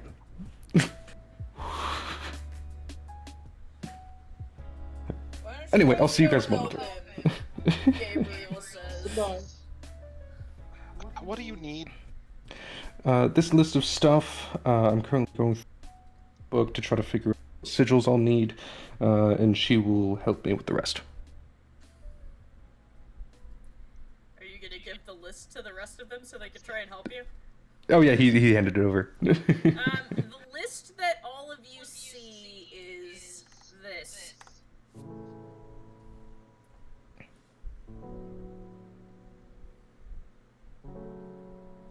I don't think I'm going to give her the last one.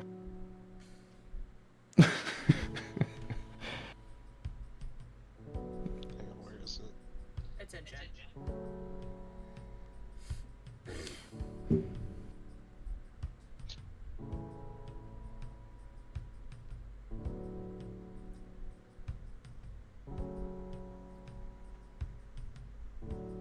Are you sure that this is a good idea?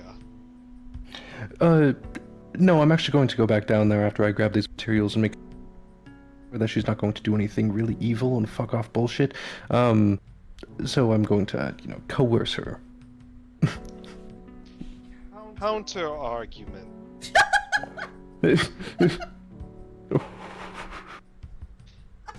What if we just didn't? Well, fair enough. I was going to barter because because me and her use two different magic systems. I feel like hers will be useful, and the cells are really a spell. Oh god, you cut out really bad there. Did I? Shit. Well, the cells are made out of oranges, so it's not actually a spell. So I'm soliciting her assistance, getting a spell. In return, I was gonna see if we could move her cell further away from her. If the magic dampening effect is a holy thing, then perhaps we should speak with the person who specializes in that rather than the evil maniacal necromancy witch. Oh, don't look at me. I don't know how that stuff works, Gabriel says. You don't have any idea whatsoever? Look, all I know is those things have been there since long before I was born. They are made from pieces of holy buildings and sites from across the globe.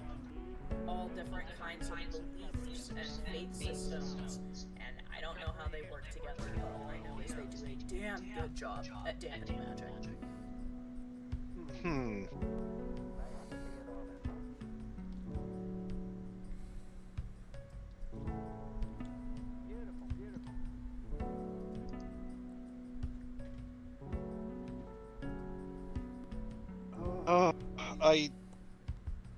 I do not want. I don't like any of this. I concur with Crooklyn. I think this is a terrible idea, Gabriel says. Yeah, I'm having some doubts, but I do need some resources for me to cast the spell.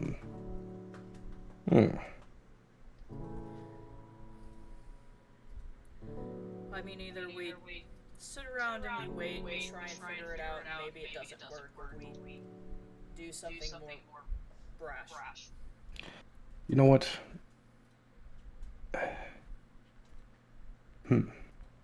I could probably come up with something based on what I saw down there. Come to some understanding with my own magic. I can let the magic more suppress it, so that should be easier. I think I would trust that much more than whatever she was thinking of. You know what? Fair enough. She'll probably be mad at me. Gabriel and my. She's not happy about the disco prisoner. Oh, is Dawn back at it again? Yeah. What is this about a disco prisoner? Disco prisoner. I am going to pretend I understand.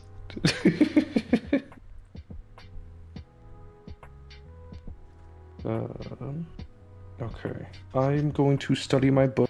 I will be with you momentarily. May have to material. Oh god, the cutting out. No, I will be with you momentarily. So what are your group of people doing, Goodwin and Isaac? So, should we, try to calm her down? So let me get this straight. Me and him, pointing at Isaac, are gonna go in there and hope she doesn't kill us. I am quite durable.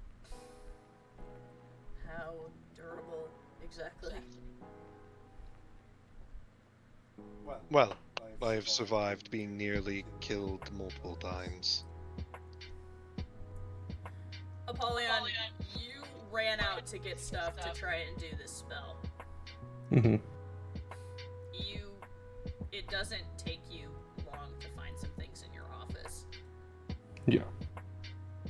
You run back down. What exactly are you trying to do here? He's gonna try to do a little. Sorry. What? He's gonna try to do some spellcrafting to figure. So. Intelligence, maybe? I like intelligence. Intelligence will be nice. I think that's a +6, so 21.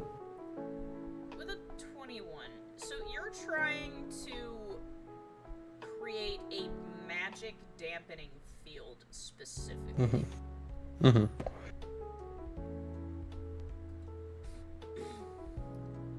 I mean, with your intelligence, the only thing you could think of is how holy ground works. Mm-hmm.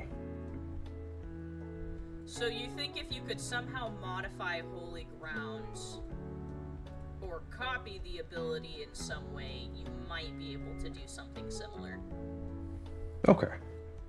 I think he'll start working. So. When you just see Yeah, Apollyon sit yeah. down on the floor. He's just drawing in his drawing. Are we waiting for him or are we going? Draco says, looking at Isaac. Hold on, I'm almost finished.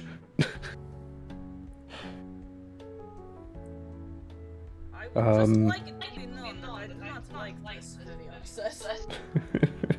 I don't think any of us do. Does anybody have a? What? A what? Does anybody have a silver necklace? Bridwin just looks down at his full suit of silver armor. Not a necklace. Can I get a chain link, perhaps?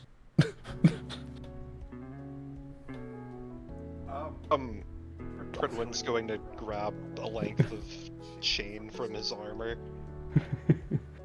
Great. Let's see. You see him pull out a lighter and begin burning some pages.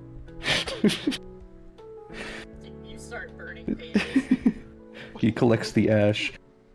Okay, I think I have all the materials I need.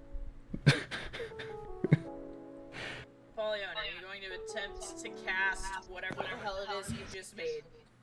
Yes. Roll wisdom. Alright. Oh no.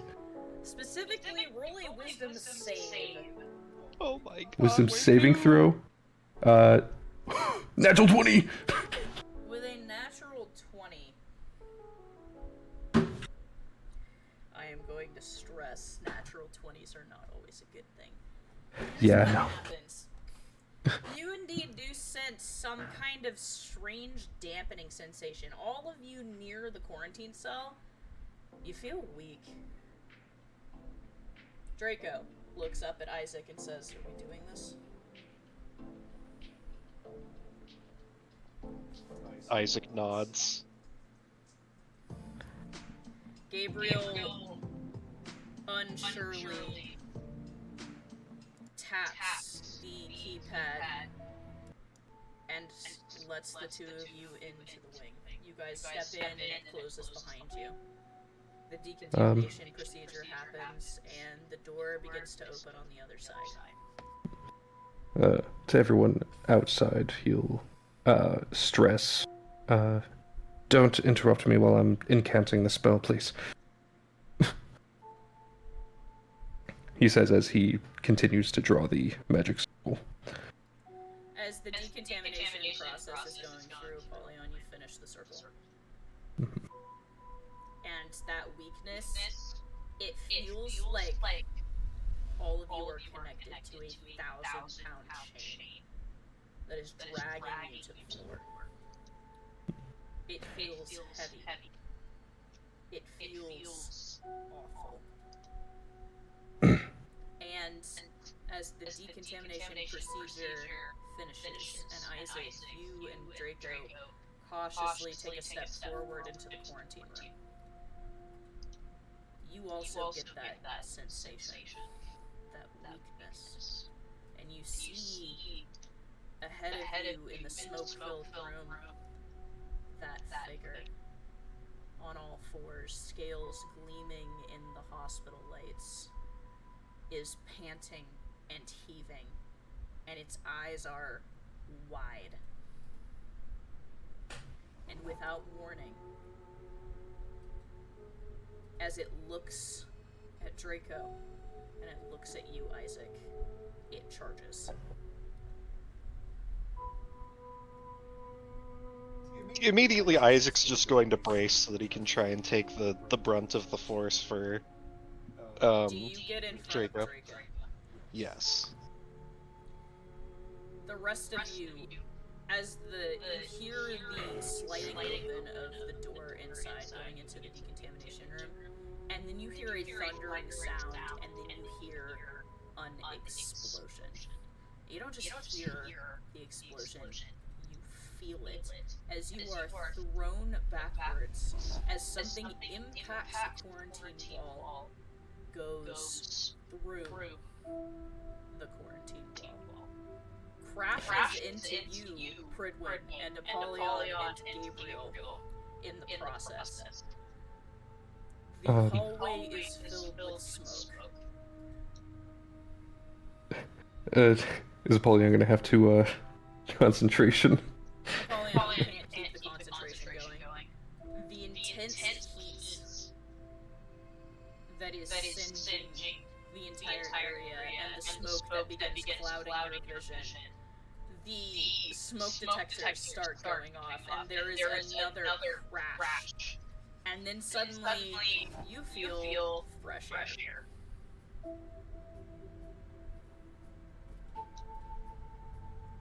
Which Shit. is not a feeling you want to be feeling on an inner area of a building. Yes. We need to move. Yes, shit. As you try to push yourself up, you see a hole broken through the quarantine wall. You see debris scattered. You see Adinolfo over top of Aurelia trying to protect her spectral form. You see multiple of your companions trying to push themselves up from the debris, and you notice very specifically there are 2 people, 3 people really, who are not there. You don't see Isaac, you don't see Draco, and you don't see the dragon. Fuck. Okay, And as the smoke clears out even further, you see a big hole in the wall, through another room, and through another wall, outside. Okay, we're gonna have to go find them. Pridwin, he puts his hand on him. Yes. Do you think you can get me close enough? I can try to continue the spell, weaken her. I'm not sure if that's going to do anything. I'm not exactly quick, but if we can find her, we might be able to get close. As long as I can weaken her just enough for them to continue what they're doing. Well, we will have to, find out.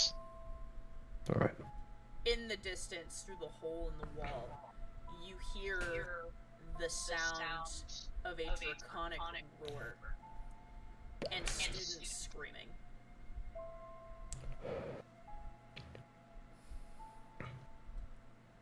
Apollyon's rushing. Gabriel coughs violently and tries to push himself up. Apollyon will help him up. Oh, Yeah, we'll both do it. You grab him as you guys move. Paige is already running and she jumps out the hole in the wall without hesitation. Where did this explosive power come from? Could she have broken out this whole time? Seems like it. Great. Gabriel says and coughs. do you think the ritual made her feel threatened at all? That would be my guess, he says. Rubs at his eyes, looks around for his glasses. The tall guy with the mask probably didn't help. He is rather intimidating.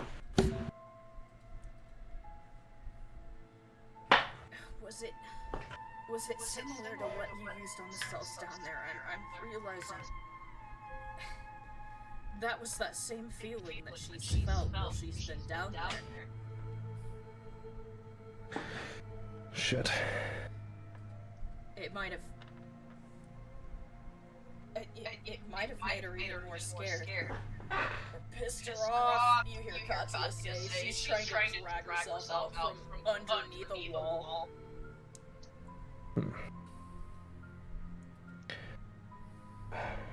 Shit. Where is Isaac? Viviana says, looking around frantically. He's not here. Redwin, Isaac is not here. Come with us. We'll take you to them. We'll find them. I have another idea. I might be able to exhaust her. You see doctors and nurses and other staff members rushing in through the door trying to help your fellow teammates up as the rest of you run to the hole in the wall and look out. You can see students are running. They're either running to the academy or they're running to the closest building.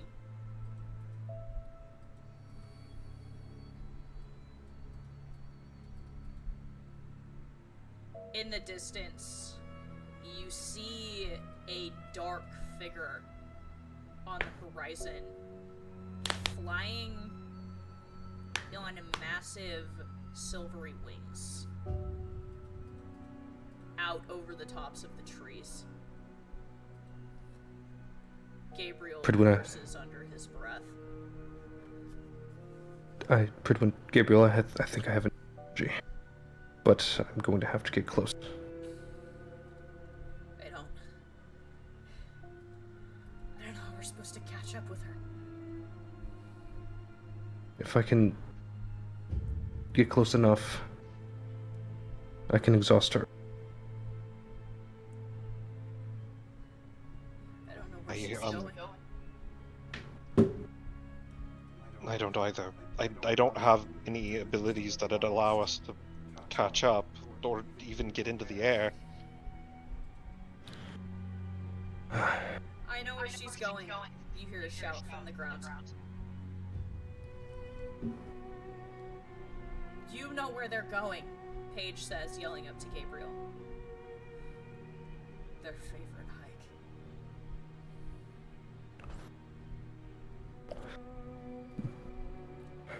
She's probably taking them to the throne. The what? The throne. It's a place. One of the hardest hikes to do. We make all of the new students do it when they come. It's a long trek up into the mountains, and the very end of the trail is on a precipice, the highest point up in the mountains on Academy grounds. And magic there is different. It's more heightened. It's where Amaishi and Nixeris had their accident.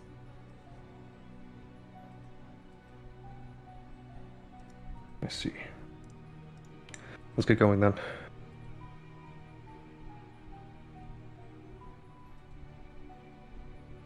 It's not a short hike, so prepare yourself. Yeah.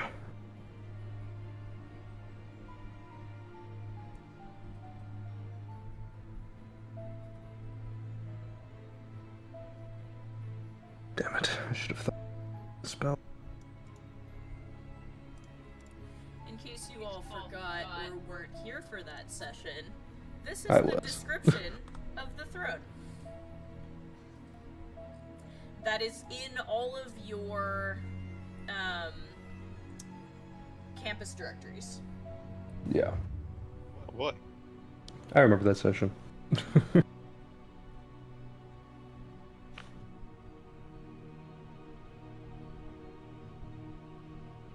Yeah, I don't think I actually got to do this. Yeah, You were yeah. not here, it was before your time. Yep. As you leap out of the hole in the second story and begin running, Isaac, Mm-hmm. you come back to consciousness and you hear coughing from somewhere nearby. Draco. You just hear more coughing, and then a grunt, a pained grunt. He's going to try and move towards the sound.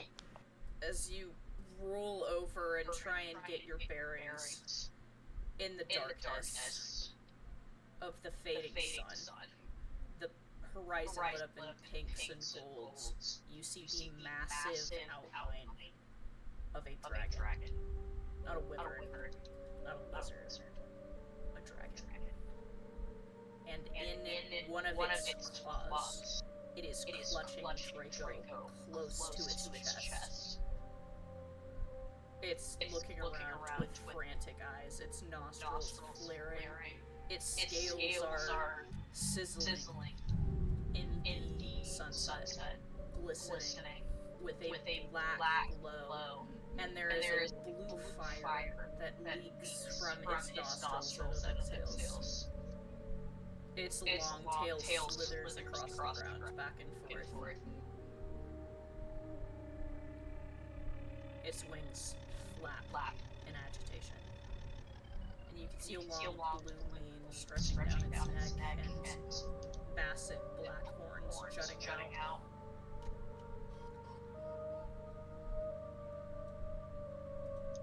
He pushes himself up, looks up at the dragon. The dragon doesn't seem to notice you in this moment. It's simply clutching Draco close to its chest, almost protectively, but you can hear Draco grunting and struggling to breathe.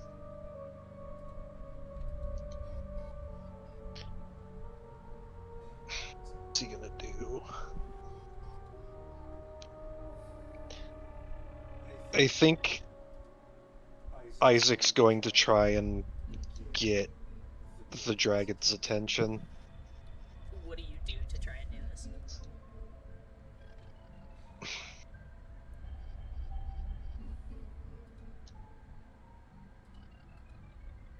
I think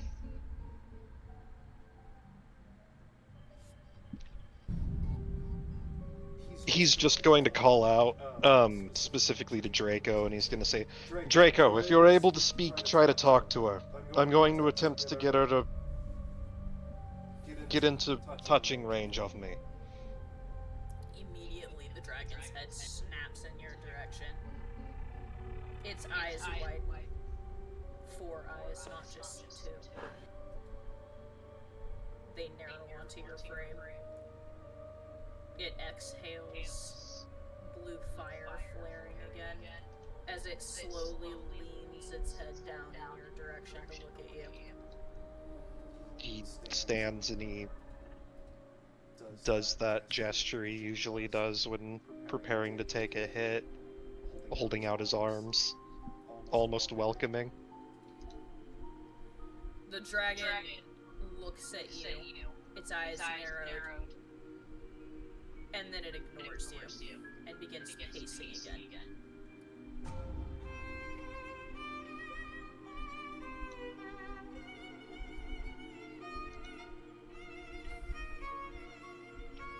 It runs circles 2, 3, 4 times and then sits.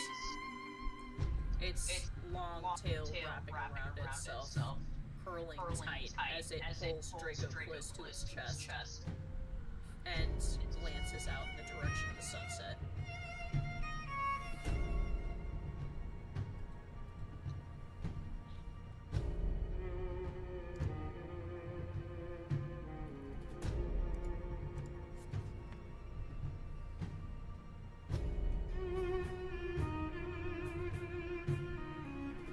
He's gonna call out again. Draco, I need you to tell me if you're alright. You don't get a response. He's gonna start approaching then. You start approaching. The dragon chuffs a bit, glancing at you as you try to get closer. He slows his approach, but he still continues forward. Still holding his arms out in that same gesture. It doesn't seem bothered by you at the moment, but it's not happy that you're approaching it either. Can you understand me? It chuffs at you. Can he make some sort of roll to see if that's a confirmation or not? You're not sure.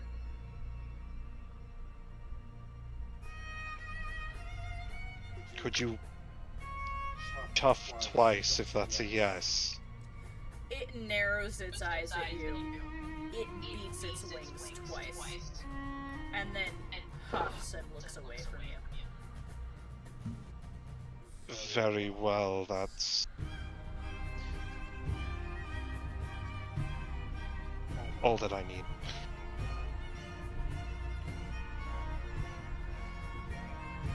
Is Draco okay?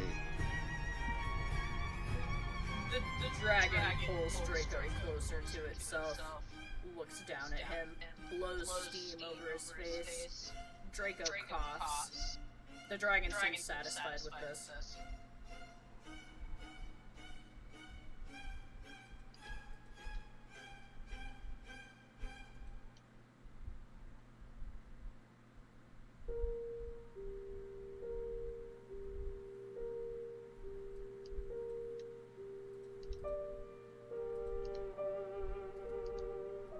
He's still trying to get closer. There's a certain threshold where the dragon allows you to do whatever you want, but once you get about 15 feet away from it, it starts to bare its massive teeth at you. From that distance, is he able to get a better look at Draco and see the condition that he's in? You can, I would say somewhat, you can see him from there. You can see that he's conscious-ish. He's keeping very still. Seeing that he doesn't look like he's in any, imminent life-threatening danger, Isaac is going to stop at that limit.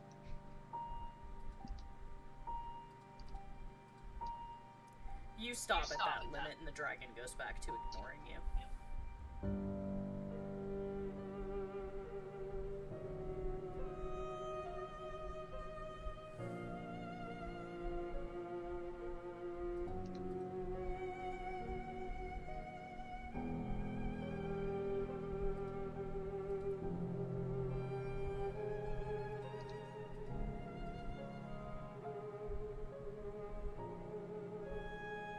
What do you do?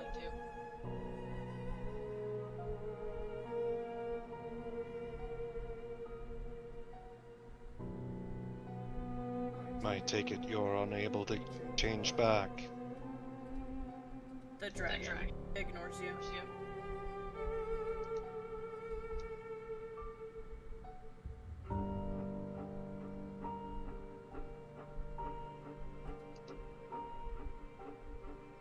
I can't imagine what you've gone through.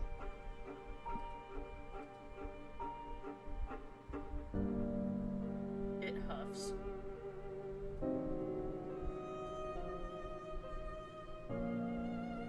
Not just over the past month.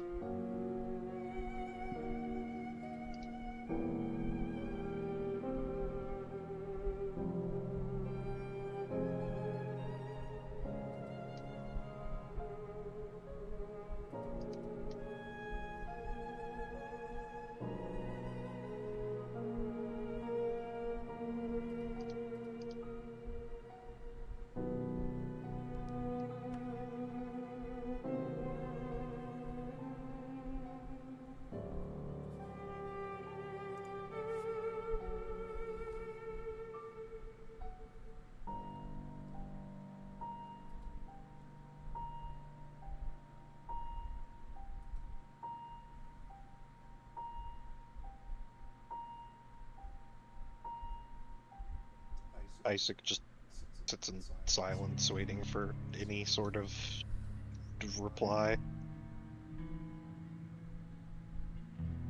And if none comes, he's just going to continue to remain silent. You sit in silence, waiting for a reply, but you get nothing. It's not the dragon that replies to you. It's a whisper in your inner link. Isaac.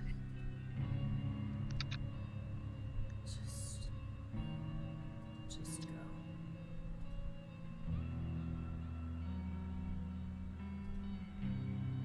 I cannot do that.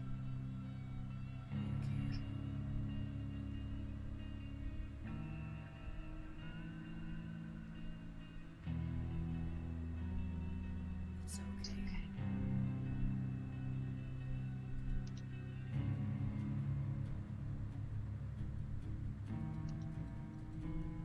Are you sure? She's my sister.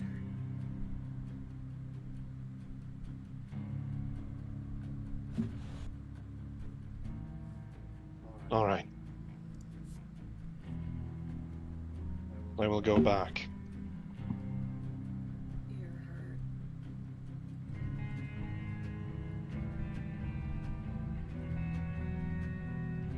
What did he say?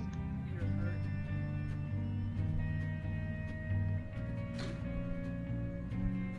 This is nothing.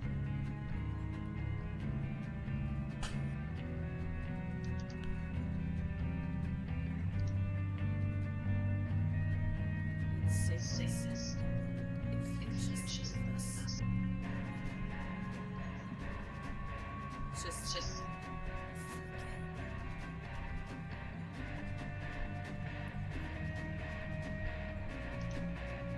What is safe and what is right is not the same thing.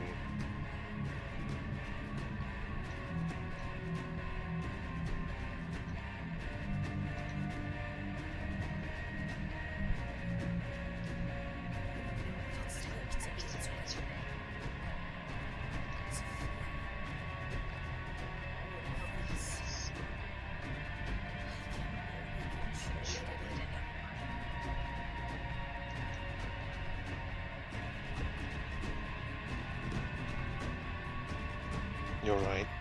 I do not know what it is like.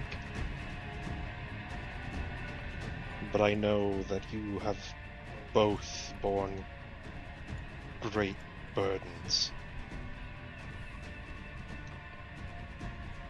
And that it is not fair for you to have to bear them such.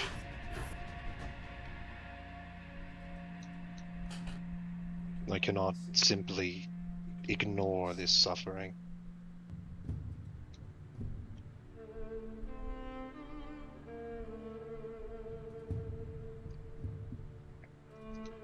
Polion. Yeah.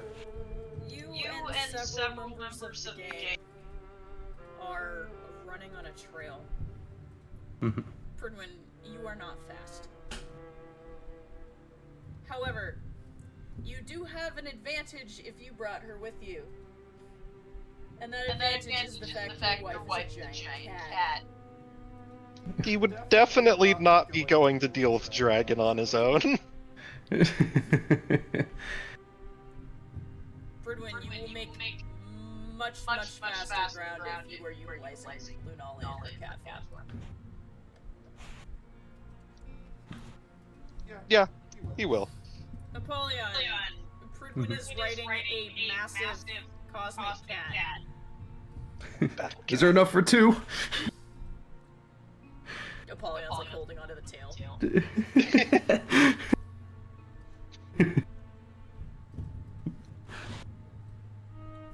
Invented a new sport, land skiing. God. So the three of you are going. You notice there's somebody ahead of you on the trail. Is anybody else going? I think it's just us. Okay. Yeah. I would say Cat is also going with you. And the two figures that burst out ahead of you are somewhere on the trail. Can They I? make very good time. Because That's sweet. the cosmic cat is able to leap over tops of trees and jump gorges. And this hike that usually takes the better part of a day is one that you can cut down to a couple hours. Mhm. And as you scale this normally beautiful trail with all of its team-building spaces and exercises, all of the vistas and gorges and all of the beauty disappearing into the darkness, and the eeriness of the forest begins to set in, you see ahead of you the throne. That massive rock wall, the only way to get up to its surface. Lunala snarls and leaps, her claws digging into the stone as she begins to climb, and when you cling to her, trying not to fall. Apollyon, you hold on to her tail and hope you don't slip. Yeah. Isaac, you hear something massive moving up the stone behind you. And in a flash, you see two figures. And then three more. And then a final one. In the darkness behind you. The dragon shifts. It begins to bare its teeth. As all of you make it up to the top, you see the massive row of trees, and further out on the flat expanse, an enormous black dragon.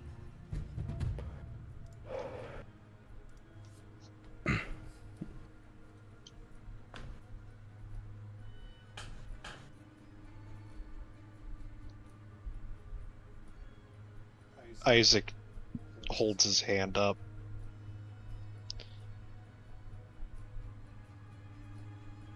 Be careful.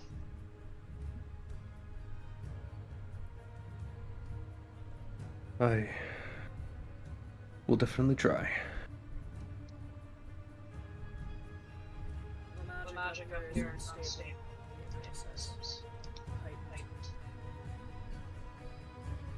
This is a dangerous place.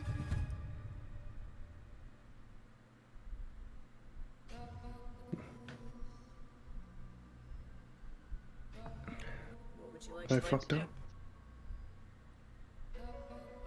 up. How close are they to the dragon? Not very. You guys are like on opposite sides of the top of the throne. Okay. There's a row of trees in between you. Okay. I have a plan. I fucked up the first time, so I'm going. That's right. I have an idea. Mr. Krabs! I have an idea. Out with the bag! I have a spell that will allow me to chip away at her stamina. I can exhaust her to a can. Surviving that long is the troublesome part. Hold on. She'll see that as an attack on you. On her. She's cognizant, at least enough to understand when we speak to her. And then we may be able to use diplomacy instead. That being said, based on what Draco said, it sounds like they are tenuous. Yeah. Then we'll try talking first, and if that doesn't go well, plan B. I can reduce damage to her body, but she will be whittled down, stamina-wise.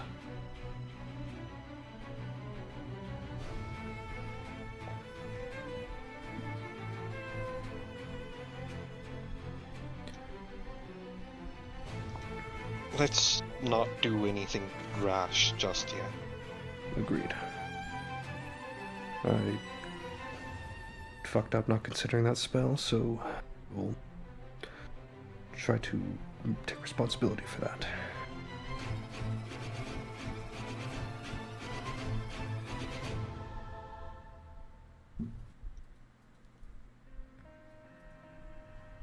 I'm ready when you guys are. Please figure this out. Caught two whispers. Please don't make me do what I had to do last time. We'll try. I don't want to do it to her, Kirkman. And you don't have to.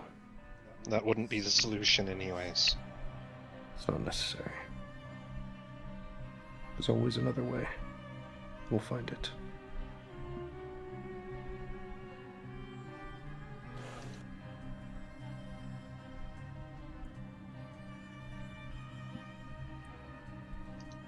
Napoleon's ready. So you guys are starting towards her? Yeah. Oh, Apollyon is. I don't know about the rest of them. Pridwin will too. Okay. Gabriel and Paige are cautiously moving with you. Katya and Nala staying closer to the back. As you guys get closer, Isaac, you hear another whisper. I can't hold it anymore. There's a flash. You hear a low snarl as the footsteps behind you get closer, and then suddenly the dragon is holding a sword in its mouth. A long baton, dripping with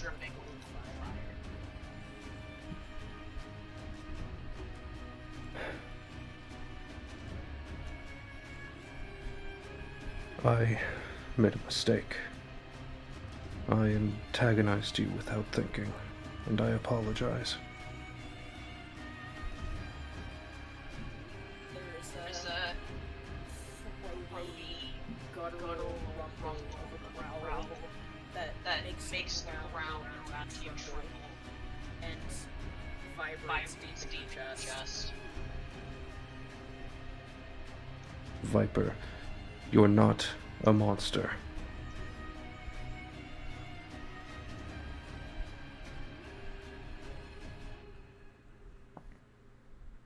You're stronger than this. You don't have to fear that strength. You have to embrace it.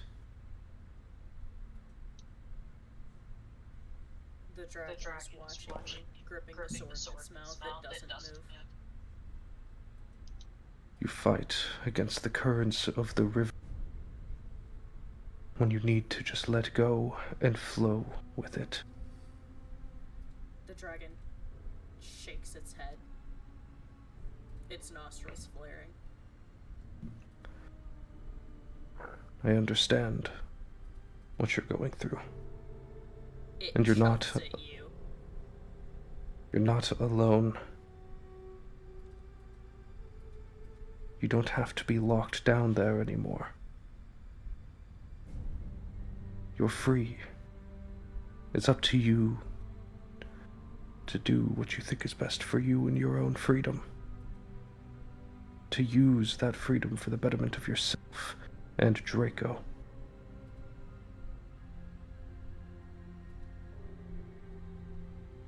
Again, you're not a monster. You're not what they want you to be.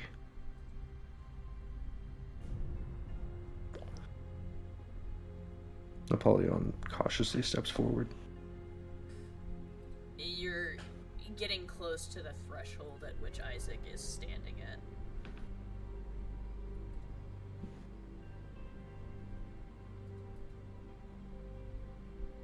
You hate yourself and you fear what you're capable of. That's not you. You are in there somewhere. The you that your family loves. The dragon's eyes are narrowing. The blue fire along its scales seems to be getting hotter. Bridwin, you hear a whisper from the shield. He's wrong, you know.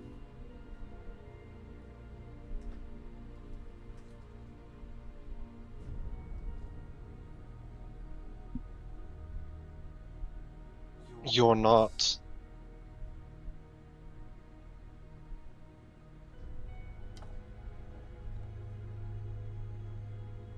You couldn't be ashamed of what you are.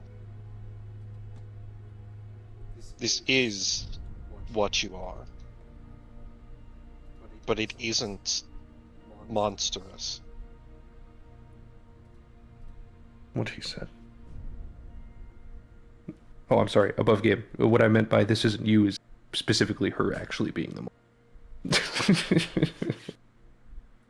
but not the whole being a dragon thing. Anyway. I know truly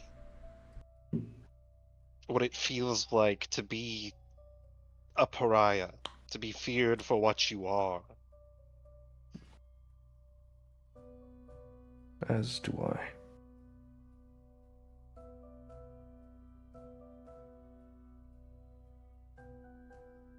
You're not alone, and you never were.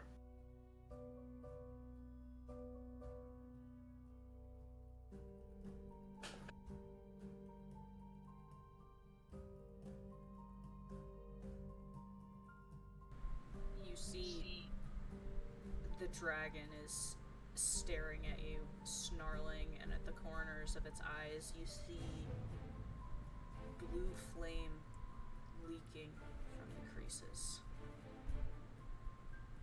Like tears. I'm gonna do soul perception. Is there any damaged portions of her soul? Yeah. In fact, it looks like her Yeah. soul has been split completely in two. Apollyon is gonna take a cautious step forward. We never got to formally meet, me and you. But I'm not going to shy away from wanting to get to know you. Despite whatever condition you're in. I know you're not a monster. You're at the threshold, Apollyon. You're standing right beside Isaac. He's going to warmly put his hand out in the direction of her. Your hand crosses that threshold and the dragon snarls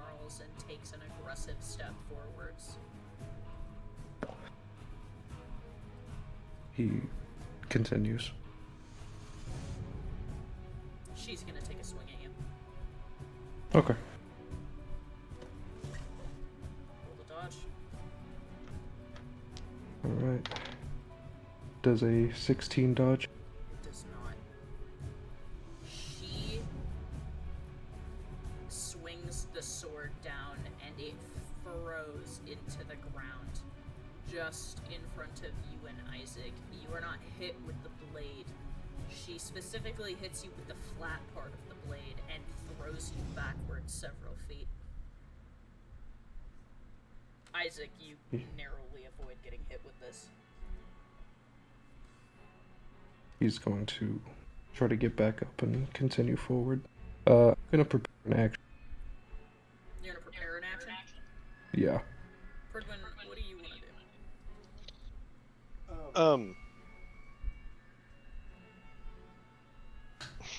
Do I want to do? Pridwin is going to...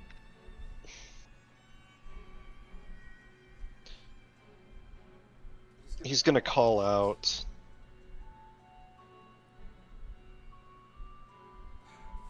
I don't know what to...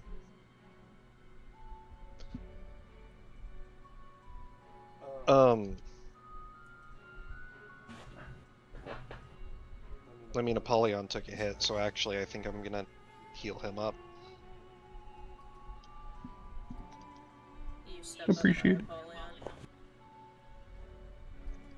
put a hand on his shoulder, and flash your amber healing magic. He nods to you. I think I know what to do. Pridwin, be careful. Lunala says from behind you. It's going to be alright. I'm with her, Gabriel says.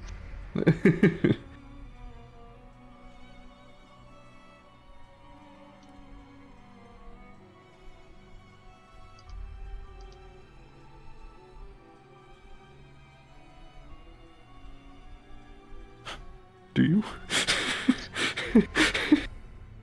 What? Oh, do you trust me, Pridwin? Yes? Right. I see her soul. It's damaged. I think I can fix it. Are you certain that physically attempting to force it back together is a good idea? Not forcibly. I can heal her. She's rejecting that part of herself. That's why there's a process to it. I just need to get through to her. That's what we're trying to do already. So I'm gonna continue. He takes another step forward. You're back at the threshold again. Yeah. I see fighting the part, but that part of you, it can't be separated. And it's not vile, it's not monstrous. Beautiful. I see the shimmer of your soul.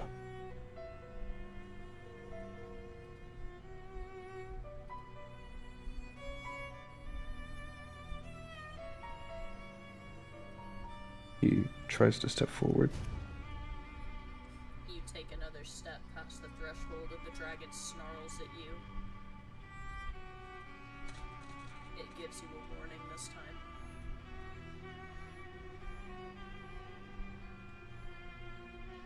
That part of you that you reject. It's bright, full of unrealized potential.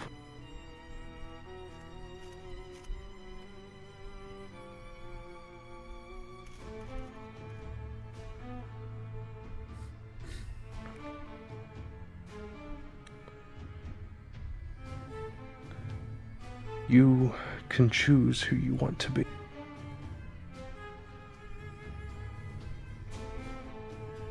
He takes another step forward cautiously. The dragon lurches forward and drags a claw, this time into the ground, dragging it just centimeters from where your feet are, furrowing in the ground dangerously in front of you. I can see your pain. You reject yourself. I understand. I've been where you are. He looks back at Pridwin to her. I, too, rejecting a part of myself that's very deep and but I embraced it because I know that despite my ugliness, I have people around me see the beauty of it.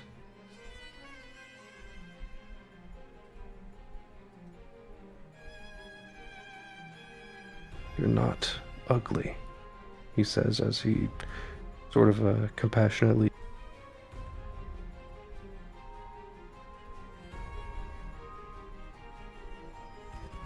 The dragon takes a step back, cautiously.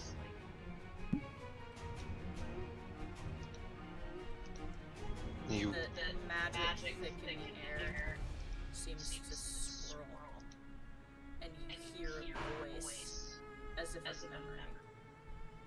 I don't need a useless Meister, I need a fucking dragon. Stop being so pathetic. Can't you see you are weak and useless like this?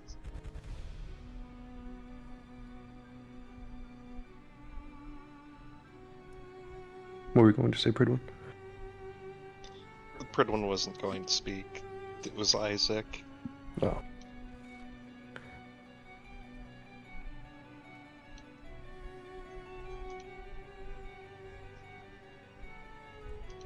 I know Is he gonna... how Oh.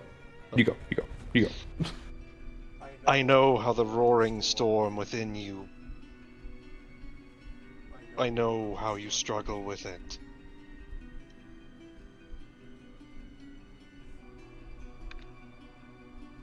But you cannot excise any part of yourself. You cannot sever the beast from your soul, and you cannot undo all that has happened to you. All the evil that you have suffered, all of the hatred. You cannot cut it out of you. Your uncle's voice echoing around you again as you speak. You'll let your scaly little side out, then I'll just have to draw it out myself.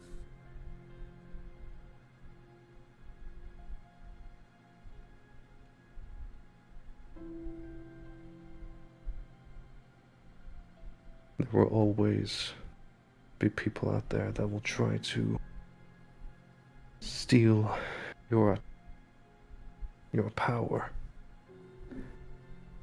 But nothing could ever match or even attempt to force you against.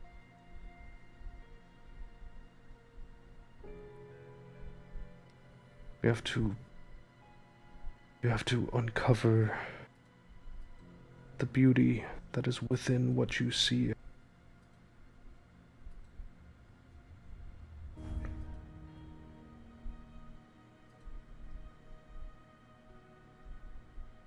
are not a tool, and you are not an object of fear.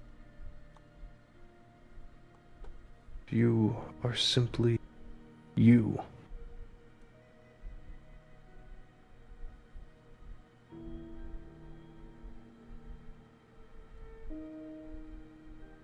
Like I said, you cannot cut these parts of yourself out. You cannot force yourself into a shape that you think is convenient, or the one that others want from you, but you can find some peace.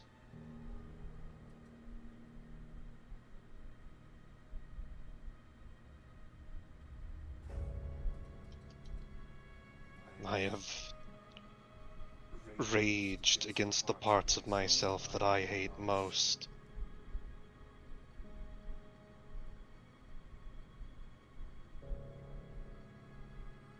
But they are still a part of me.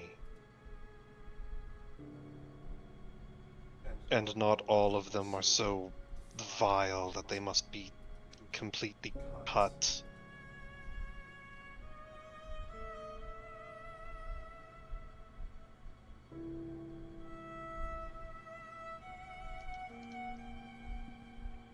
You can learn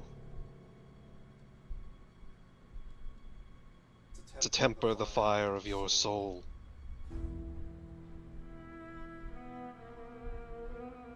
To be who you want to be without cutting away any of what you are. The dragon steps further and further back until its heel hits the edge. Rocks crumble into the darkness below. It glances backwards. It lets out a panicked snort. Its jaws tremble, and the sword falls from its mouth. It squeezes its eyes shut and starts shaking its head. You're not in danger anymore. As long as we are here, you hear a warbled, distorted shout, like a gunshot through your inner links. The words fragmented. I'm the danger. No, you're not. Power isn't evil. It's how you choose to use it, he says as he sort of puts both of his arms out in a, like, how would I put it, like he's welcoming her. And you can choose. There are people who can help you. None of this is your fault. She tries to take another step backwards, her back paw staggering off at the edge. She stumbles. Her front claws are digging into the horns jutting out of either side of her head. She lets out an agonized, breathy roar.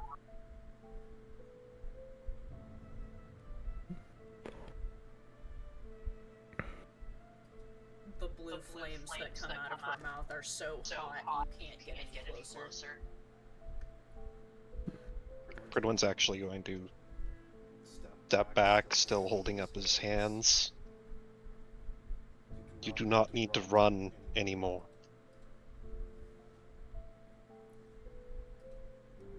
I've dedicated myself to trying to get people to accept what we are. My family, my wife, my child, you. None of us are monsters.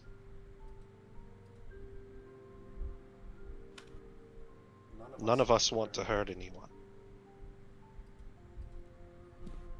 Apollyon, your soul perception. Yeah. The two warring pieces begin to flicker. Soul thread sutures requires a willing creature. Is she willing? They begin to start merging. He, in extending out his hands, summons silver threads out of thin air and guides them gently towards her. The dragon begins to panic, dropping onto its side, letting out another agonized roar, the blue flames jutting out like a dam spewing water, the fire coming out in all directions. You blame yourself. I understand. We forgive you. You hear in the roaring a scream intermingled. Why?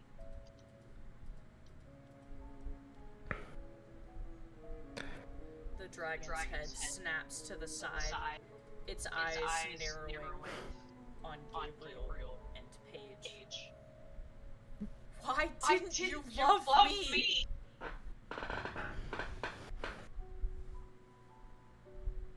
Paige looks like she's been hit with something. She staggers.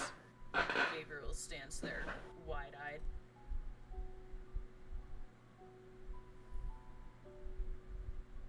All of me!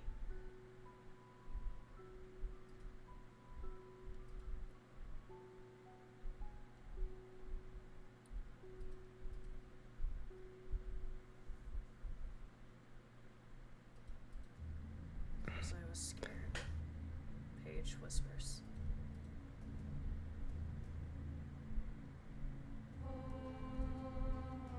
I was scared what they would do to you if they found out.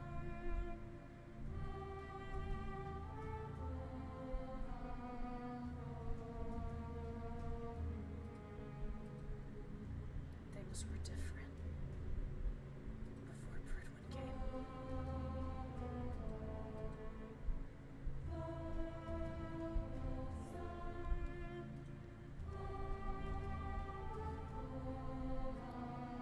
She's right, she says, looking at Gabriel.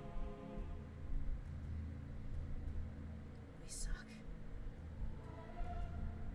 And we're terrible parents. But what do you expect when a group of teenagers tries to raise a couple of kids?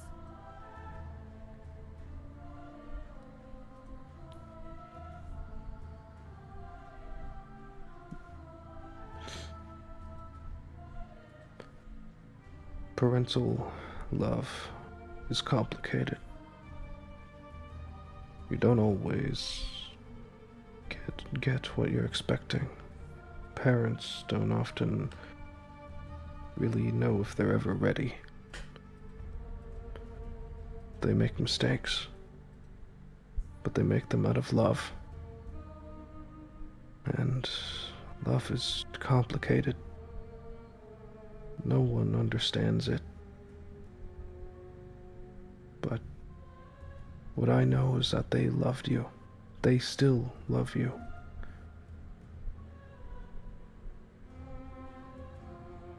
The dragon is thrashing violently on the edge. Its body shape begins to flicker from the large dragon back to the wyvern. And as it You don't- flickers, there is a tremble in the ground beneath its feet.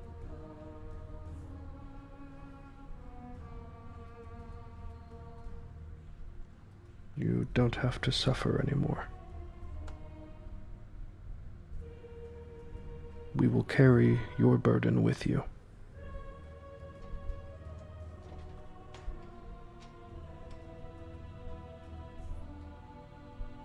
There's another animalistic and human mingled scream as the creature thrashes sideways and the ground begins to give way underneath of it. Paige darts.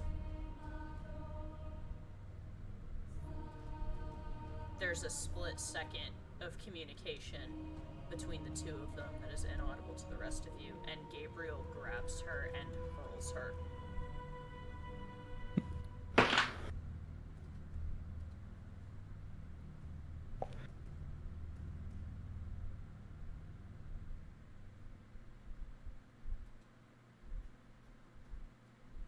Paige's scythe spins through the air in a matter of milliseconds.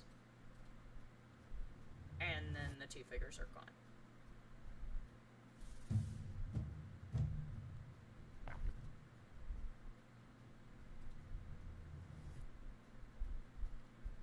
Cridwin's moving to try and keep up with them. Those The two of you run to the edge. You see Draco is staggering, trying to push himself up. You look over the edge of the cliff and you can see two figures on a ledge far down below.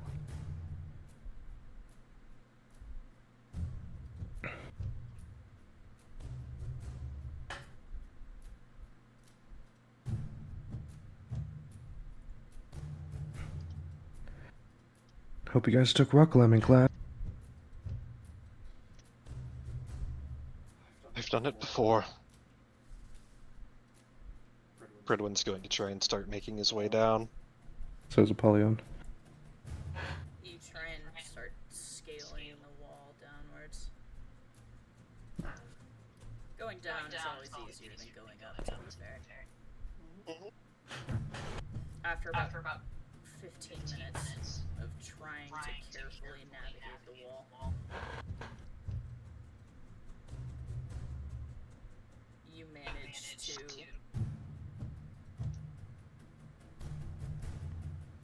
get close enough where you can see them. You can see Paige is laying on the rocky surface, and her arms are wrapped around another figure that's hard to make out. And it looks like there's blood beneath them, but you can't tell from here. It's so dark, and it's really just outlines to you. Cridwin's just going to start. I mean, Lunala is probably carrying him since she's definitely a better climber. Yeah, Lunala is way better at climbing than you are, no offense. Yeah. So they're honestly probably going to just start trying to leap down. Yeah, she'll jump at a certain point. Lunala lands on the cliff edge and it trembles. More threats to a crumble. She gets very still.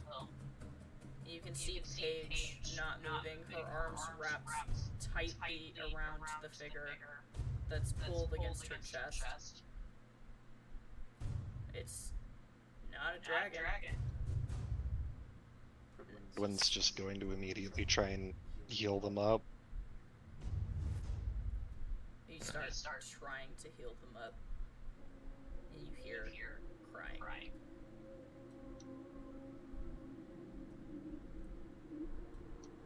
Has Apollyon made his way down? Yeah, you're a little slower, but you're almost there. Yeah. Alright.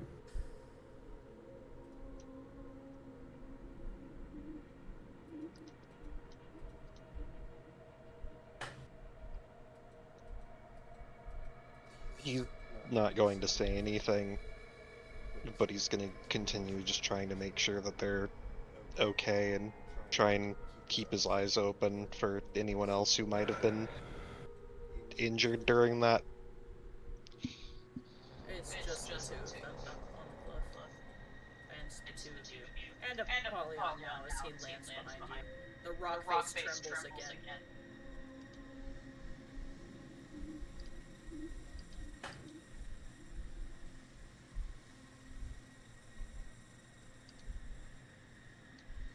Lunala looks like she doesn't want to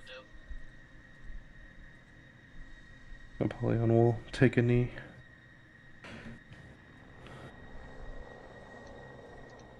You can see, taking a knee, the figure is sort of familiar. The teenager with the wild blue hair. But there are two large horns jutting out on either side of her head. And her ears have more points to them. And it seems there are scales or spikes jutting out against the back of her shirt. All down her spine. And you think you see wings beneath the clothing, pressed tight against her skin, and a tail beneath her. She is moving. Paige opens her eyes. Motionless, afraid to move as the bridge crackles beneath all of it.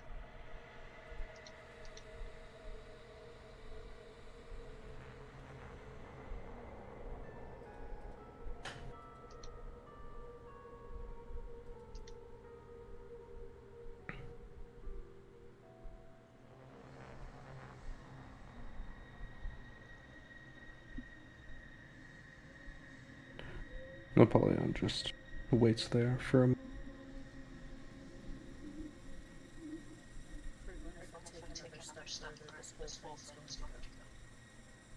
I know. We need to get moving. I'll help you. Get them out.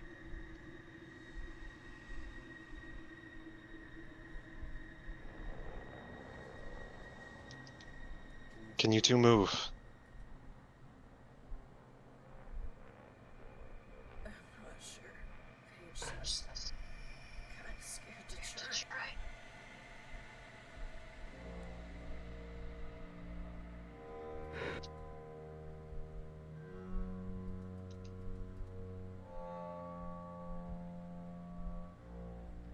Viper.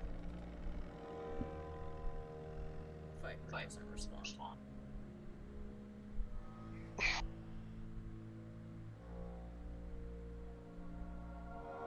Paige, with the hands wrapped around her, tries to shake her a bit.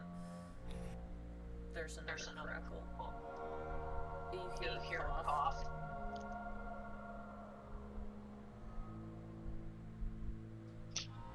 So, where are we exactly? You said we're on a bridge? A ledge. A ledge. They went over the edge. Yes. And landed on a ledge underneath you. Pridwin is going to first he's going to activate Water Walk on the two of them and himself, and then he's going to create a platform using Water Wall beneath them. You do so. The crackling stops.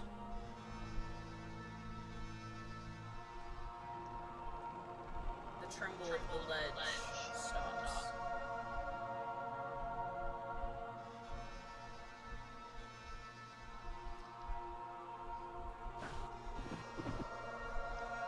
We're stable for now. That should buy us some time, but we're going to need to find a way out of here. Paige whispers.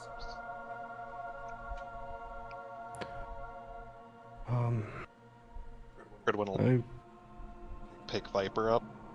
You go to pick Viper up. Bridwin, this petite teenage girl weighs like it feels like 400 pounds. It's like trying to pick up a fucking rock. He pauses for a moment, not being prepared for the amount of weight, but he does have almost 40 strength, so he does manage to pick her up still. You stagger under her weight and manage to heave her up. Oh, it's like picking up another me. I better not hear that. I can create, possibly carve out some footholds along the side of the face of... They're going to need to be stable. Well, let's try. Could I use menace footholds? What? Soul menace. Oh. Yeah, that would probably work. Yeah, sweet. You begin carving out footholds. Lunala looks at you holding her and then looks down at Paige. Can you manage?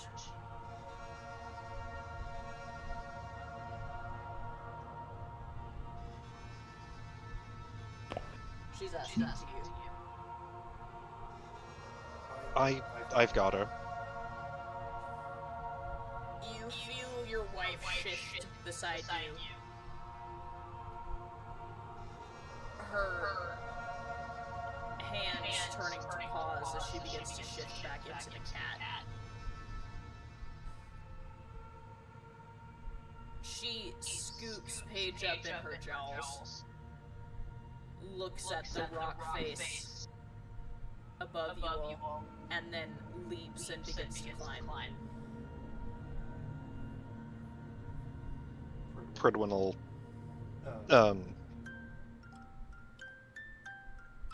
shift Viper into like a fireman's carry and then work on trying to use the footholds to climb out. With Apollyon's help, it's slow going, but you manage to get back up over the edge.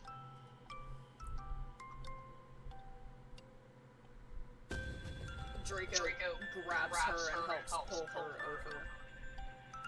And the lot of you collapse back onto the flat expanse of the throne. Apollyon 3, Judge 0. I feel like the judge is just leaning against a tree. Gives you an emphatic middle finger.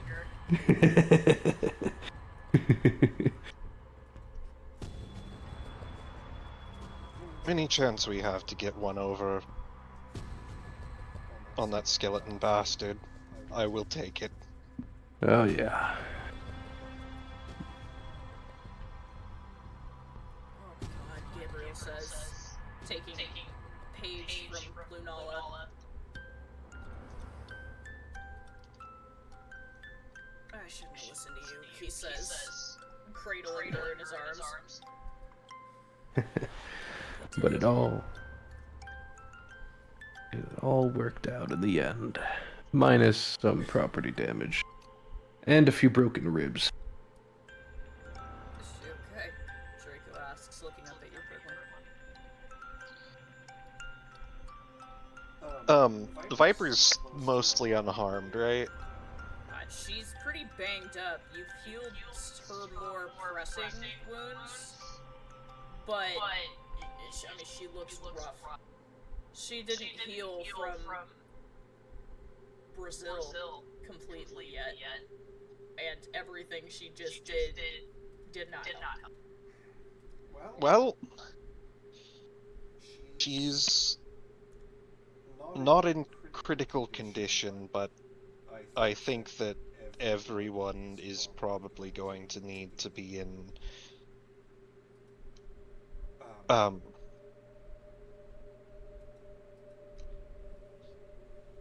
bed rest for a considerable amount of time. You can see Draco's arms are also bleeding. It looks like almost puncture wounds along all of his forearms.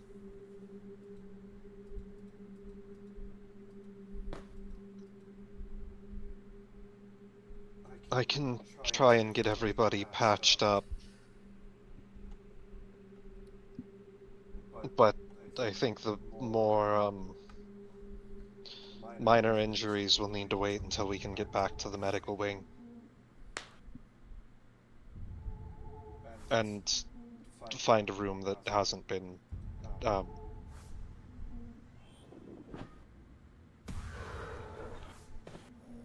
exploded. I'm sure they'll have it fixed by now, Gabriel says. You'd be very impressed how their property damage around here.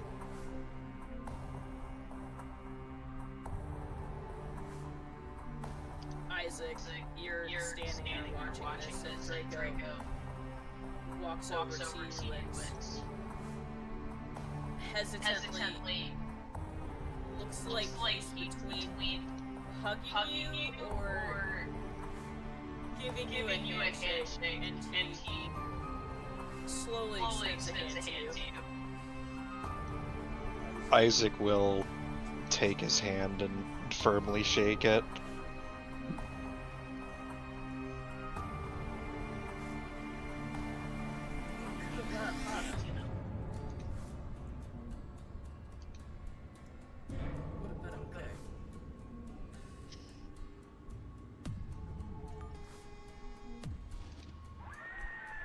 My purpose is to ease the burden of others. Both of you had suffered greatly. I could not simply allow you to continue to suffer alone.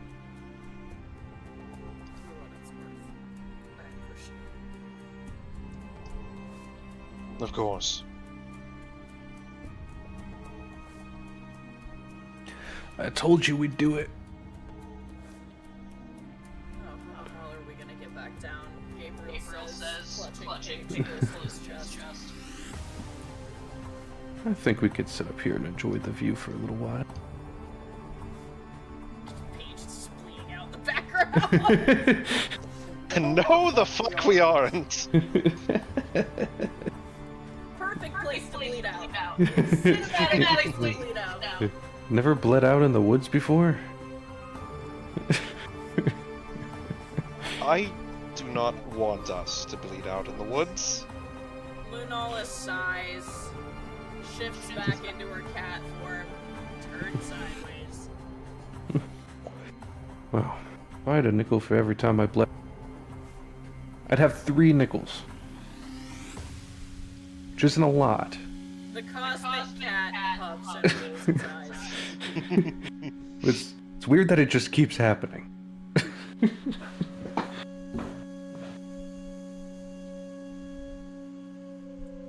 should go, Gabriel says. Agreed. Yeah. Do you all get on Lunala? Yeah. Yeah. The cat picks up Viper's limp body in its mouth delicately as the rest of you climb on. She struggles a bit to adjust to all of your weight and then begins running. It is a lot slower this time than it was coming up. And by the time, several hours later, when you make it back to the campus grounds, to a crowd of people rushing towards you, Lunala collapses. All of you are spilled out onto the ground as the cat disappears from underneath you. Whew. I'm going to need a good meal after this. I don't think I have an appetite anymore. Well, more for me.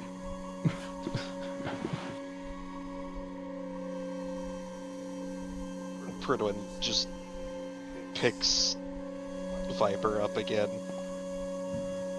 Picks up Lunala if she's not able to get up on her own. She's done. Your wife is done. She's done. He's just carrying the two of them over his shoulders. I wish you luck in the medical. There's a crowd of students gathering around you, concerned. Don't worry. Nothing to see here. We solved it. And caused it. But we mostly solved it. You see several of the professors, like, rubbing at their temples. Now I know this sounds bad. Isaac, you see a very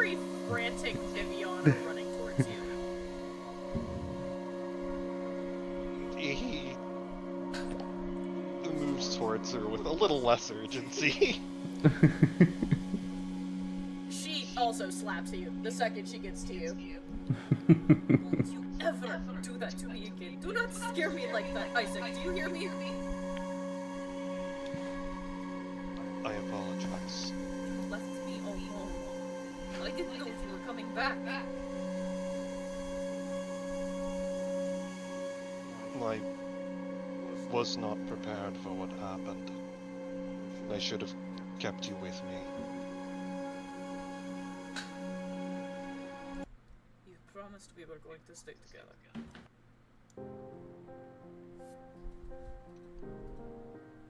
I will not make that mistake again. She lets out a relieved sigh, even though she still seems pouty.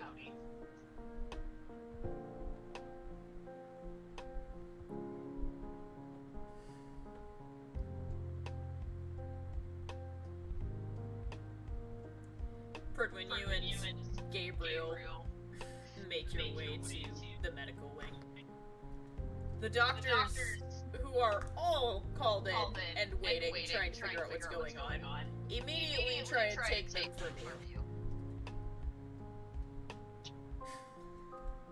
To free up your hands as the other two resident doctors. Hang on. I would prefer to see to this personally. No, they're like just trying to free up your hands so you can do what you need to do. He will hand over Lunala, but he will say, she weighs about 400 pounds at the moment. You should prepare for that. Did you just say that in regards to Lunala? No, it's a Viper, because Viper weighs like way more than she's You supposed to. said you handed over Lunala and then said And before he handed over Viper, he would say, Okay. Yeah, several of them try to take her and like immediately to the floor. And then a couple more try to help and it takes like 7 of them to pick her up. Somebody call Maze. Maze walking through the hole in the wall. For once I didn't cost us. there's the dragon-shaped hole in the wall, and then Maze walks through the perfectly good wall next to it. Yeah, he would. Somebody need my help. There, one of the nurses says, and points to Viper, who 7 people are trying to pick up right now. How easily can he lift? Not very, Maze. She is heavy. Damn, even with 50 strength? Yeah. This is a good workout. You like shoo the people away and pick her up. He like picks her up, and he's like, I could bench press this. Hey Draco, you mind if I What kind of question is that? Yes, I mind. Put my sister to bed. Oh, okay.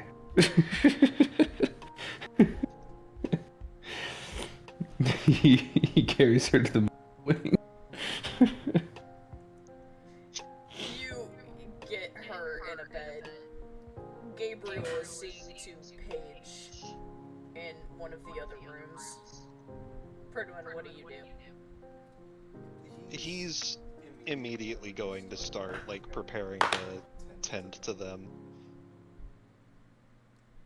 Who do you go to first is more who I'm asking.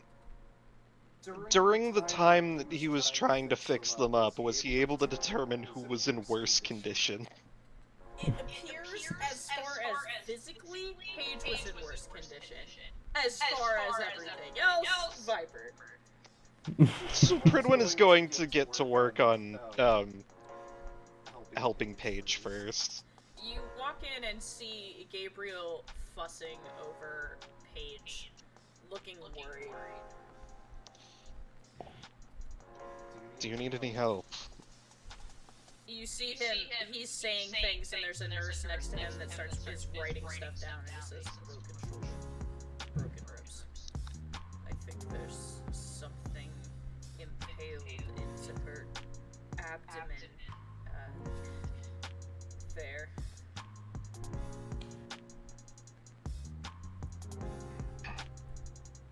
Let me get my tools. He continues listing things off to the nurse beside him as he's dusting the debris off of his doctor's coat, trying to collect himself.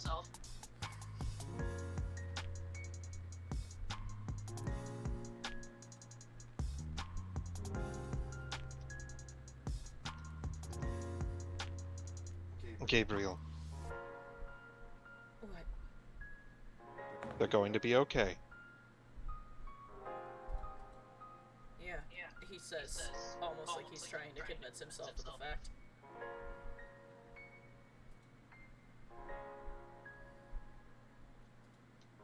Gabriel, we are both here. They're going to be okay. He nods a little.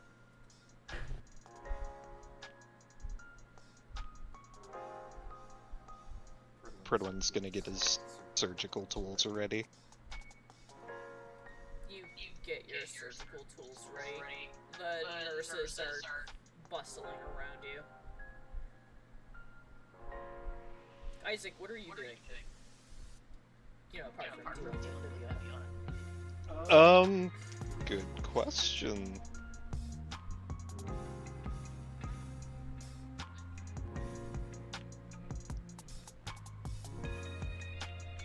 I think, honestly, he's probably just going to be focused on keeping, I mean, he's going to make sure that Viviana's okay. I mean, Viviana's fine. She's Yeah. just flustered. And then he's going to, I'm assuming that Draco also went into, Yeah. I mean, The medical they wing. all went to the medical wing. And there's a crowd of students outside in the cafeteria watching the medical wing, waiting for some kind of update. Because a literal fucking dragon burst out of the building an hour ago. Yeah. There's a lot of murmuring as you step into the first floor of the academy and look around.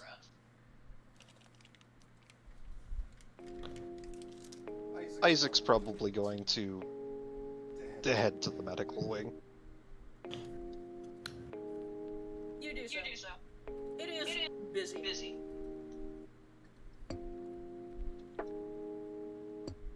In fact, you would be shooed out if it wasn't for the fact that Andy recognizes you as one of the guys that helps, in quotes. Is there anything that I can assist with? Pick a room, she says as she's rushing between one to another. He's gonna try and pick a room and try and help. You look in the rooms. In one room, you see Pridwin and Gabriel standing over Paige, who looks pretty rough. In another room, you see about 9 different nurses and the other 2 resident doctors standing over Viper, not too close to her, looking like they're not sure what to do with her. And in another room, you see Lunala in a bed. And one of the nurses is trying to give her water while she catches her breath. Isaac's probably going to make his way to the room where Viper is. You step into the room. You see Draco pacing back and forth in the corner. Oh, Apollyon will probably be in there too. Going that direction, I should say. And Apollyon is walking towards that room. Yeah.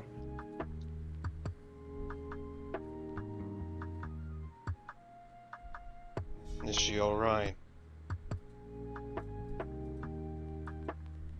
I don't know. Draco says, looking at you. I don't know. I mean, this is new. He says, gesturing to the horns, the wings, the scales. Does she appear to be conscious at all? Or is she, like, out. She's out. That She did- transformation took everything she had. And she seems exhausted.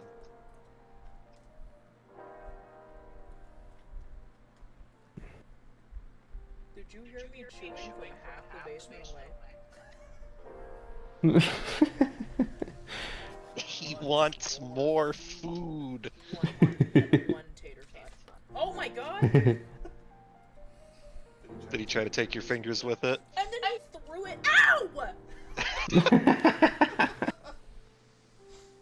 Bastard. He's hungry. Yeah, the fuck what he is. Doesn't mean he can bite my fingers. Pollyon's gonna use soul perception on Vibranium. You use soul perception. You can see the two pieces are more together. They're not quite in sync with each other yet, obviously. Mm-hmm. But they're more together. She's starting to look better.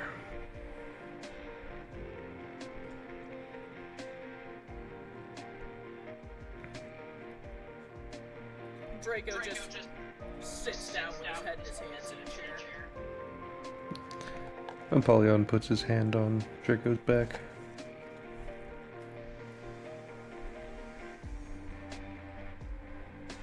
Fred, when you and Gabriel are working on Paige, it's not difficult to remove the rock pieces embedded in her.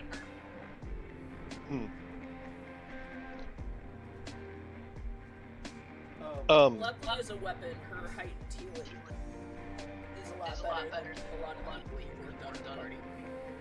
True. Still, she does have multiple broken bones.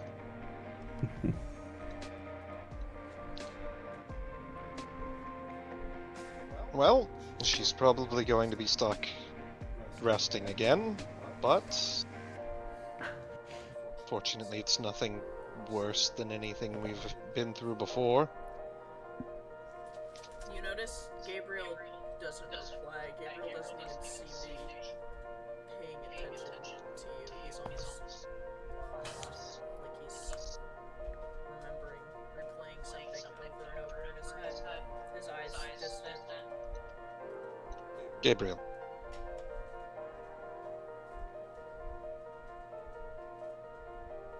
He's going to put a hand on Gabriel's shoulder. You put a hand on his shoulder and his eyes dilate and then refocus. What was that?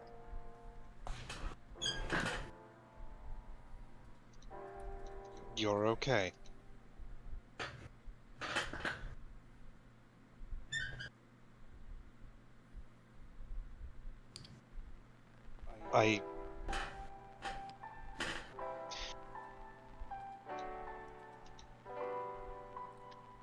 You can almost see it in his eyes. The moment he's replaying. You can hear that visceral animal-human scream. Why did you love me? All of them. He snaps back into focus again and pushes his glasses up. You made mistakes. And you cannot take them back.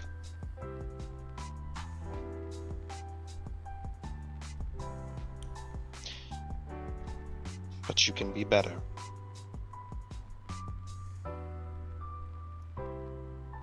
It's funny. I always used to look at those stupid bedtime stories and think, man, that princess in the tower. Parents must have been absolute assholes. Like, why would you do that to your kid? Now look at us.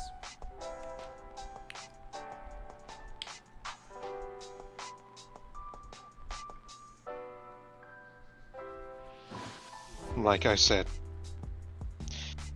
You can't undo what's been done.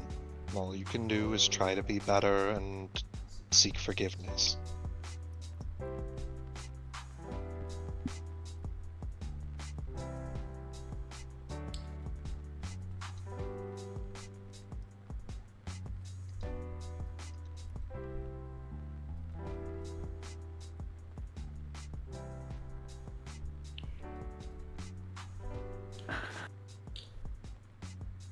He watches the ground for a little moment and then walks out into the hall.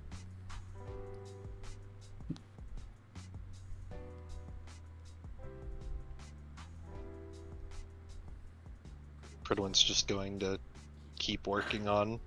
Oh, I mean, you've already bandaged her up now that you've finished removing everything that shouldn't be there. He'll step out then. You step out. It is slightly less frantic. There's still quite a few nurses hovering around Piper's door. He'll head over that way. You head into the room and you see Apollyon sitting in the window. Draco in a chair. Viper in the bed. A couple of the doctors standing there murmuring, looking at some charts. Ah, Birdwin. Glad you're here. This seems to be more your speed than ours. She looked alright physically. I am concerned about her mental state, though. Yes, we're thinking perhaps we should keep her sedated until we get a better idea of what's going on. We would prefer not to have a second hole blown through the wall. Her soul's repairing itself. I would prefer if we not resort to sedation unless necessary. Can you ensure she's not gonna go crazy mutant dragon on us again? I think we're good.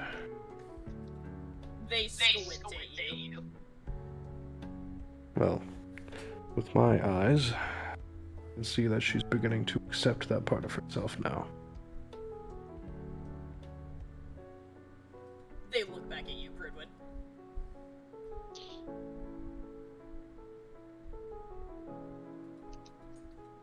So long as we don't treat her like a monster, she's going to be okay.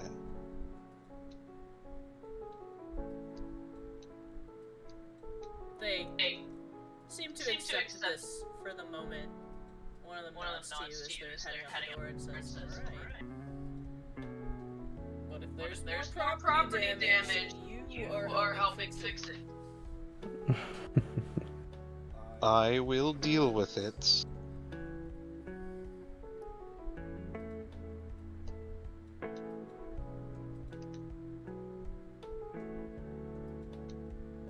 Isaac will hold up a hand and say, I can attempt to assist. What are you attempting to assist with? He's just going to place a hand on probably her hand, and he's going to use his, I can't remember, I think it's Tears and Rain? The ability that allows him to split the physical and emotional pain between the two of them. You get hit with a wall. A horrible spray of emotions that almost immediately makes you vomit. Clean up on aisle 3. That's bad, right? Draco says from the chair. She's experiencing great turmoil. By the way, when you just saw Isaac touched her and then started violently throwing her. I can help.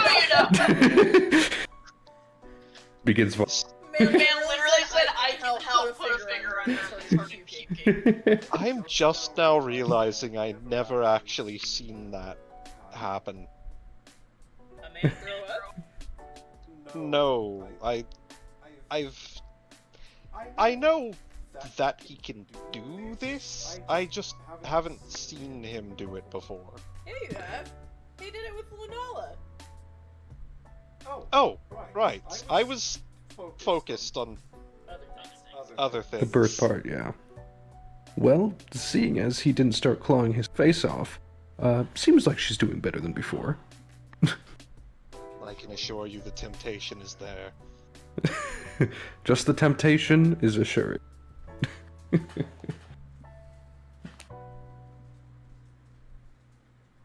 It should be easier to work through when it's divided. Fair enough. Could I please get a trash can? Apollyon kicks one over to you. He's just going to start, like, retching over the trash can. Draco goes, I'm gonna go get some air. And then leaves rapidly. Apollyon leaves too. Slowly backing towards the door. Yeah. The worst part about being a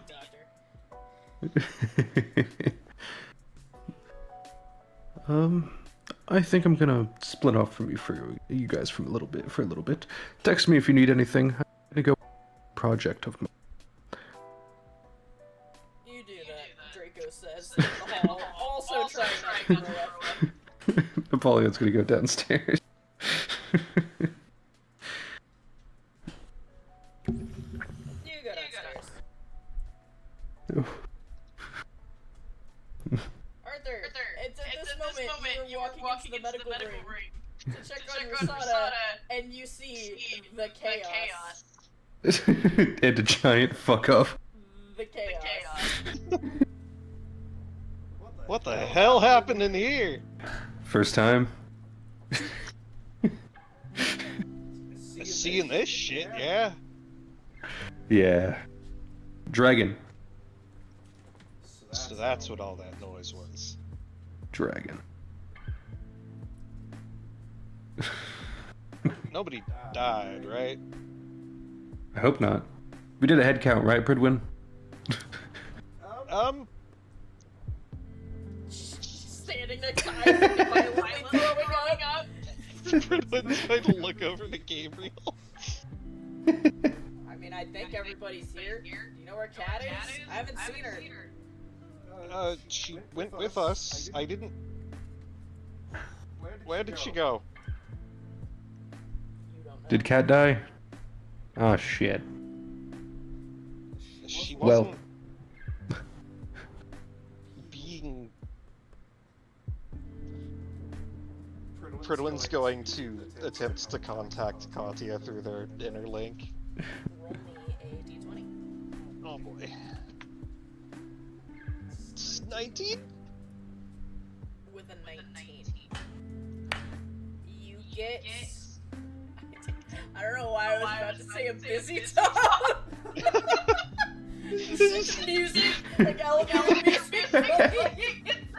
The person you are trying to call is currently away. Please leave a message after the beep. Through your inner link, the sound of motion and cat grunting. Katya? The sounds of fighting. Maybe. Katya, Fighting? what's happening? I'm a little busy at the moment. Is her response to you? Apollyon's gonna try to hook up to.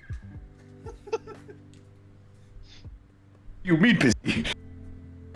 Busy as in I need help busy, or busy and leave me alone busy? Busy as in I'll handle it. You're busy. Well, I'm not busy. What's going on? There's a reason I don't go in these woods. You're fighting wolves. She doesn't say anything. You're fighting wolves, aren't you? She doesn't say anything again. Okay, I'll go meet up with her to fight. Or, by the way, you're hearing all of this, have no idea what's going on. hell's happening? She's fighting wolves. Oh, you gotta be fucking kidding me. You want to come with me? Field trip? Yeah, sure, let me see if my partner's good to go. Alright. Rasada is sitting cross-legged on the bed, her eyes wide, just listening to everything happening in the other rooms. You walk in and she goes, "There was a dragon. There was a dragon. There was like a big, like building-sized dragon." Yeah, like a big fuck-off dragon. It's not important right now. That's not the important part. What do you mean that's not the important part? Cat's in trouble, not as much trouble as a dragon. But still trouble. We need to get over there. She focuses. Okay. Don't worry, the dragon part's been resolved. According to the Tin Man. Resolved. She says, looking at you. Resolved me. Arthur shrugs. It's been resolved. Don't worry about it. I feel like this is just a little too much for me to be able to just skip over, but okay. Don't worry, she got better. The dragon got better. She just had to lock in. Just next Tuesday. Average Tuesday. Sir. Rasada flashes into your hand. Arthur's going to immediately follow Apollyon. Guys, really, I can handle it. Well, it doesn't sound like it sounds like you're handling it very poorly, right? You could use some help. Apollyon, can you do me a favor? Yes. If it's those bastards in the pack again, I need you to give them a reason not to come back. Bet. Say less. Wait, I'm confused. The pack, are those the dog people? Rasada says as Arthur is walking behind Apollyon. Yeah. And They kind of tend to. Huh? why are Yeah. they here? Well, ever since we took the head off of one of their members, they've been sing us. Right. Yeah. I actually have that guy's office now. But that's besides the point. Let's go kill some wolves. You just see her eyes in the blade looking at you. In the metal. Yeah. Well, he's just explaining this. Well, creatures happened to pack. He was an intruder. He ended up trying to escape. So, broke out, and then who was it again? Well, somebody decided to take off the head of that teacher, and then there was a whole drama dispute thing in the throne room. Yeah. Pretty sure that somebody was Bridwin. Bridwin, you hear a pained grunt through the connection, and you hear Katya cry out for North.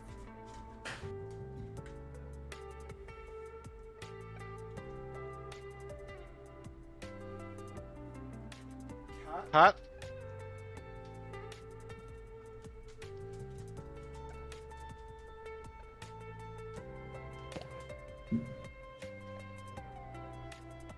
Yeah, it doesn't seem like she's replying. We're heading that way now. I'm going to be on my way too. We'll try to get there first. Welcome you with a warm welcome. You get there. Great. Bridwin, you walk into the room your wife is in and see Lunala looking like a puddle on the bed. Do you need any help? I'm so tired. I'm so tired. I can give you some. Just leave me here to die. She just, like, melts onto the floor. I can give you some of my energy. Katya's in trouble. But she's like, oh, god damn it. It was with us. I don't understand.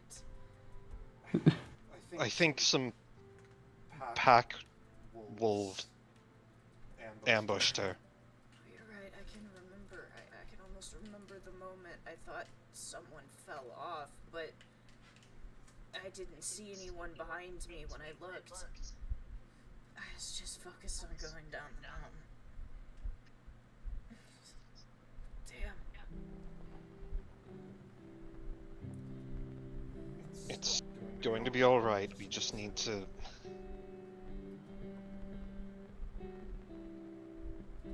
We need to get over there as quickly as possible. I still have energy if you need to take some from me. I'll figure it out. She tries to drag herself to her feet. He's going to help her up. She puts her hand on your shoulder and you feel the pull into her palm. He's actually going to scoop her up so that she doesn't have to run. She seems startled by this, but is it really in a position to eject? It'll be fine. Quickly run out the door. Apollyon, you and Arthur are walking menacingly towards the woods. Pest control.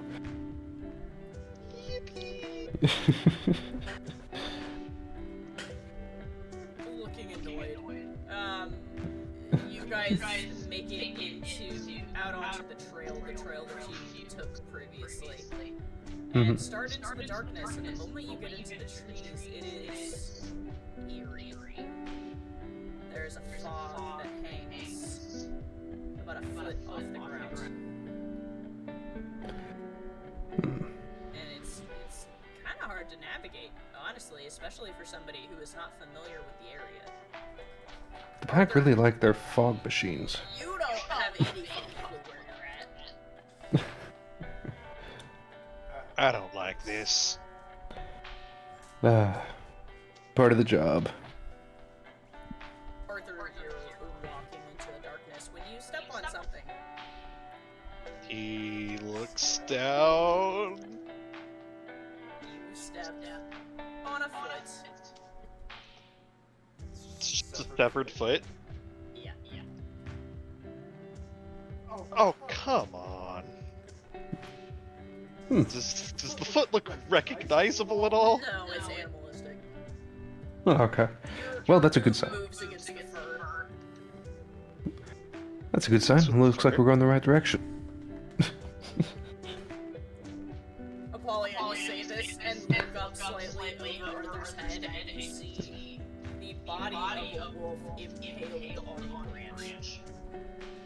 Goddamn. Yeah, we just need to keep following the carnage. Yeah, let's do that. Arthur's actually going to look through his scope using the thermal vision to see if he can find any... Arthur, you look through the scope, and the darkness of the forest is lit up with bodies. There are a lot of dogs out here. Soul perception. Does he see any that appear to still be moving? Yes. A lot of these, whoever killed them did not have the time to finish them off.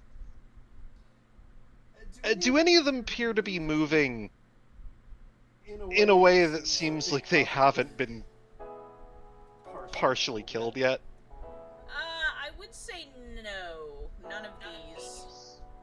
They're all just average wolves. Seems like she cleaned all this shit up. You wanna, he points over to one of the ones that's still, like, squirming. I don't know if these things are, talkative. Good question. Let's go find out. He's gonna walk up to it.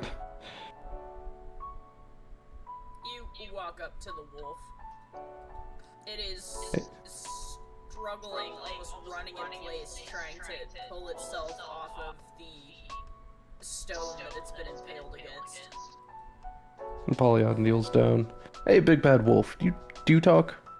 The wolf looks up at you, and apart from the faint purplish residue in its eyes, it's a wolf. It's an animal. Ah, just a regular wolf. Alright, just follow me. Alright. I got eyes on this whole mess. I'll try to assist as well. Soul perception. Use soul perception. You see up ahead several figures and a lot of violent motion. You seen this too? That direction? Yep, looks like a party. Alright. Party does not start until I walk in. Arthur just looks at him. What, you don't know that song? Also You don't know that song? Great song. You know, I helped write that song. It's my song. I gave her the inspiration. As Though you the guys- P Diddy part, not not age well. You guys start forward and you hear wolves grunting and snarling and ripping at something, and another voice grunting and the sounds of fighting.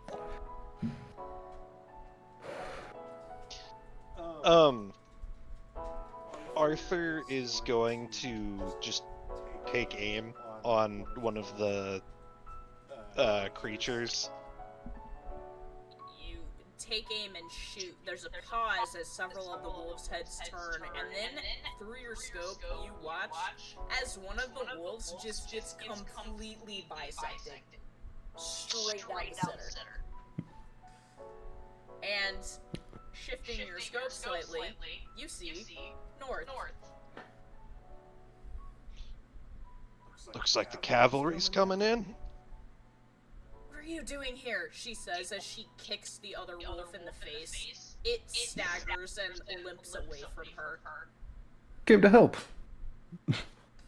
Same reason you're here. Her arm demanifests the blade, and she looks at the three of you. So, where's Katya? I was hoping you could tell me. I just had a link with her. Katya? You don't hear anything. I heard her scream. Which direction? I don't know. I just heard her through our link, and then she got quiet.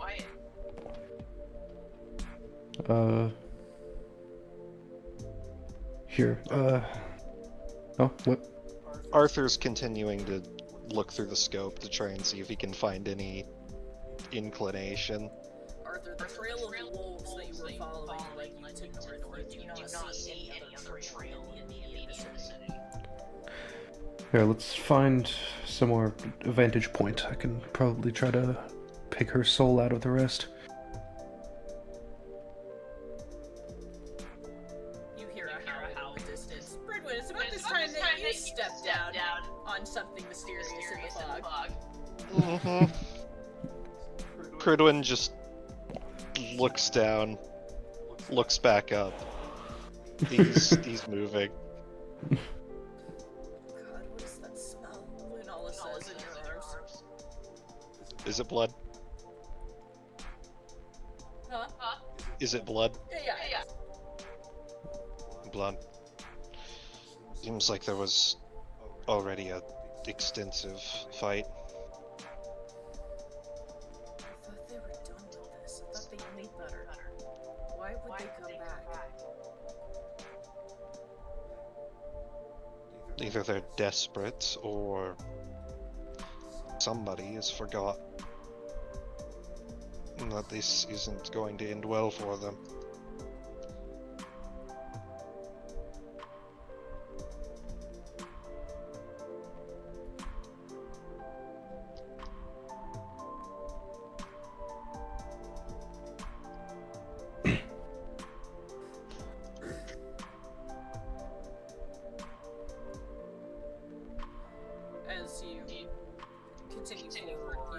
into the rest of the gang, who is standing Oh, hey. in a wreckage of wolves. Hi, we're looking for the party. Can Pridwin, through his link to Katia, get any idea what direction she could be in? Roll again and see if you can make contact. D20? Yeah. That's a natural 20. With a natural 20, you hear heavy breathing through your link.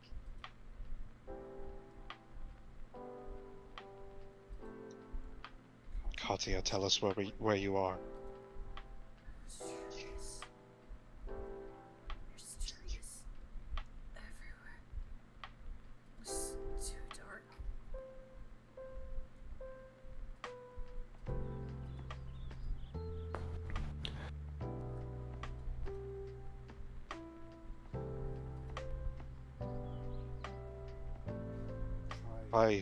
Try to resonate with me. Let me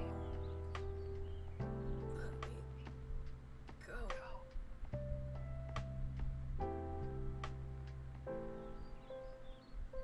Who? You hear a snapping sound through your inner link and a muffled scream. Can you get any idea where? You hear the muffled scream in the distance. He's just gonna start moving. Polygon will follow.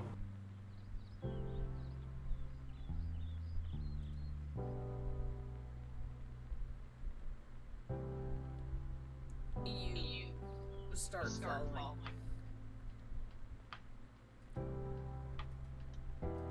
And you see, as you get closer, there's a clearing. The moonlight's shining down, and in it there is a very large figure standing, holding something, as if it's waiting for you. Well, well, well. The werewolf tilts its head over to the side, looks at you, its nose twitching.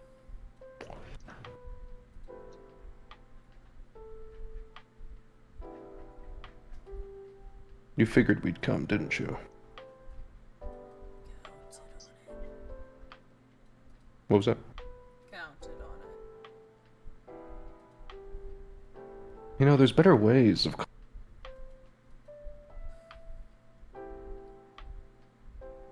Mama says goes. You see his There eyes you- are glowing purple. Why are you here? Message. Well?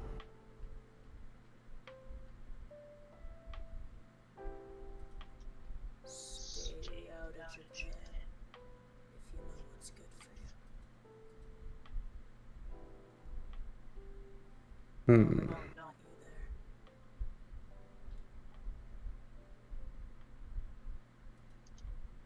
Well.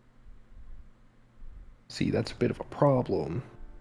Some conflict of interest.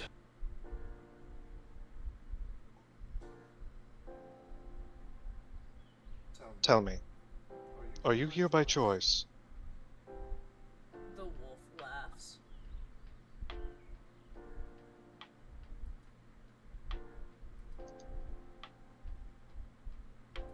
I really believe you should answer honestly.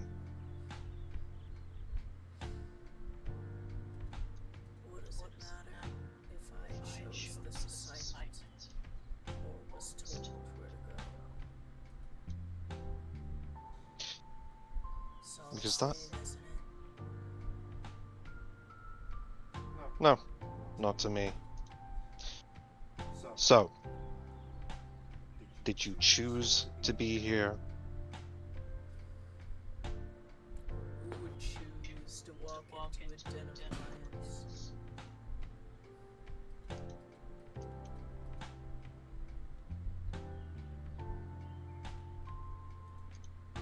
take that as a no.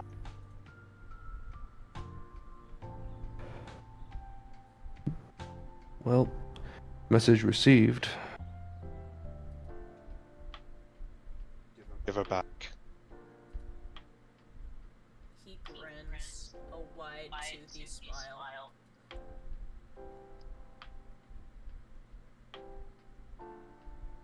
Would have taken a liking to her. She's a spunky little fireball. And she did kill like 30 of my wolves.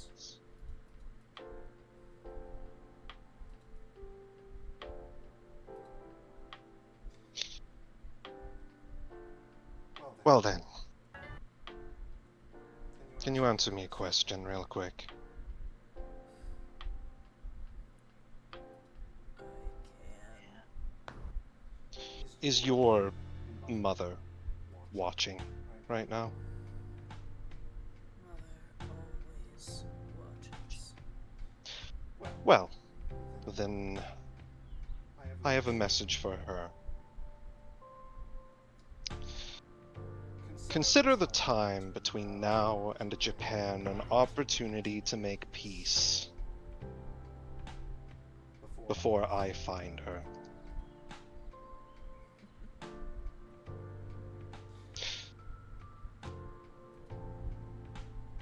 Pridwin is going to make an attack on the wolf. Roll the hit. That's another natural 20. You're gonna hit. Immediately just digging, cleaving into the arm that's holding Katya. He's not holding her. So he dropped her? He's not holding her. Where is she then? You didn't see her. She said he was holding something. You said that he was holding something that was dangling. I did. What is it? It's the body of the wolf. Huh. Well, now that he's done that, can I get a little off the top? Pridwin is still stabbing him. The wolf is going to, in tandem with your move, make an attack to bite you. Or rather, to bite Lunala, since she's wielding you. Roll the dodge. 18? 19. He bites into Lunala's shoulder with a vengeance, digging his teeth in. You can feel through your bond with her, the teeth grating against the bone. Can Pridwin take that hit? He's doing this in the same motion that you're attacking. Can he use his reaction to do shield you from the darkness? Maybe. If it's happening almost at the same time, I'm saying no. Fair enough. Okay, well, that's worse for him, so... I'll give this man a haircut. Roll me a Or perception check. Apollyon, you can roll the hit. Okay, but Arthur got a 19 on his perception. With a 19 on your perception check, you and North are standing there and you're looking around and you see behind the wolf in the distance there's a very big tree. And there's something weird about this tree. You think you remember Katya telling you a story about why she was afraid of trees. Mm-hmm. And as you look through your thermal, you realize why. Because this tree is alive. Oh, you gotta be fucking kidding me. And entangled in its vines is a figure. Pulled tight into the branches. Is it cat? It is cat. And also several wolves. Well, we found her. Arthur's immediately going to get to work. Doing what exactly? Just gonna try and get her free. Are you approaching the tree? He's going to... Actually, you know what? He's gonna shoot a bare spot on the tree first. Like you're just what part of the tree are you shooting? Because the whole thing is moving. He's just gonna go center mass towards the trunk. You start shooting at the trunk. Apollyon, what did you roll? 17. With a 17, you are going to... Oh, he rolled in that one. That was a 17 for the soul dismantle. Oh my god. Oh god. There's... You can hear... Pridwin, you can hear an audible strange laugh before a sudden wave washes over above you guys.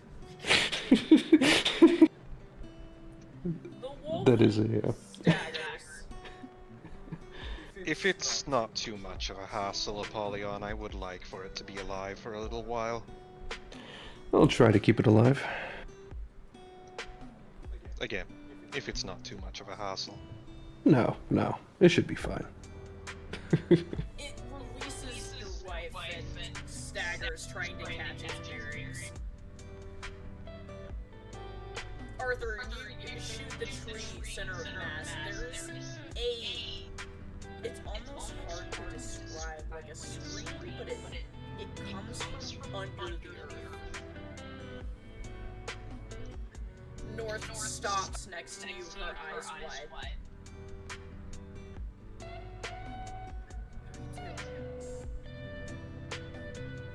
Well, I was thinking about keeping on shooting it until it let her go.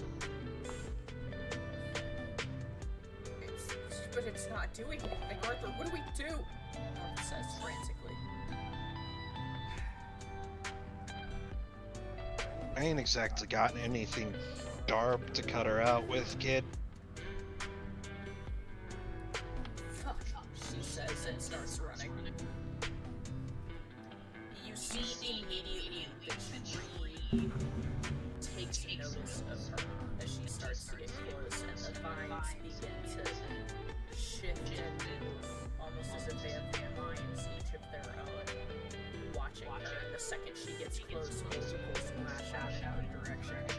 He's gonna shoot at the vines the moment that they move. You start shooting the vines, trying to keep them off of her as she darts up the trunk and tries to leap into the branches. It is a lot of work for you because there are a lot of vines. You're having to fire in rapid succession, one after the other after the other. Fred, when you hear a railgun going off behind you, like a lot. I'm gonna be honest, I'm real tempted to burn this thing down. Do it! You hear North yell from somewhere in the branches. He's gonna prepare Desert on Fire. As you start to prepare that, you hear more grunting, and then as you stop shooting, you hear a screech from the branches, and cutting sounds and thrashing.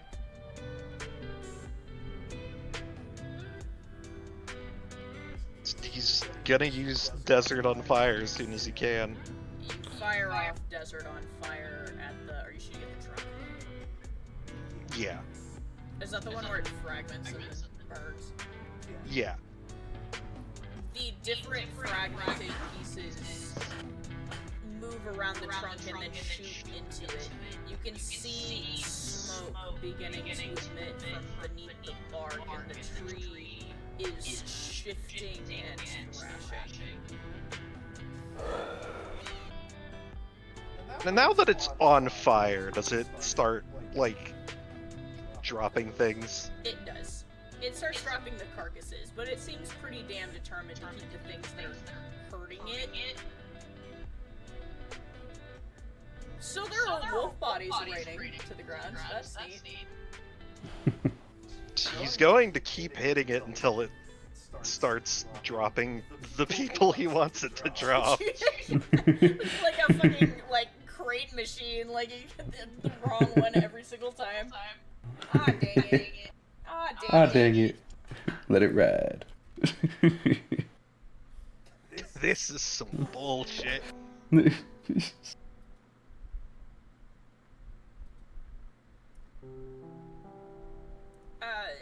As they're fighting for their lives in the background, Apollyon, you and Pridwin and Lunala are dealing with a werewolf.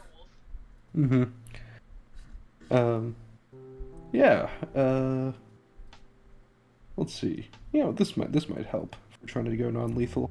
He's gonna summon White... He's gonna what? Summon White Nail. Oh. Yeah. So, if Pridwin sees white spectral sword.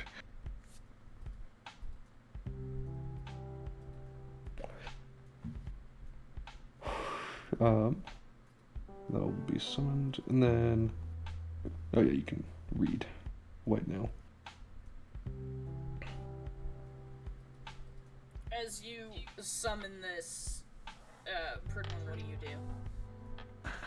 Ridwin is going to just keep beating the fuck out of this werewolf. Okay, you keep beating the fuck out of the werewolf. The werewolf keeps beating the fuck out of you. I'm imagining you guys are exchanging blows in the background as Apollyon is summoning his laser. Oh yeah. Charging up his laser, as it were.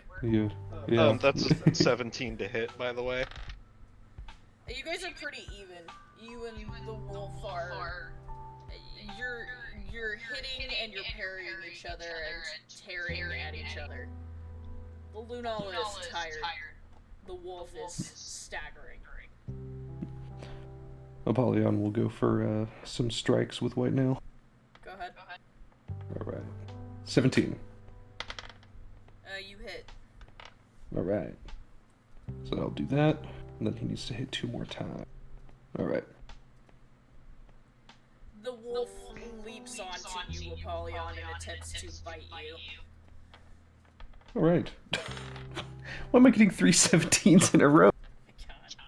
Apollyon, you get bit throwing your arm up to defend. He tromps down on your forearm. Ouch. I don't appreciate that. You hear what you think is the snapping of bone. Did your mom ever teach you any manners? He's gonna go for a strike. I just got done healing that, you asshole! Go. You go for another strike. You're probably gonna hit because you rolled a 13. I rolled a 14. Yeah, you get another hit off with your rapier. When Lunala turns and shifts and throws a punch with the shield.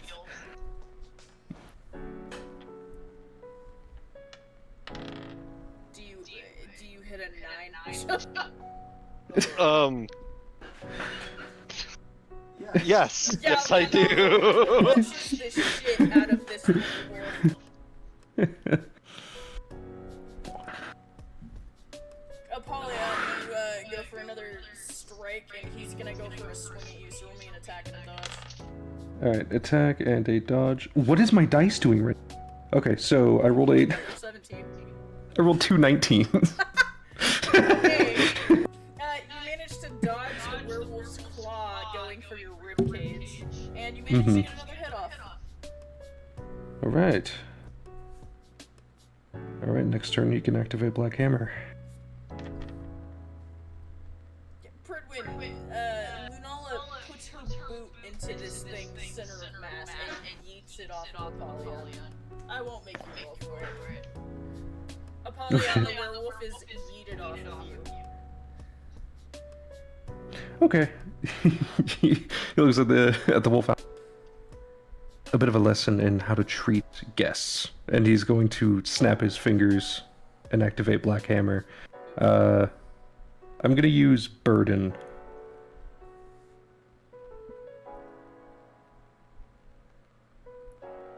Oh!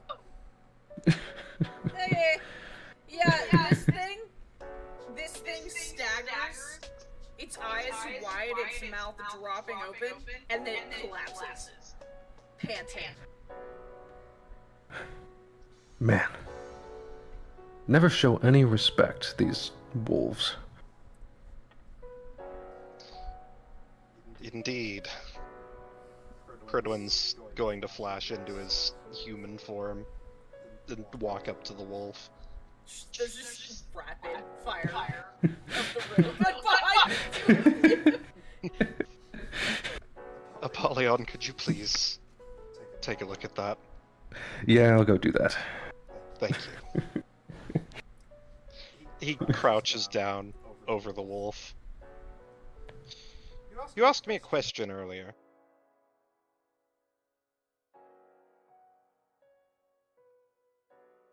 What difference does it make, whether you came here by choice or not? I'm sure it makes very little difference to you, but, well, I like to consider myself a forgiving person.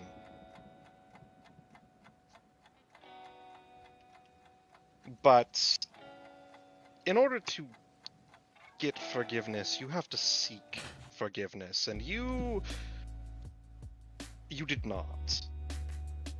He's going to grab the wolf's hand, and he's immediately going to twist it backwards until it snaps. Yowls.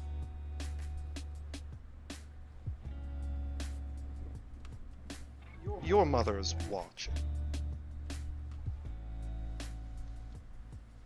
And because you wanted to be here, because you wanted to do this, because you took such a liking to my dear friend, so much so that you did not want to give her up, I'm going to have to teach you a lesson. The wolf looks up at you with wide eyes.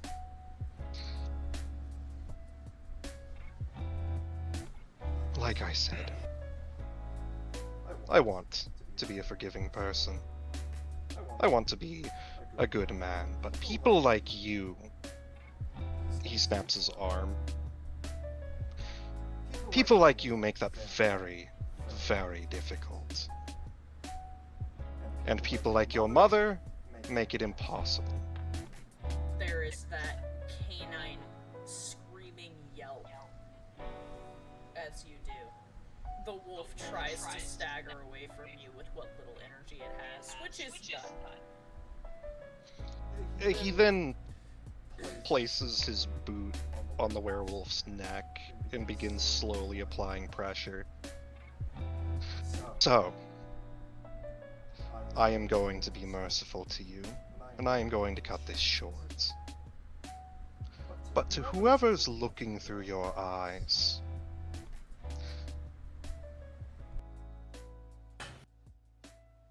I doubt that this person matters to you. But you should know that for every sacrifice you make, every life that you throw into this meat grinder, the suffering that I will inflict upon you will be tenfold. So, believe me when I say, every moment between now and when I find you is another chance for you to make peace with what's coming. So don't act like I didn't give you a chance. And then he's going to just push his boot all the way through the werewolf's throat. Nala says, putting a hand on his arm.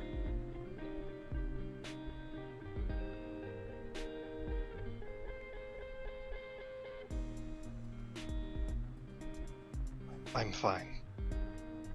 She looks into your eyes, trying to make sure you actually are. He looks into hers.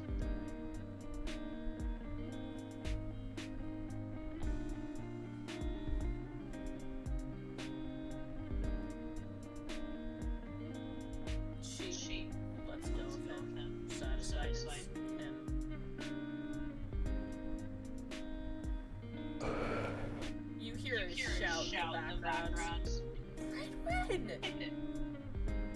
Pridwin's gonna immediately run over.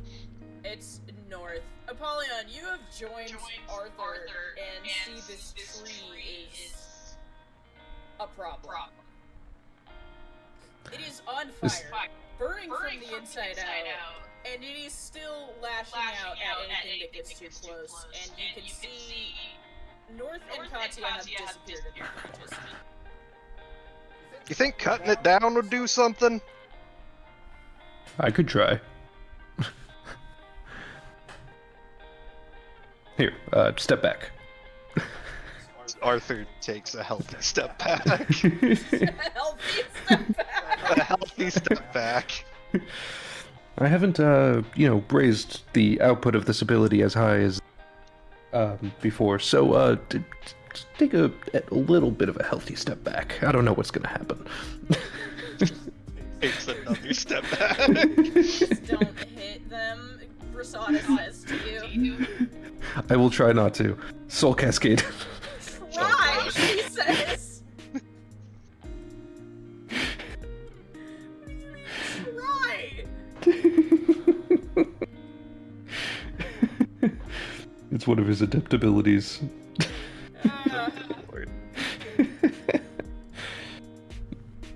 Well, it was nice knowing them. It was nice while it lasted. Since this is mostly roleplay, I can read it out. Yeah, go ahead. Yeah. Apollyon releases. Apollyon releases. Releases? He releases his soul every direction creating an. Am I cutting out? So bad! Oh, hold on. Okay, Let me. maybe you have your maybe it's peaking. Maybe it's like Oh, you know what? set too Here. low.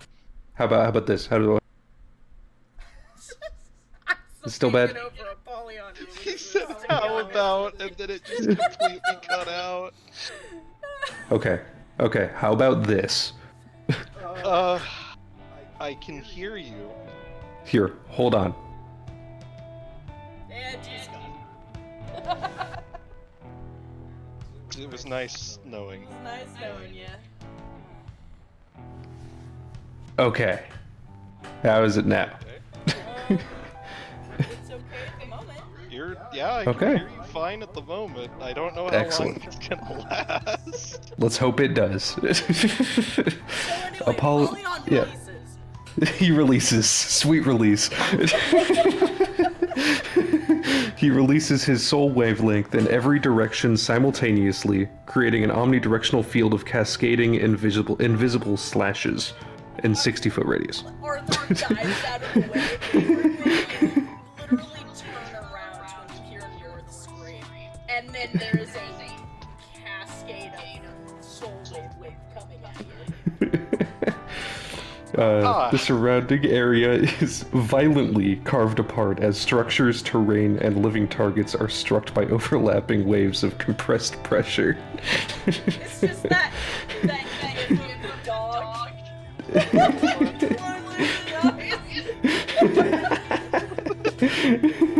It deals 4 times damage to objects, magical barriers, constructs, and terrain. Like the tree is technically an object. But it's alive. Yeah, It's a living entity, so Yeah. it wouldn't get 4 times. yeah, it wouldn't get the 4 times, but it'll still take the damage. This is still gonna suck. So, Arthur and Krugman, both roll the dice. Did Arthur not get far enough away? It's shooting out in every direction, bro. Pridwin got a 3, Arthur got a 17. Oh no! Even if Roll damage. there's no damage number, but you can tell how bad it is by the fact that even if I don't add my speed to the saving throw, it's still a 19. Pridwin, you and Lunala are caught off guard by this cascade of soul wavelengths, and she is thrown. I'm so sorry. I wish my dice didn't roll so high. You feel impact. crashes into through something. Pridwin's immediately gonna run over to her to make sure she's okay. I'm so sorry. When you were with her when she got yeeted, bro. Yeah. I mean, yeah, if he got thrown with her, then he's making sure she's okay. You try to push yourself up, and you see that you have gone through several trees. The both of them. He's just going to heal her up for whatever abrasions that they suffered. She's trying not to cry. Lidal is having a bad day. Lunala is trying very hard not to cry. Just wanted a nap, bro. She just wanted a nap. It's literally the beginning of the campaign when, on this exact mountain actually, that Soma was like, why did I go outside today?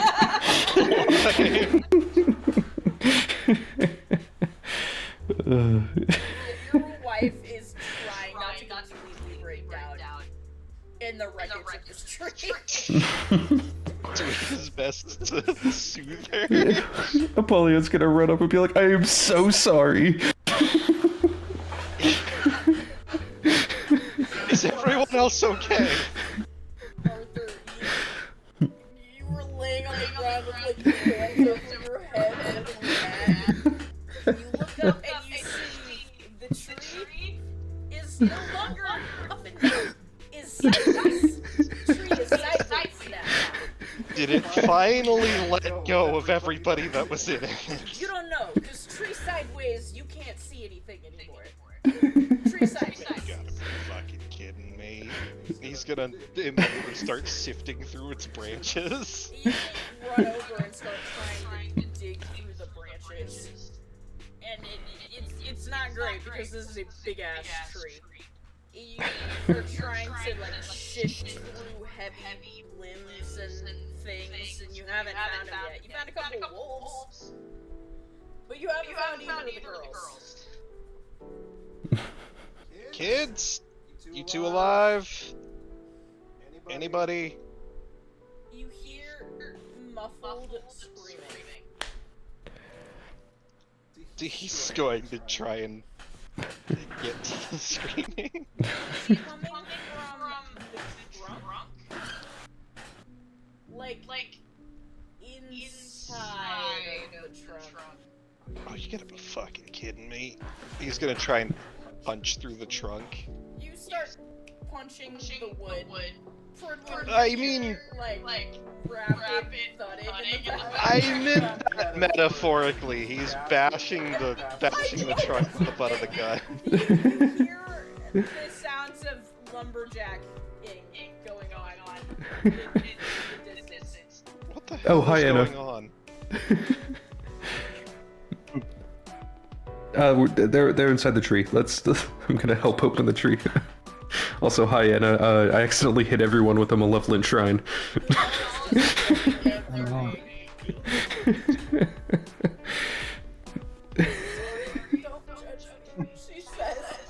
It's okay, it's okay. It's been a long day. Been able to sleep because Lumina's been up all day, and then Apollo hadn't been able to sleep, and I had to carry everybody down the mountain. I know. All I wanted to do was take a nap.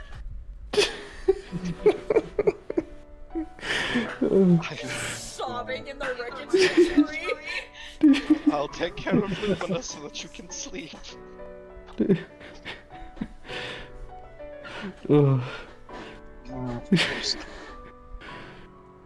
Sorry, Marion, I'm not weird. You look over and see Arthur is punching the tree, question mark. Are they inside the tree? That's what it sounds like. Alright. You also hear this. We need to get them out of the tree.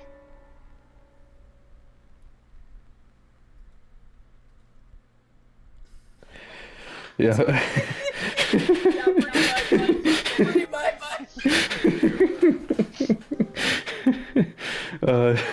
Apollyon is gonna use just a regular old soul menace on the tree to try to cut through it. You can and see. Edgar are punching away, and you split the bond, and you split through the wood, and as you crack deeper into the trunk, a hand suddenly breaks through and grasps at the air and then starts trying to force the pieces of wood apart. You hear gasping and choking from inside. You can see it, Tree Haraga. You can see my cursed technique.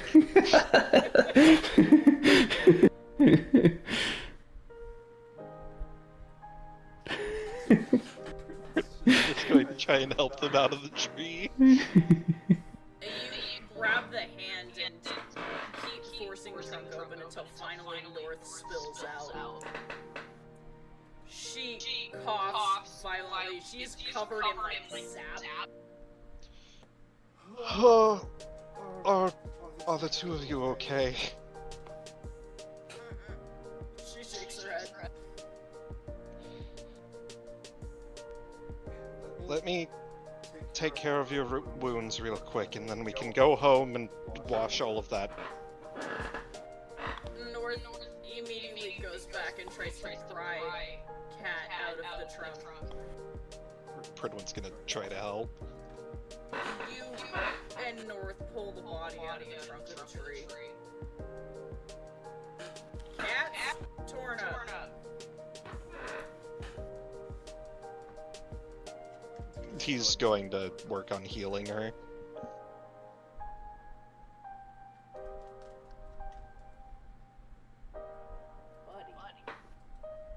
Buddy.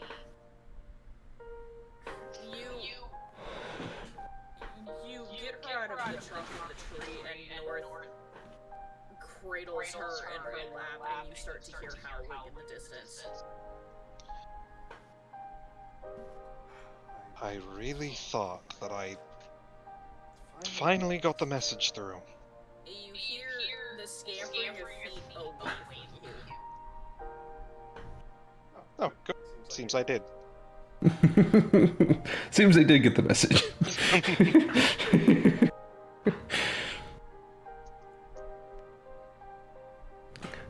Apollyon puts his hand on Lunala's shoulder. He says, "I'm so sorry. I did not mean to turn you into a fillet." I'm so sorry. My poor.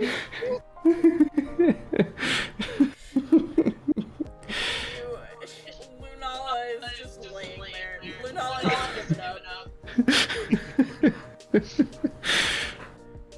She just lays in the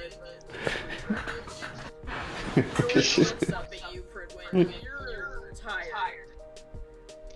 You see the body of the werewolf in front of you and the soul hovering above it that you quickly scooped up. He just picks Ludala up. Let's get home. Before anything else happens. Agreed. North is like covered. North and Katya are covered in like completely in sap. Arthur, you were gonna offer to try and help pick Cat up, but like it's so gross. Yeah, I think I'd rather not get sticky. It's the worst kind of sensation.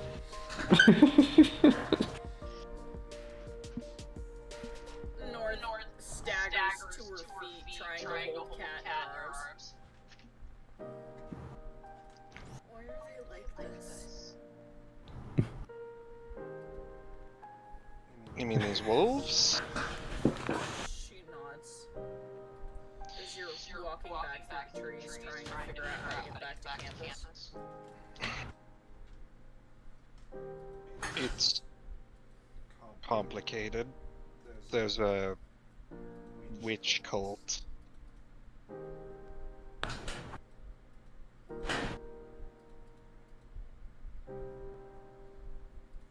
They have decided that they wanted to take Katya, among other people.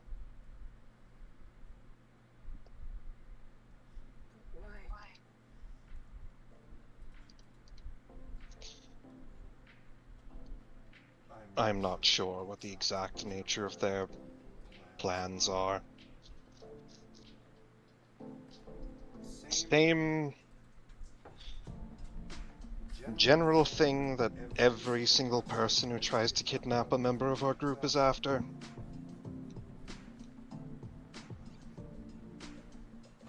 North glances down.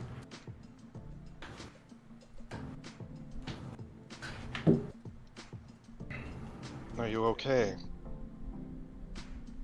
She shakes her head. No. If you have any injuries, I can heal them up. I just need to take care of Katya first. You manage to finally figure out how to get back to campus.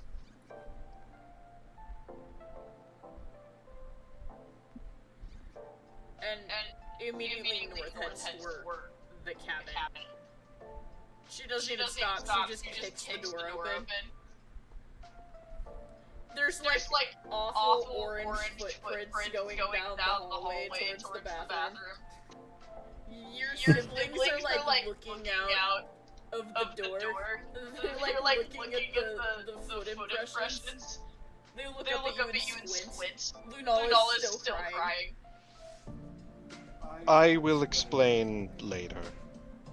What the hell happened to you guys? Liam says. I will explain later. Dogs. They let the dogs out. Who? They. Yeah. At this point, North has just walked into the big shared bathroom, has kicked the shower on, and is just sitting on the floor of the shower, holding Katya against her chest under the scalding hot water. For a moment, you were reminded of being on the floor in this bathroom.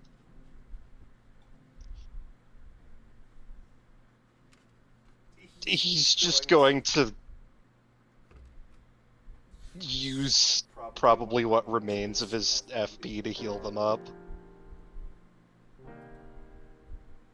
You look down at Kat. Her arm is broken. That must have been snapped to her. You can see lacerations and puncture wounds from teeth along her arms and one of her legs. And you can see the deep purple bruising around her throat and her limbs where the vines were whirled around her. He's just gonna do his best to heal it all up as much as possible. North just sits there with the 1,000-yard stare under the water.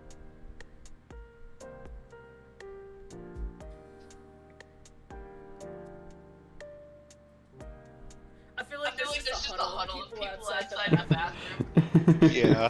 Rasada nudges Arthur and says, "You should probably try to help."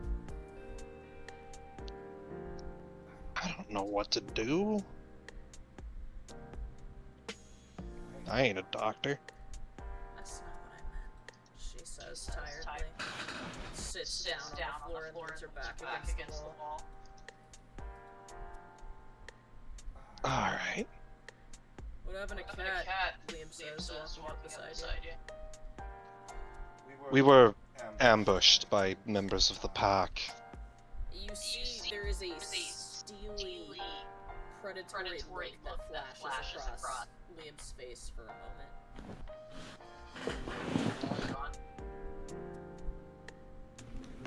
Oh yeah, they're gone. I made sure to get the message across that they were not welcome here. I accidentally tore a hole in the forest. He says. He wraps an arm around Lunala and helps her into her room, and he comes back out.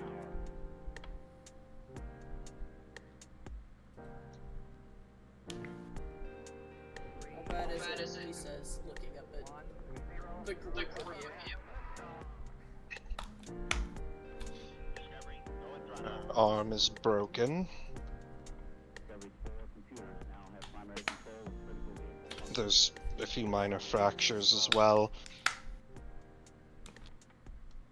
The wolf did quite a bit of damage, and then there was the tree, and that made matters worse. Liam's eyes narrow. The tree.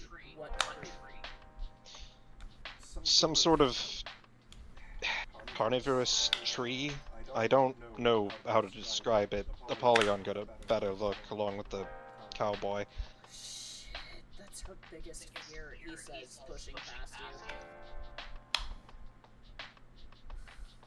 you. Wait a minute. That's her biggest fear.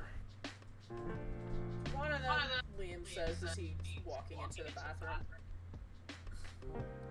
It attacked her when she was, younger. Yeah. I am curious about the coincidence of that.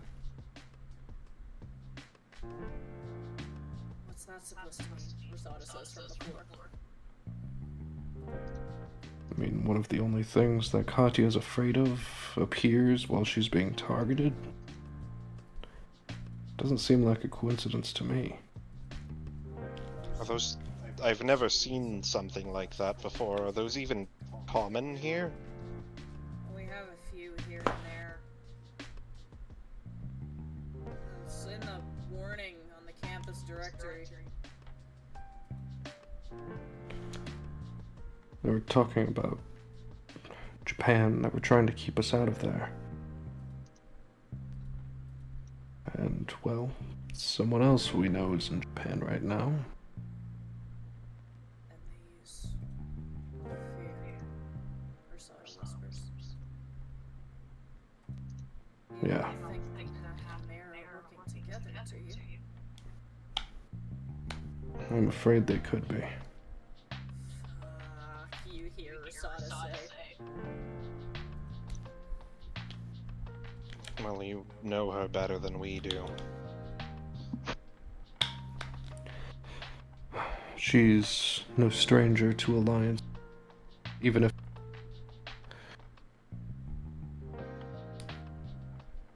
You cut out really bad. Oh, she's no stranger to alliances, even if... Fickle.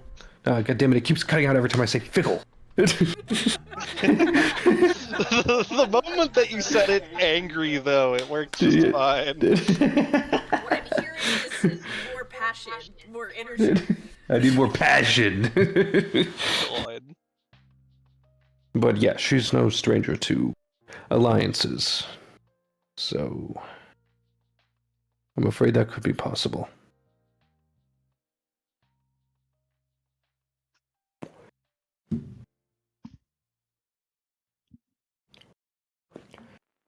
Do you think Prudman can get her back on her feet? They're supposed to leave tomorrow to scout.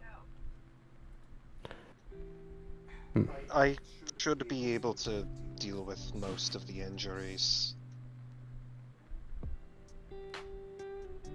Arthur, you and Liam walked into the bathroom and you can see, just like Prudman did, North is just sitting there with Kat in her, limply in her lap and underneath the water.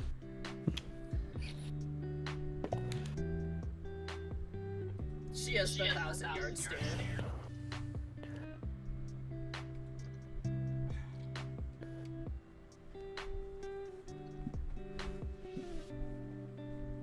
You gonna be alright? She doesn't say anything. She gives you a faint nod.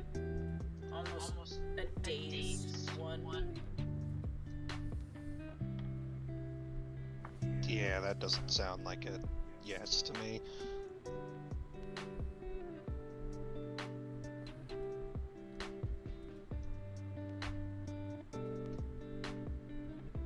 Coincidentally, Arthur, you hear a wet slapping sound and thudding coming across the tile from the opposite side. Oh no. What does he see? rapidly approaching him. Scudo is rapidly approaching you, slipping on the tile floor. Brace for impact. Scudo crashes into you. You try and push yourself up, and when you do, your hat is gone. God damn it. Scudo is running around with your hat on the other side of the room, running into walls because he can't see. He's just going to try and chase after Scudo. He's not trying to chase Scudo. Liam is just standing there with his face in his palm.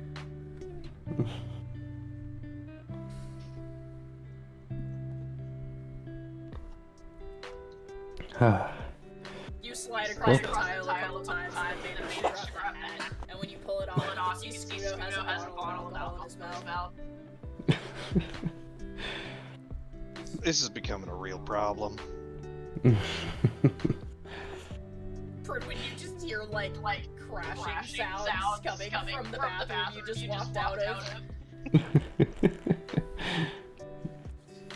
Just looks over with a look of concern before he continues carrying Lunala back to her room.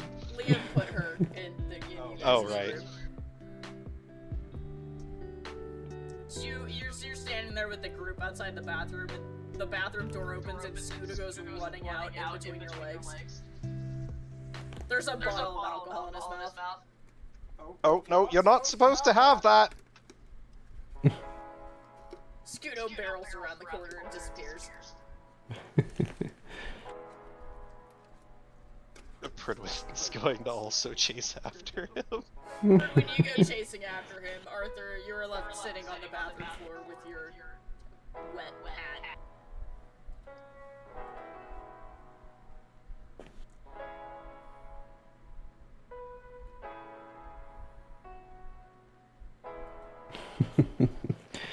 Apollyon's gonna slip out and just go wander the campus. You slip out of the cabin, start walking around. The prefects are on high alert. Everybody's in their cabins. It's late at night now. In that case, he's gonna go to the labyrinth. You go to the labyrinth. I want to torture my favorite prisoner. Donna Summer playing in the distance. He's gonna, unless anybody else wants to do something, he's gonna walk up to Amelie's cell. You walk up to Amelie's cell. She's sitting with her head on her knees and her hands clasped over her ears. Clearly trying to sleep, but the disco lights and disco music are making it very difficult. You want me to go talk to them? She at this point just ignores you. I'll go talk to them. He's gonna go over to the disco prisoner. You go over to the disco prisoner and you see Donna Summer. And for some reason, a whole bunch of snails. Not the disco snails! I have a million questions. And none of them are interrogation questions. I'm just genuinely curious. Apollyon, you're looking at her with soul perception, and you can see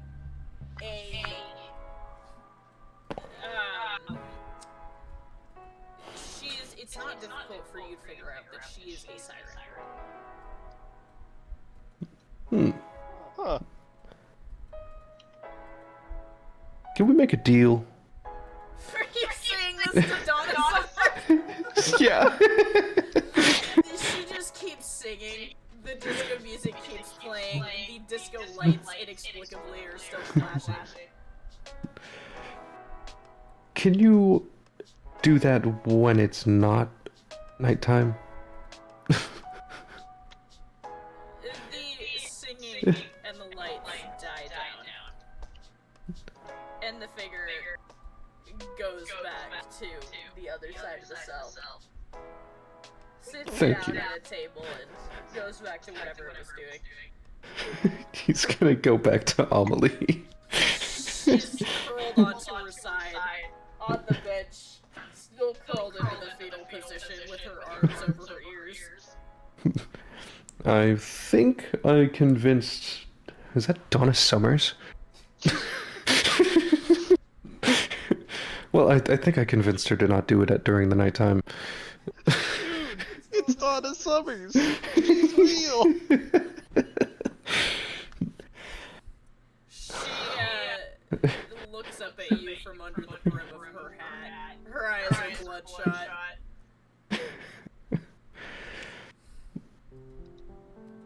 Well, he's gonna sort of sit cross-legged in the pathway. What do you want? Just go away. Can't I suffer in silence? Well, I thought I'd come down here and have a conversation. Stimulate your brain better than Donna Summers has been for the last week. I don't want to be stimulated. I want to be left alone. Well, hopefully you can get some better sleep. What do you want, demon? Honestly, just wanted to come down and talk. She glares at you and then rolls over onto her other side away from you. Genuinely, just wanted to talk. She remains not looking at you.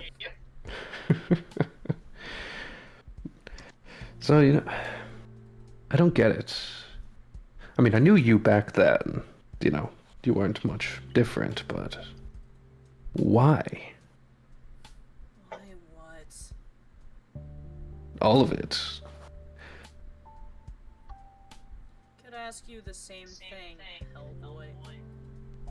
Well, yes, I did a lot of things too. Have my reasons for it, but... and I'm not even interrogating you here. I'm genuinely curious. Why? Why not? She says, throwing her hands up. You had no reason to do everything you did? Who needs a reason to take over the world? God. What is this, the first century? That's the thing, though. You weren't trying to take over the world, you were trying to destroy it. Oh, bullshit, she says. I wasn't trying to destroy anything. You summoned a Cation. One that I could control. Were you not even...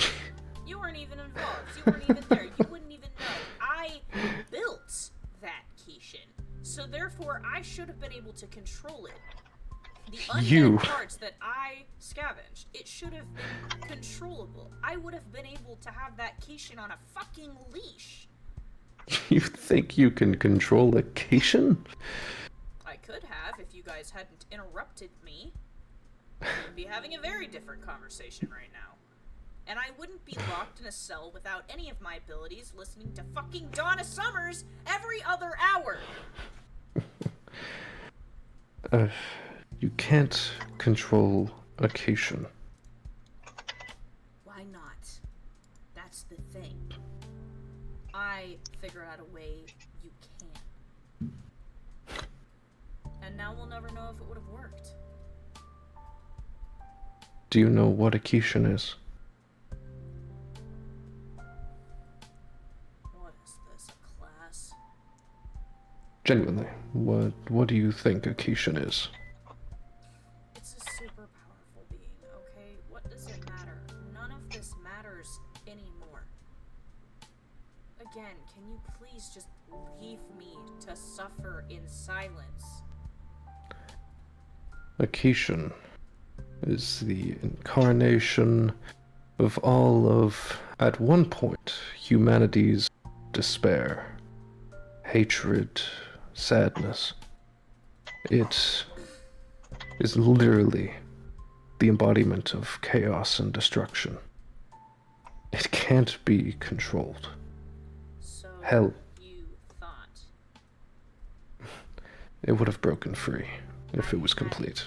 Down. I knew what I was doing. All of that power in a body that had to bend to the laws of my will. You don't get it. The Kishin. Don't get it, Apollyon. I had a workaround figured out. The Kishin doesn't destroy the world because it chooses to. It does it for the very worth of its existence. It's just existing in the world will tear it apart. Great, lesson learned, she says, throwing her hands up again and then curling tighter onto her side. The lesson is you can't control something that is a fundamental force of this world.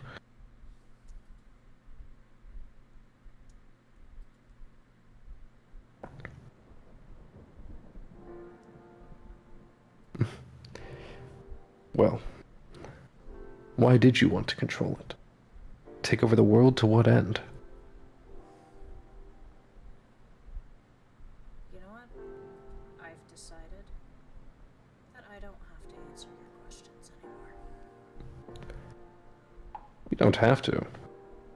Just picking your brain a little, trying to understand you. She shakes her head and curls tighter. Trying to get to know you. I can tell that you've never opened up to anyone before, so thought I would try.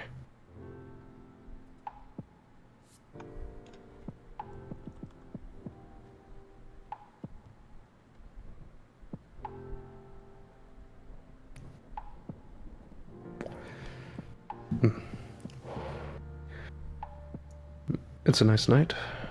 Get some sleep. He gets up.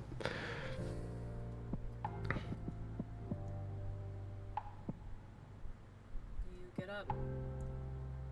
Liam, what are your characters doing back at the cabin? I think once Pridwin's done with everything, he's probably going to get ready for bed. Provided he doesn't have anything else that anyone needs from him. I mean, considering how exhausted you are, it's not surprising you would join Lunala. Lunala is still crying, by the way. He's just doing his best to soothe her. You were impressed that Lumina has not woken up through this entire ordeal.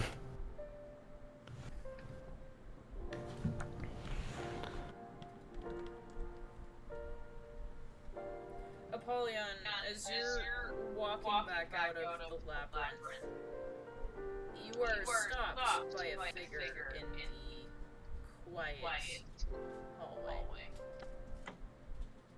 He looks over. You know, just my opinion on the subject, but oftentimes people do things just for simply the use of power.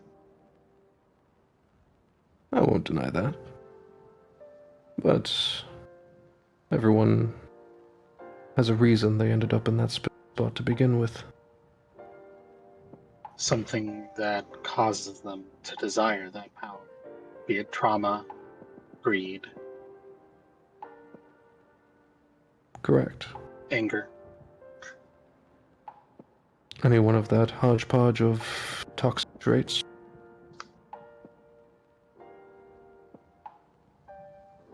Yes. Oh, shoot. Nope. Sorry, I got to take this. No, you're good. As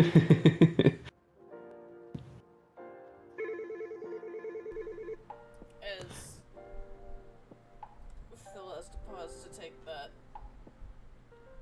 Arthur, are you still in the sitting on the bathroom floor? Yeah, he's keeping the other two company. You're muted. He's keeping the other two company. You. Sorry. You Oh. look North looks at you. Oh, is Phil back? Yeah. Go ahead. Yeah.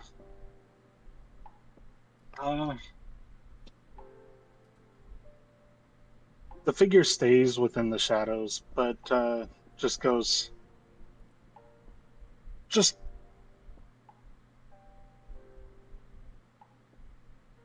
keep that in mind, is all I'll say.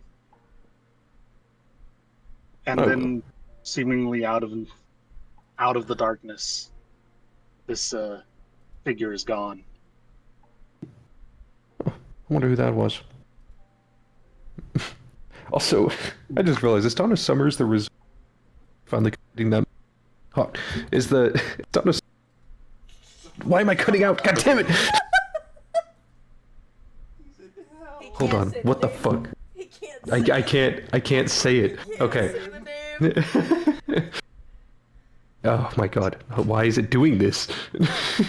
Hold on. I wish I knew. Hold on. I think I could figure it out. Okay. Where is it? Where is it? There it is.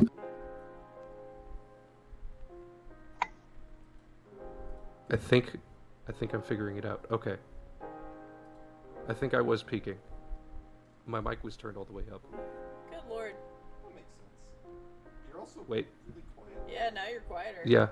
Okay. Yeah. I'm trying to find the sweet spot. Okay, how do I sound now? Okay. Sound fine. Is Donna Got it. Summers the result of the 2 stars finally completing the Sirens mission? Oh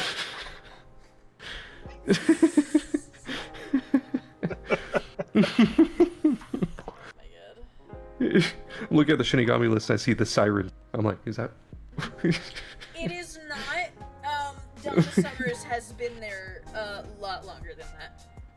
Donna Goddamn. Summers has been down there since the 80s. Every year she gets a new snail. That's crazy.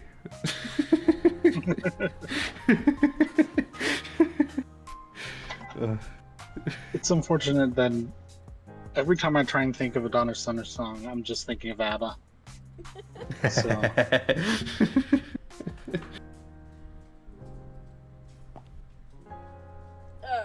Arthur, you're sitting on the floor and North finally looks over at you. By this point, the sap is starting to, like, completely get off of them.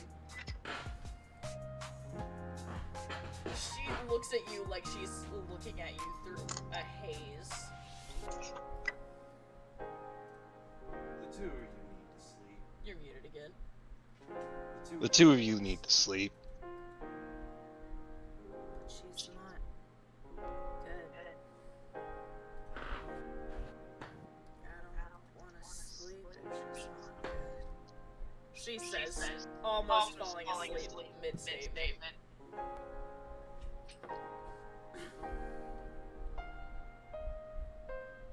Don't stay with her.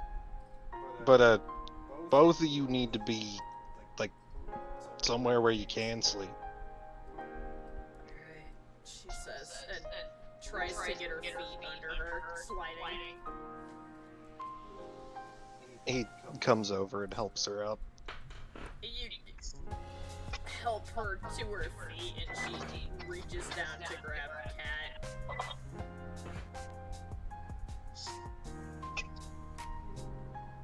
She staggers, slowly walking towards the door. He's going to just help her get Kat to their room. The two of them dripping wet, leaving a trail of water into their room. He's just not commenting on it. It's been a bad day. It has been a bad day. She carefully sets Cat down and then just sits. She has that haze in her eyes again. We're leaving tomorrow, right? That was the plan. Okay. Try and talk to her when she just falls over. He's gonna He's gonna go back into the bathroom and grab a bunch of towels and like toss them over the two of them. Just dumping a pile of towels on top of them. Yeah. God. Liam is just standing there watching you, like walk in the bathroom and dumps towels on them. Liam just slowly rubs at the bridge of his nose. Oh my god, why are you like this? He says to you. What? I can't deal with you, Liam says, and walks in and shoos the towels off of them. He picks North up and lays her down so she doesn't fall. You can see he stops and looks at all of Douglas's stuff, which is still unmoved in its place.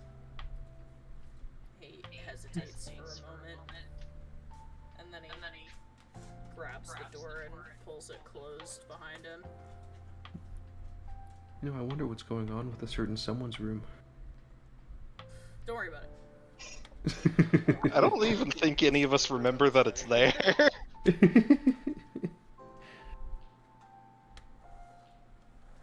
It's just a space in the wall where a door used to be.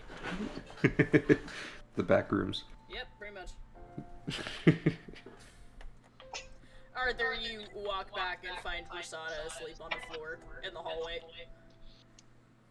He just sighs and picks her up.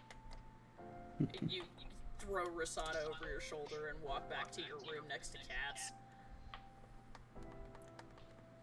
You still hear crying coming from Fridwin and Winall's room. He just makes his way to his room.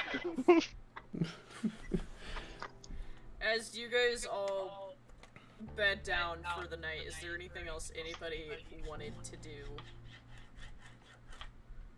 There was one thing Apollo wanted to do to finish off. Okay. He's gonna find a nice, quiet spot. Well, it's not difficult on campus right now. Everybody is nestled safely away. Yeah. Oh shit.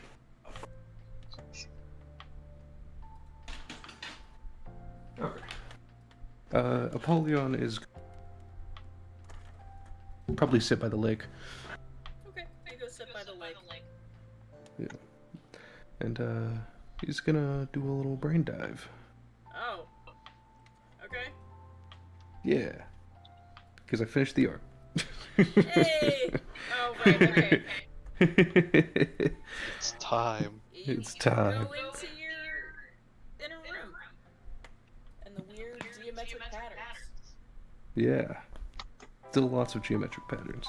Still a whole lot of giggling. He's gonna look around.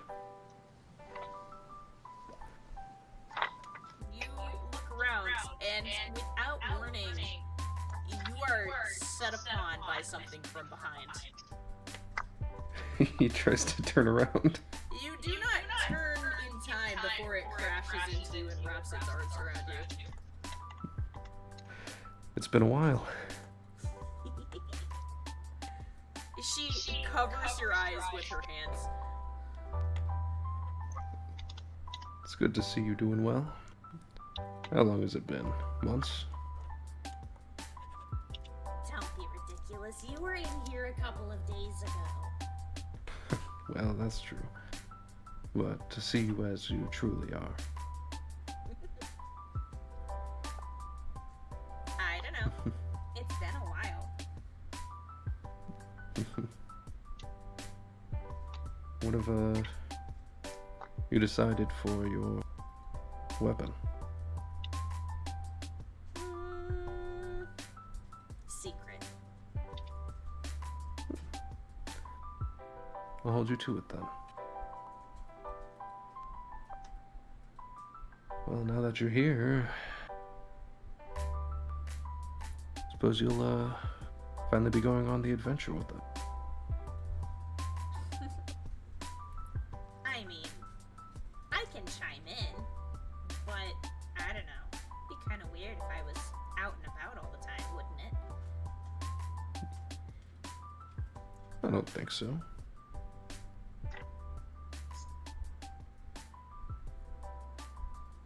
I was looking into possible ways I can get you a separate body.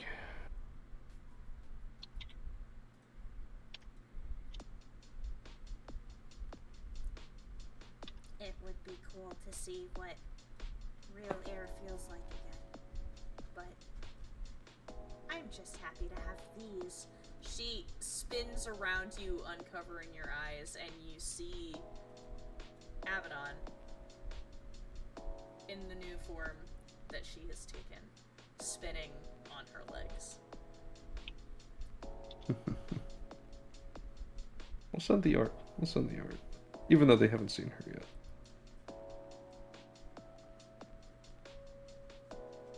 I think this is it. Yeah. I appreciate the style. We have a lot in common there. Well, I had to try and match you.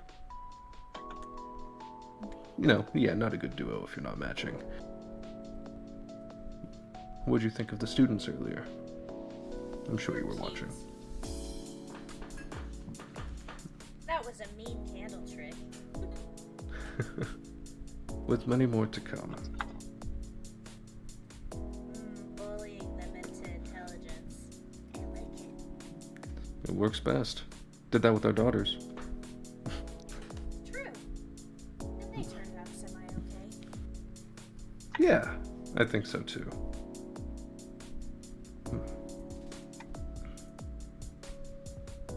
I was gonna say something I completely forgot. Shit. Fuck. What was I gonna say? Shit. Cat got you wrong, Polly. Tends to do that. It's just good to see my best friend again. And not both of us going completely mad. Aw, you missed me. You are my partner.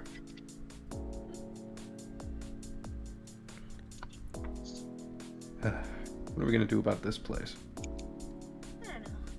Could use some changing. Really not crazy about the geometric shapes. They make one go a little crazy when you stare at them long enough. They do, don't they? Oh, I'll have to work up how I'm gonna fix that. Please. In the meantime, you can use my eyes. So you don't have to stare at all of this. I think I'll do that. Great. Well,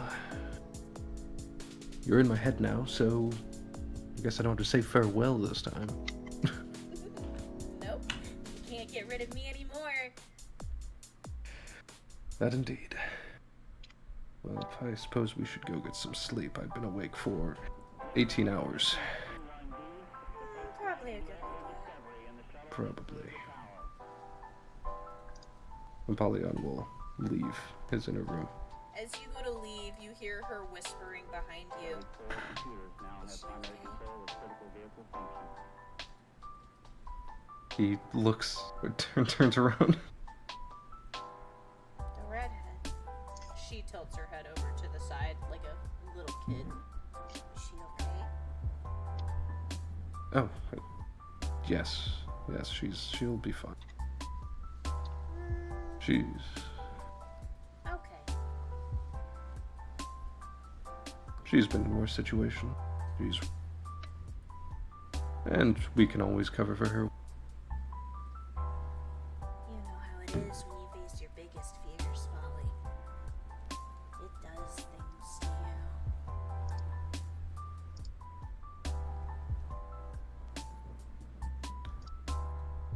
Well, we'll help her if she needs.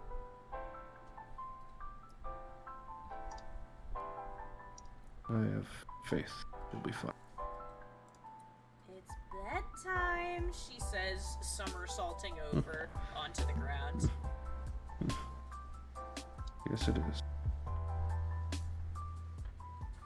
You flash out of your inner room, Apollyon.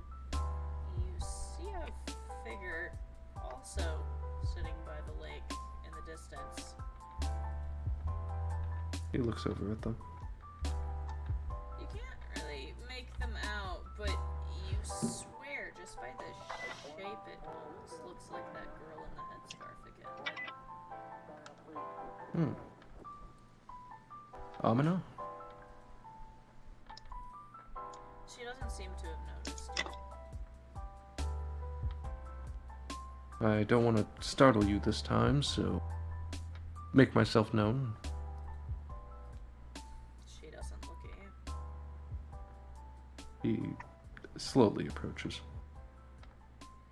You slowly approach, and for just a moment, you're hit with something.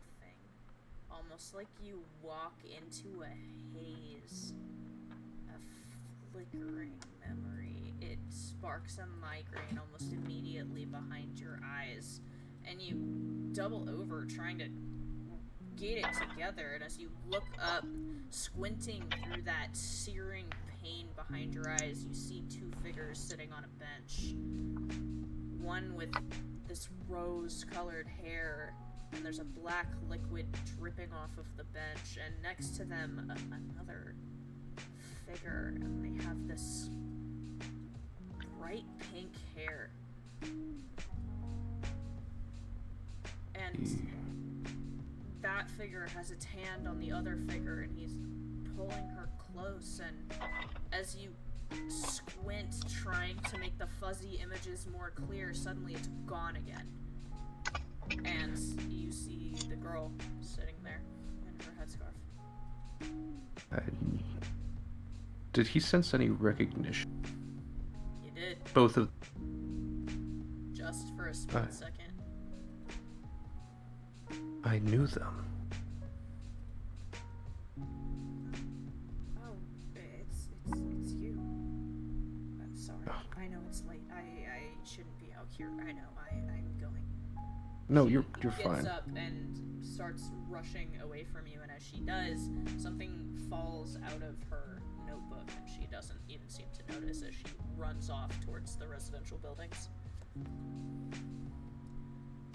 He picks it up. You pick it up.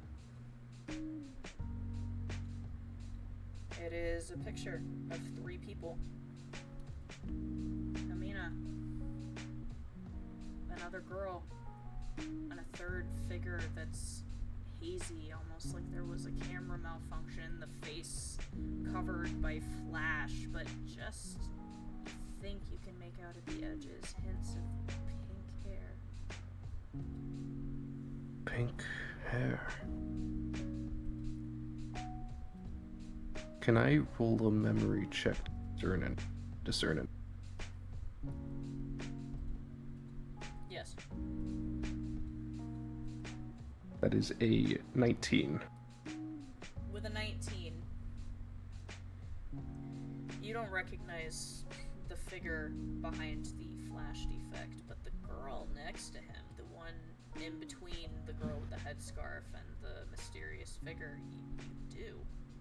With that, the dark rosy hair and that outfit, you have a vague memory of a student who used to be in the redacted cabin, who has their own room there, a student you haven't seen in a long time. Wait a minute. He's gonna rush to the cabin. You rush to the cabin.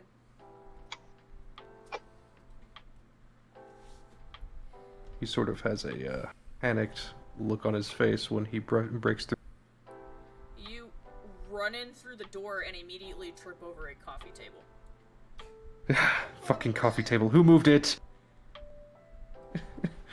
Apollyon actually just doesn't say anything. Gets up.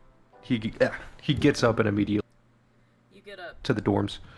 You run down the hallway and you count the doors, and it's so weird because on the west side of the cabin there are more doors than on the east side of the cabin. He continues looking.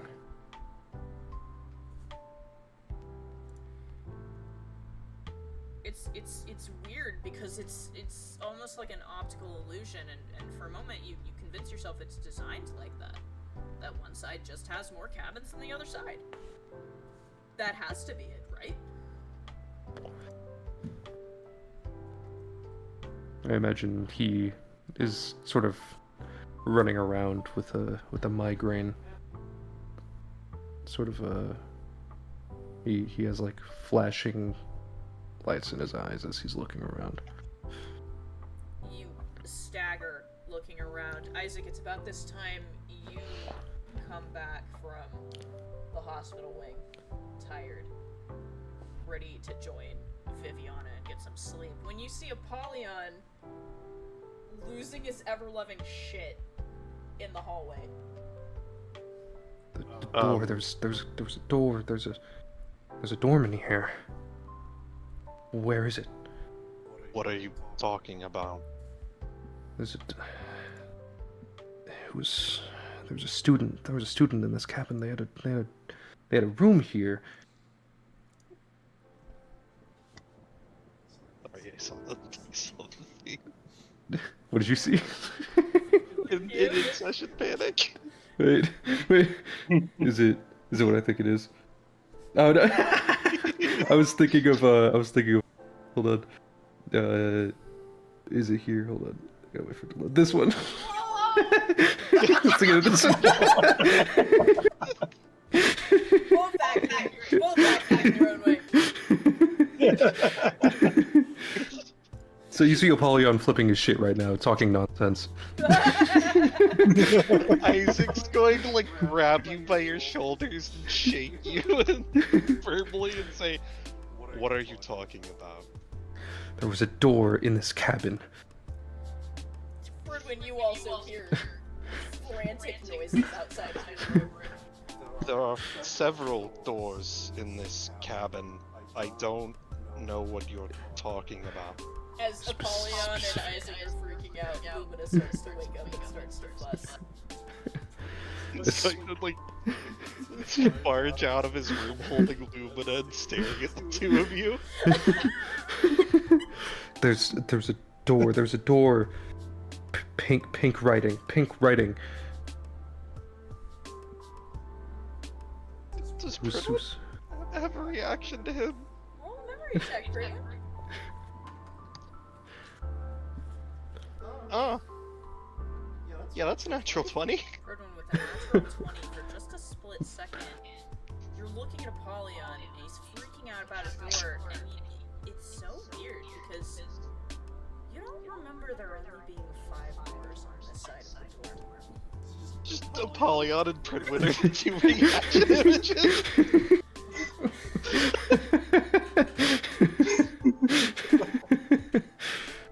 There was a door. There was a room in this dorm. There was an additional room that's not accounted for. We couldn't have just lost an entire room. There was pink writing on the door. Photos. There was photos in here. Hang on. Where? Pridwin's going to look down the hallway. I feel like you're just holding Lumina like a fucking waiter's tray, looking around. Holding her like a potato. You walk down to the front of the cabin so that you can stand there facing the kitchen. You look on the left and there are 6 doors. 6 dorm rooms. You look on the right and there's 5. Liam rubs his eyes and sits up on the couch where he was totally not sleeping. What the fuck are you guys talking about? There should be a room right there. Apollyon, go to bed. It's like 2 in the morning.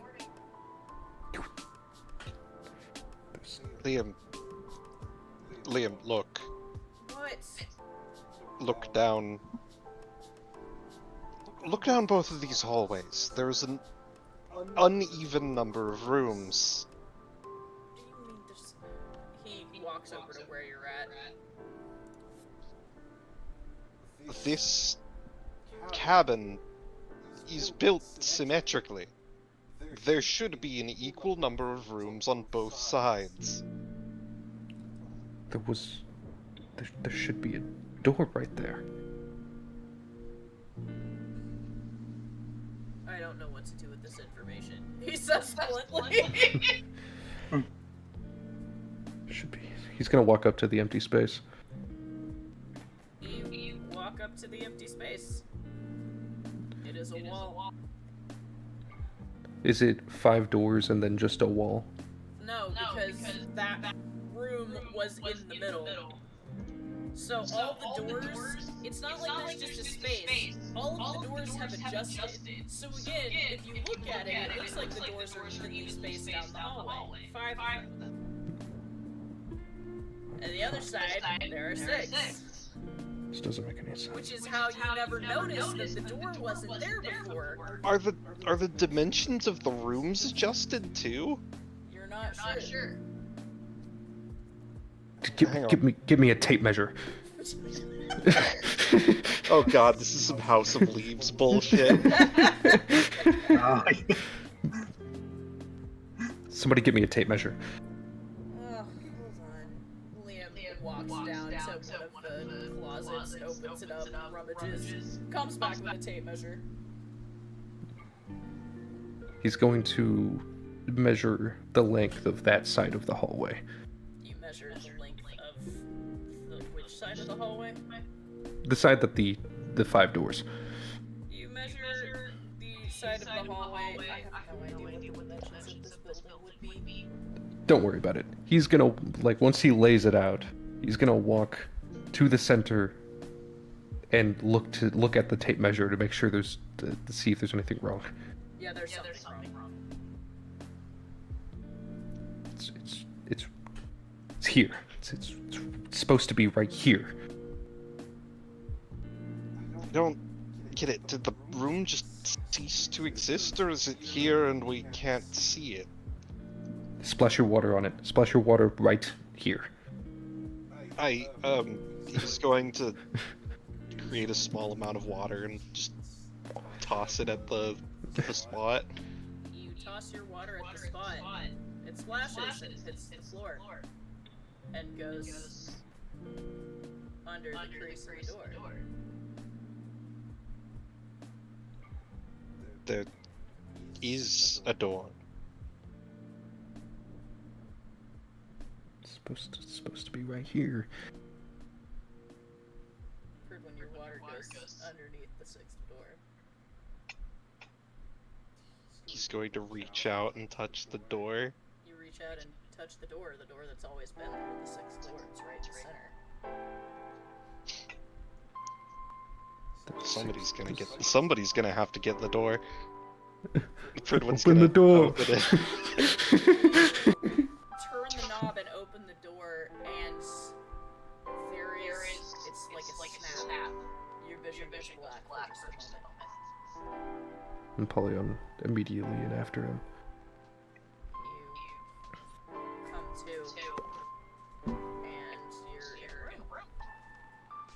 And you can see there are pictures hanging on lines draped across the wall, and you can see one side of the room is decorated in flowers, roses, and there is a name amongst all the pictures. It says Sadie.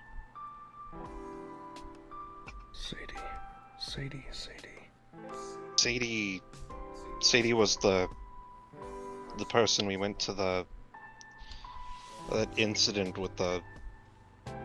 With Rika. Yes. Sadie.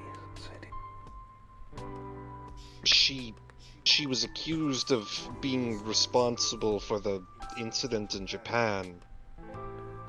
Okay, nothing. Wait. Cody said she had a partner. Apollyon, you look at the door that Pridwin's still holding the handle to. On the door, there are letters. There's a space, and then and Sadie. There was a partner. Person we don't remember. They were in this this very cabin. Apollyon begins looking around frantically. On the door, is the name embroidered onto it, or like? It's like those, you know those letters that stick? Mm. Like they weren't felt, but they were like soft. And they had those Pridwin? bags that you could like stick them onto things. Pridwin is going to take out a sheet of paper and a piece of charcoal, and he's going to place it on that empty space, and he's going to try and do a charcoal rub. I don't know if this will work or not. Dylan, based on the magic that was utilized, would the remnants of that name still be on that door? Because it erased everything, right? Yeah, So except I don't for think the one name would thing. be there. I think the name would be gone. But above game, there was one thing we discussed that wasn't erased. So Pridwin tries to run the charcoal on the sheet of paper on the door and sees nothing, and he says, the name's been completely removed. Let's look around the room. There has to be something here. As you dig through the room, you frantically flip open the closet and dig through things. As you open up a drawer in the dresser, you see an outfit.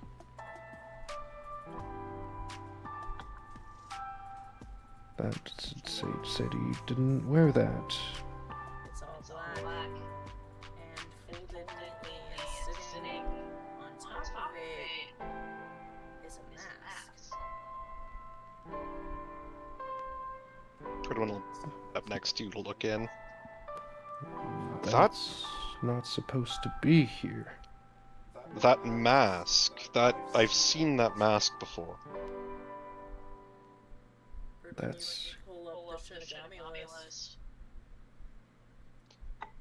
The person who's missing is King Nothing. But wait, that doesn't make any sense. King Nothing is active. What if they didn't erase themselves, or what if they did and somehow their body came back even if the information about them didn't? That one. Liam looks so confused in the hallway behind you guys next to Isaac. Apollyon's gonna pull out the outfit from the drawer. I'd been beginning to have my suspicions, but I still... Are we hallucinating right now? Liam says looking at Isaac. I don't think so. There's a sixth fucking room. That room's always been there, though, Liam says, gesturing. Yes, Has but it? we didn't realize that until we just started looking for it. Did we? I swear I could always remember that door being there. Pridwin, Liam's nose is bleeding. Liam, your nose. Yeah, it got a little... Uh-huh. He reaches up and brushes at it. The mask is starting to stain with blood. What the hell? That's weird. He staggers. Pridwin's gonna step over to him.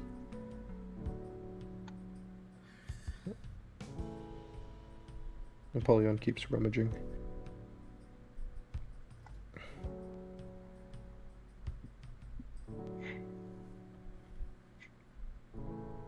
Ice sculpture, he says.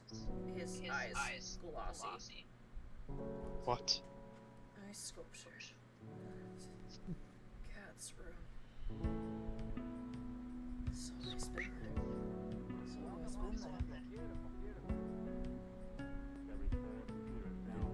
Doesn't gather dust. The spot doesn't gather dust like the rest of it does.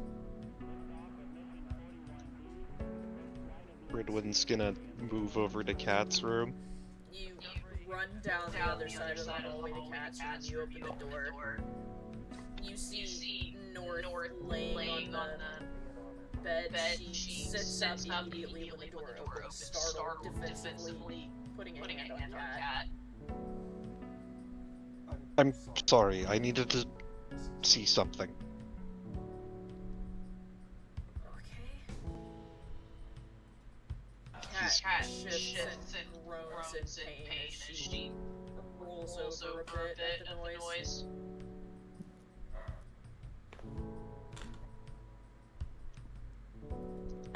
He's gonna look at the spot. You look at the spot on the dresser. It's a dresser.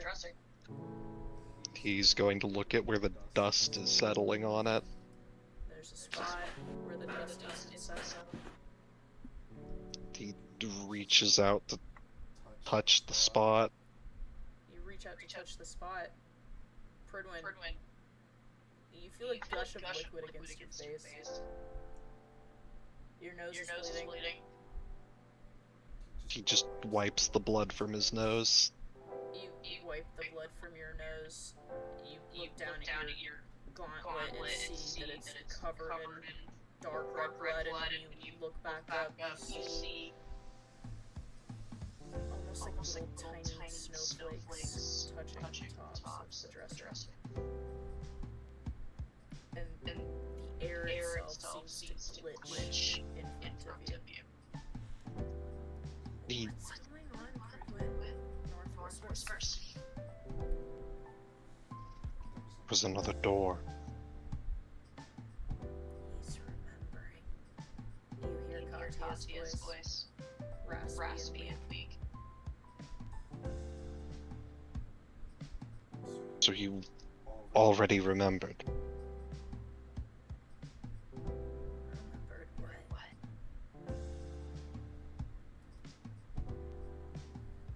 There was another door. This house was symmetrical. There was another door and we didn't see it. Sadie and someone else shared that room. That somebody else was also King Nothing, but I don't remember who they really were. You don't remember. She points to your journal.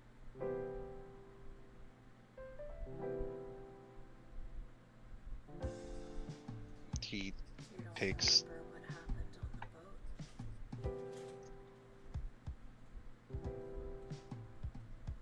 he takes his journal and opens it. You take your journal and you open it. You flip to the more recent pages, your journal entries between the Brazil arc and coming back home, and that's when you see it. There's a drawing. The outline of the figure, except there's no face to it. Right, yes, I do remember this.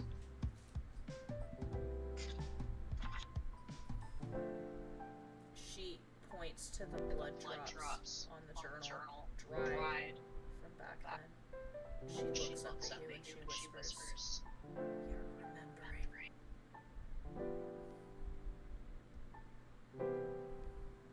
You look over at the dresser, and there's an ice sculpture of a giant bird-like creature. And at the bottom of it, there's a name etched into the ice sculpture. Frostwind.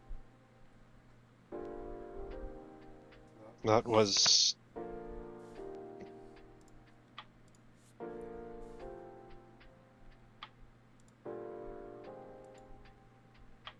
I remember that name. I remember that sculpture. It was my mom's best friend. Before Dad. Katya whispers.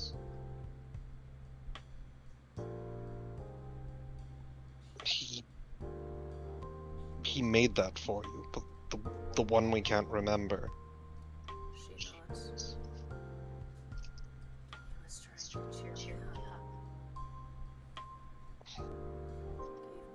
that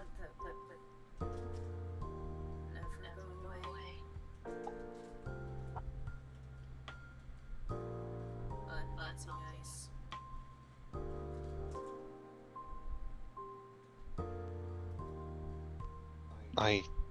That's strange. I don't remember him being an ice user. I remember getting blown up by a fireball once.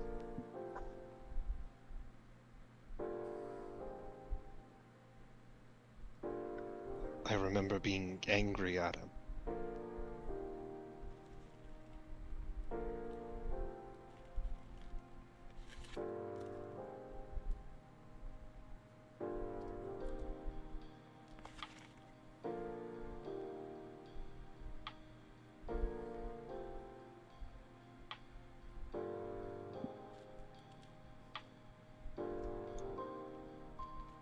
I feel like Liam and Isaac are just like peeking around the door.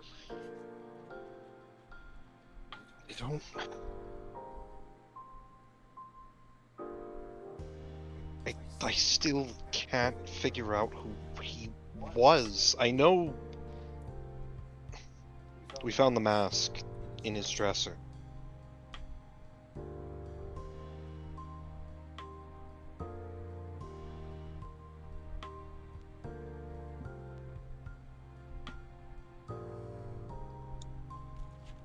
But that means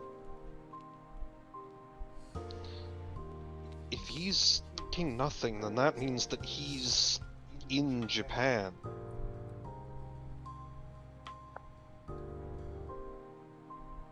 But if he's there, then why can't we remember who he is?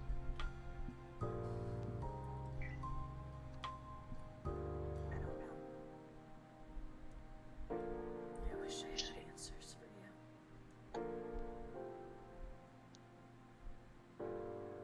But I don't. I'm back. Welcome back. She looks over at the sculpture.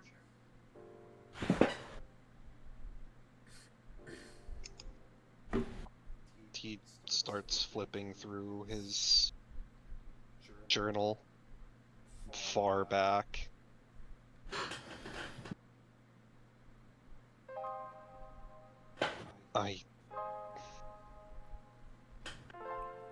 I wrote something for him. The name's not there anymore.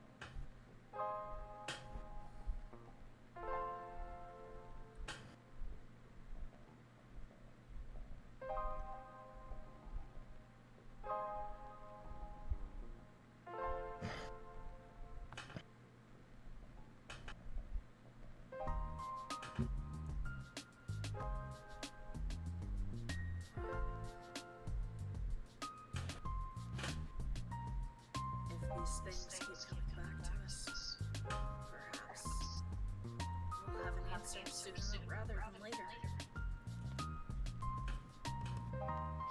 He sees as he reads whatever was in his journal, and then he closes it and he says,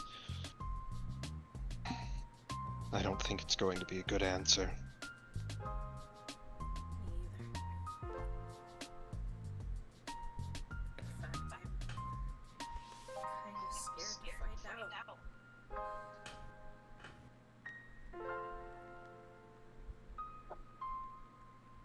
I feel like that was something important. Or something that got taken away from me. Something I needed to do.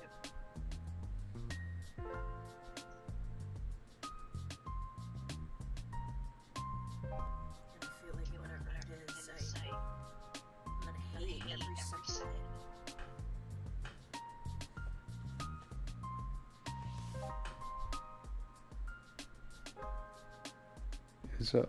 Is Liam still in the room with Apollyon? No, Liam and Isaac are down the hallway in Pat's room currently. Okay. They probably still hear thudding as he's searching the room. Yeah, probably not staring at the part in the background. By the way, I believe Anna would be knocking on the door at this point of the cabin. Frantic banging on cabin. Anna, you'd probably hear thudding from inside the cabin. Yes, that is why she is here. Thudding and the murmuring of several people. Yeah. The door is unlocked, Anna, and you make your way inside. And you hear frantic noises coming from down both hallways. I received several noise complaints. What the hell's going on? It's somewhere around here. It's gotta be in here. Whatever it is. Oh! That's, I guess, an explanation. Anyone want to explain why Apollyon's acting like a conspiracy theorist? Apollyon is the only one in that room, so...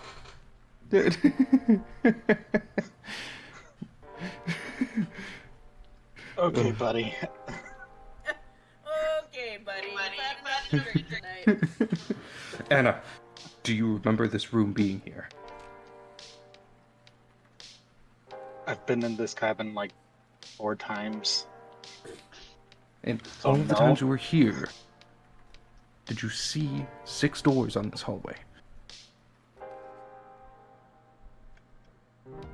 How well would Anna even recognize that?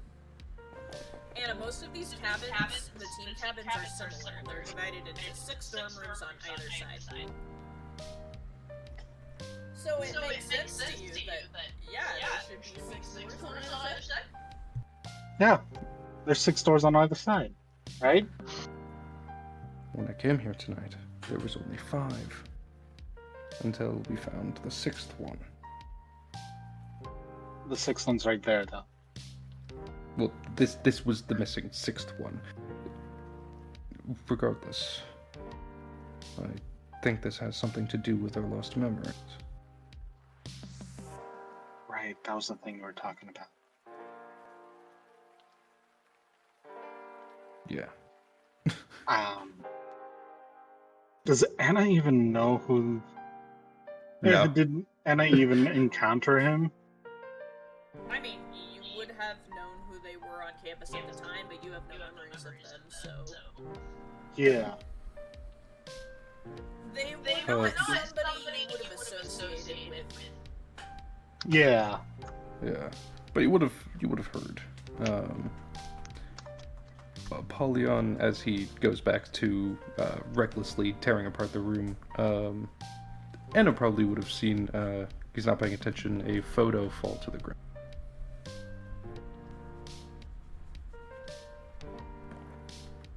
Anna, do you pick it up?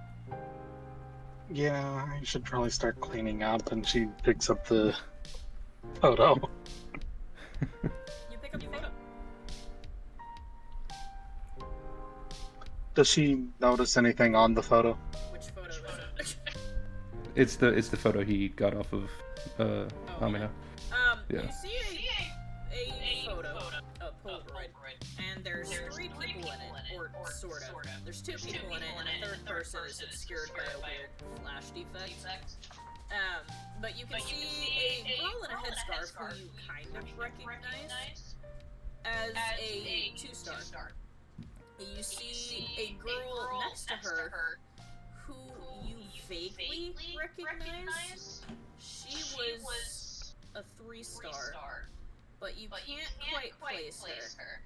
And then you can't make out the third figure.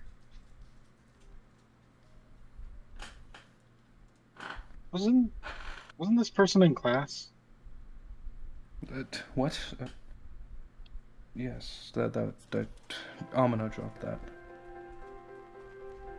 And you haven't returned it? Well, she took off running the second she... Left. I was going to... That's besides the point. Who steals? Judah says, poking at her around the corner.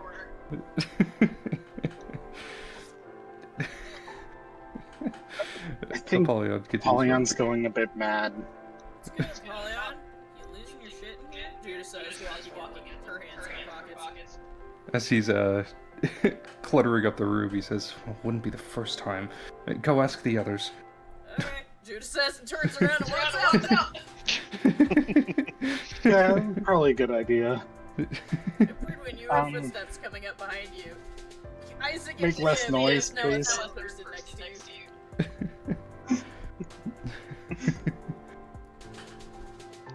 Half of the people in this cabin seem to be going insane.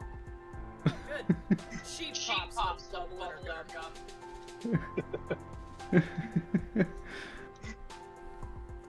What's the poison today? There was a door where there wasn't one previously. We've established this. Mushrooms. Well, the problem is that mushrooms do not create doors.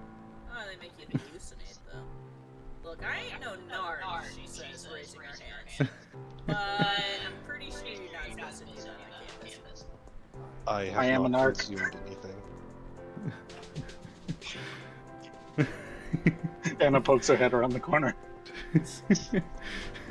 Isaac also points into the room where there is now a ice sculpture sitting on the table, and he says, "Also, that wasn't there before." What do you mean? That's always been there, Liam says. His nose is bleeding again.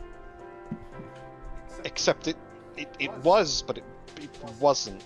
It's always been there. It hasn't ever moved. What are you talking? Liam grabs his head, staggers a bit. Do they still have the photo? Anna does. She's currently just holding it while standing watching this going on. And I wrote letters to everybody in case something happened to me, and one of them, the name just isn't there anymore. And it was right next to the one that I wrote for Sadie. And that room, Okay. the other room, it belongs to Sadie and the other person, and we found This is Hey. this is why we had this meeting the other day, so that context like this matters. Who's Sadie? Sadie was here before I was. She was partners with this person who went missing. At least, I think they must have been if they were sharing a room. And well, she got accused of being responsible for everything that happened in Japan. Anna, you look at the photo in your hand again. You remember the girl in the headscarf, Amina. She's from the Middle East. You heard about her. And the girl next to her, who you can only assume is Sadie, at one point was her partner.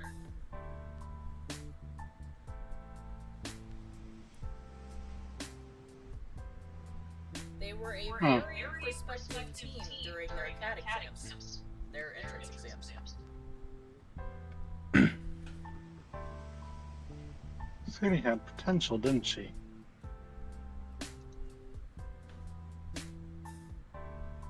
On top of Did you that,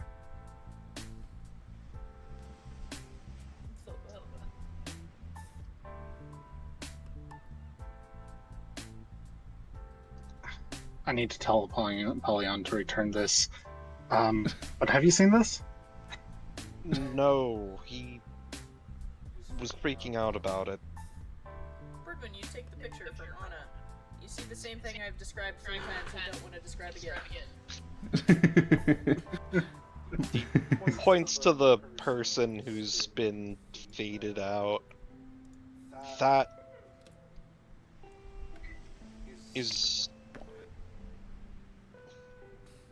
has to be the person who's missing. Convenient. But go on. Not just convenient. Every single mention and image of this individual has been like this. either the name has been completely erased or images with them in it have been altered in such a way that they aren't recognizable anymore.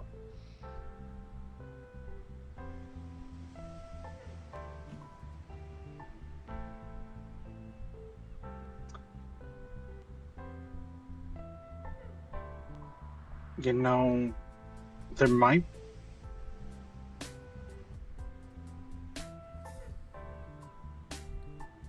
There might. be some way we could look into that. Don't we have a registry for the DWMA? That would be I mean- erased there too, Liam says.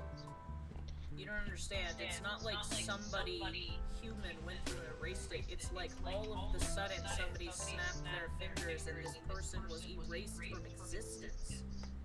Yeah, I'm getting that impression. That's why I'm mentioning this part. The problem Angel is keeps a copy. But the copy would be gone. In another dimension. I suppose it would be worth searching for, but I feel like she would have known if, I mean, we already spoke with them about the fact that there's a person missing from memory. Did she Okay. confirm with you that the person was missing from her memory? I don't think so. She definitely seemed to be holding information back from us, but I'm not sure why. I'm not sure if it's because she didn't have the information or because she believed that we wouldn't be able to deal with it. Knowing my history, I'm going to give the benefit of the doubt and assume she was looking out for our best interests, but clearly looks over at Apollyon. You guys need some closure. It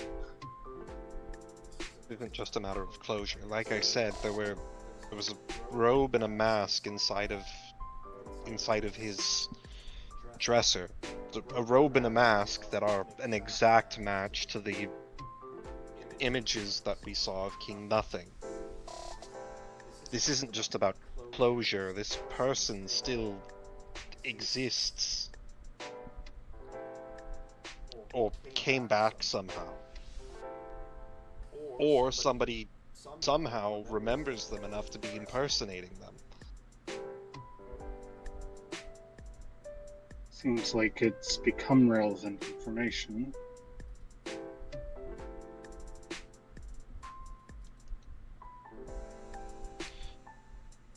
King Nothing is one of the top priorities on the Shinigami list.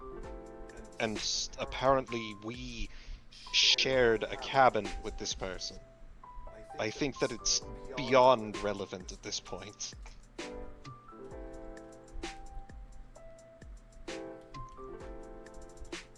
Okay, yeah, I can sense that this is more personal to you, so I'm trying my best to be tactful. But where do we begin? In Japan. Obviously. North says. That's where we're going. Everything seems to be drawing there. Like a magnet pulling an item into the center.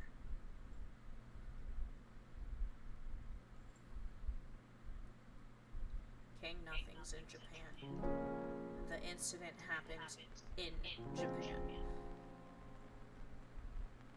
The academy is being attacked in Japan. If we're gonna find answers anywhere, it's gonna be there. And it's not going to be good.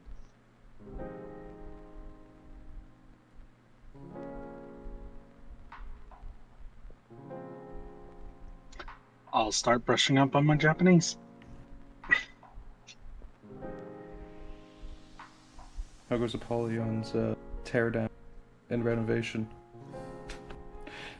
Apollyon, you've been going crazy in the room. Everything has been thrown out. Drawers been overturned. It's a freaking mess in there. Can I roll investigation to find it?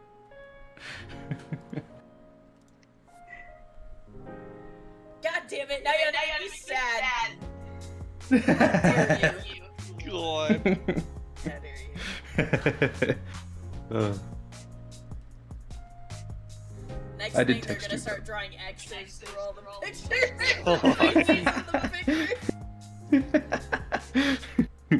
I may do that. Don't test me, I'll make you sad. Apollyon, you finally, because I want to keep my sanity, find what you're looking for. It is tucked away underneath one of the shelves of the drawers of the dresser. Hidden.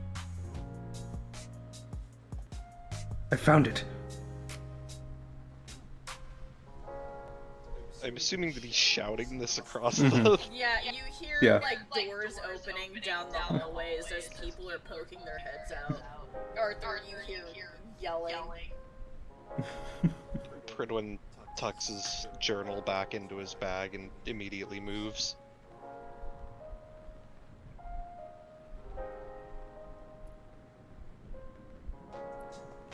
Once you All guys... of you run down the hallway, Clue style. The camera panning to all your feet as you're sprinting across the main living area of the cabin, and all of you culminate running into Sadie's bedroom. Apollyon standing there holding something, his back turned to you. What did you find? He turns around with his eyes glossed over and seen a ghost.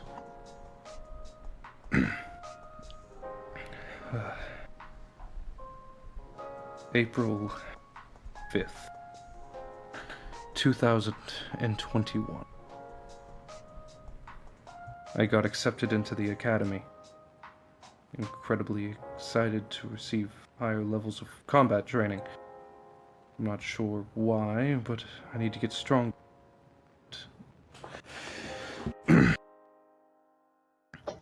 I also met someone today, named Herb. I made him my new Meister.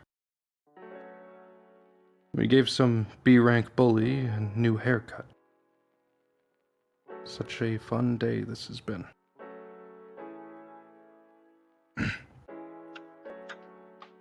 April 15th, 2021. We all called into class today to review our scores on the CAT exam. I passed. Not exactly surprised. I'm a genius after all. Afterwards, I met what is now my new team. Interesting faces all around, especially some girl named Kamiko or something.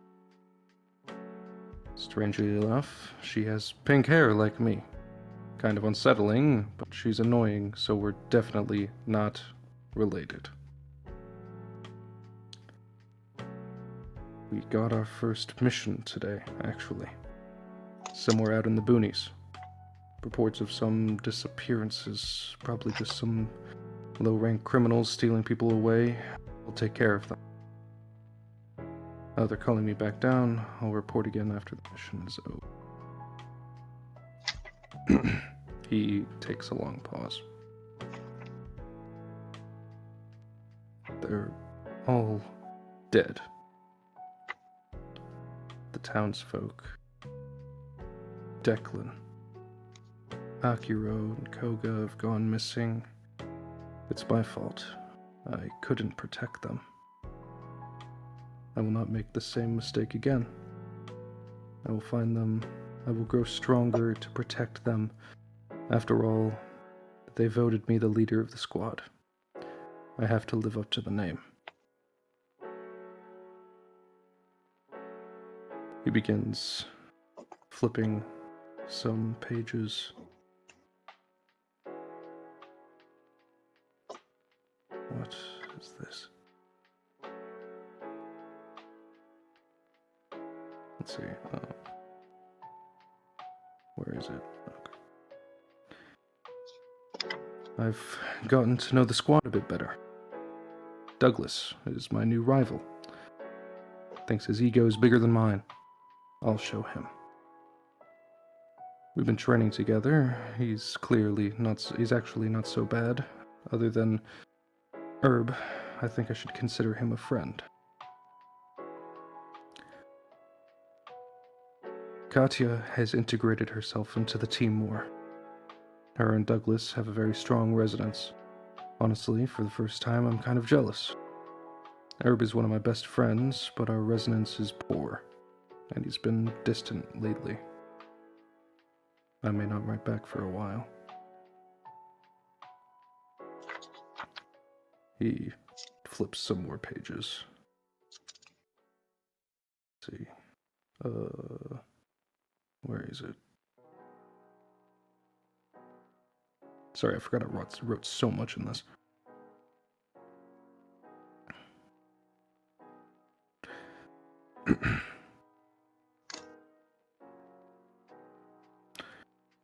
Huh.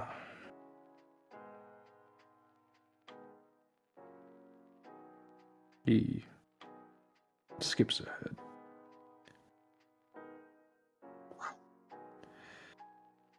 This is rough. Me and Sadie found Val, who seemed distant. We pressed her to try to figure out what's going on. Long story short, Lynn was missing. We regrouped with Douglas and Kat and searched the entire school, desperately. And there she was, at the top of the school building, about to jump. I had Douglas blink up to her position as me and Sadie caught up. I got mad at her, and in the moment I slapped Lynn, tears rolling down my cheek. You're my friend. If you need help, ask. Don't take matters into your own hands, not like this. She smiled, still rubbing at her bruised cheek, before suddenly convulsing in pain.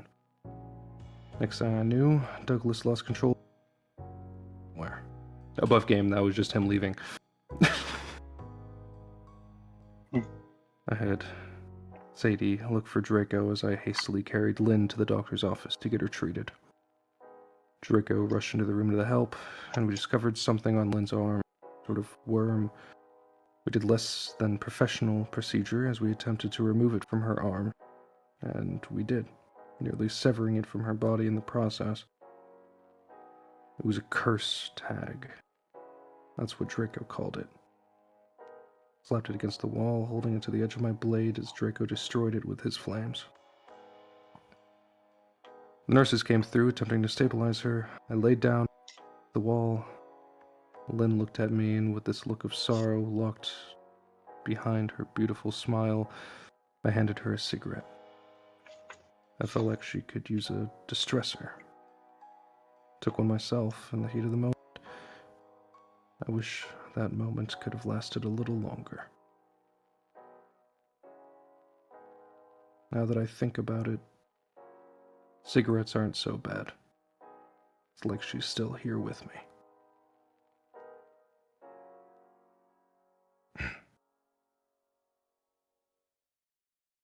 He skips a little forward,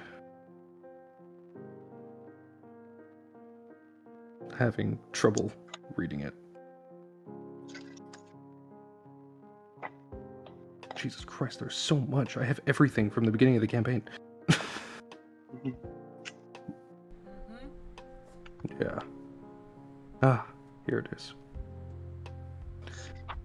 On this day, December 1st, 2022, Pridwin and Lunala are set to have their wedding.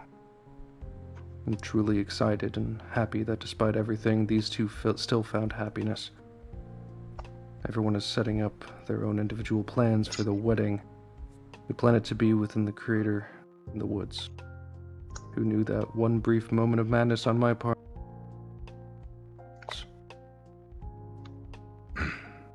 The wedding went great. Apollyon and Xavier distracted Prudwin long enough to get him into position. Everyone got together to celebrate. Even Death herself brought some gifts to the party. I officially increased my star rank, as did everyone else. Very much deserved. Also, Douglas returned, my brother. After all this time, after the wedding, he met me back in the club room. So now I'm officially leaving with Douglas to finish his mission in Japan. I'm going to miss everyone, but I think this is for the best. Tragedy follows me wherever I go, and I don't want to ruin that for the new guys. I love you all, and I will see you again, I promise. He chokes out the final part. Soma Ashford. Immediately, all of your noses start to bleed at once. The same splitting migraine behind your eyes. The room gets blurry.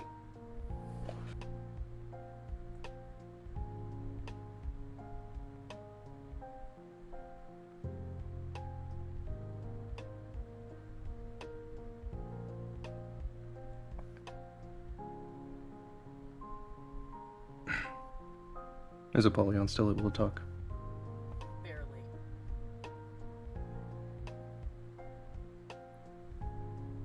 He struggles to read one final part.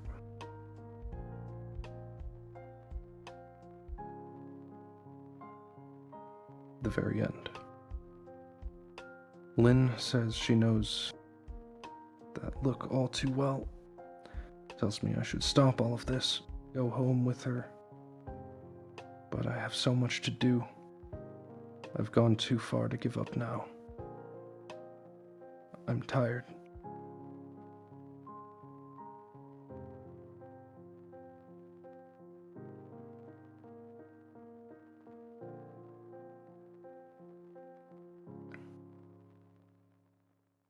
And he collapses. And that's where I'm gonna call it for the night.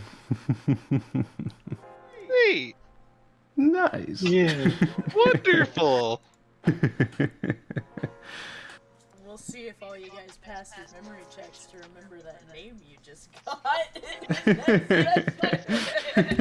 Oh boy. Oh boy.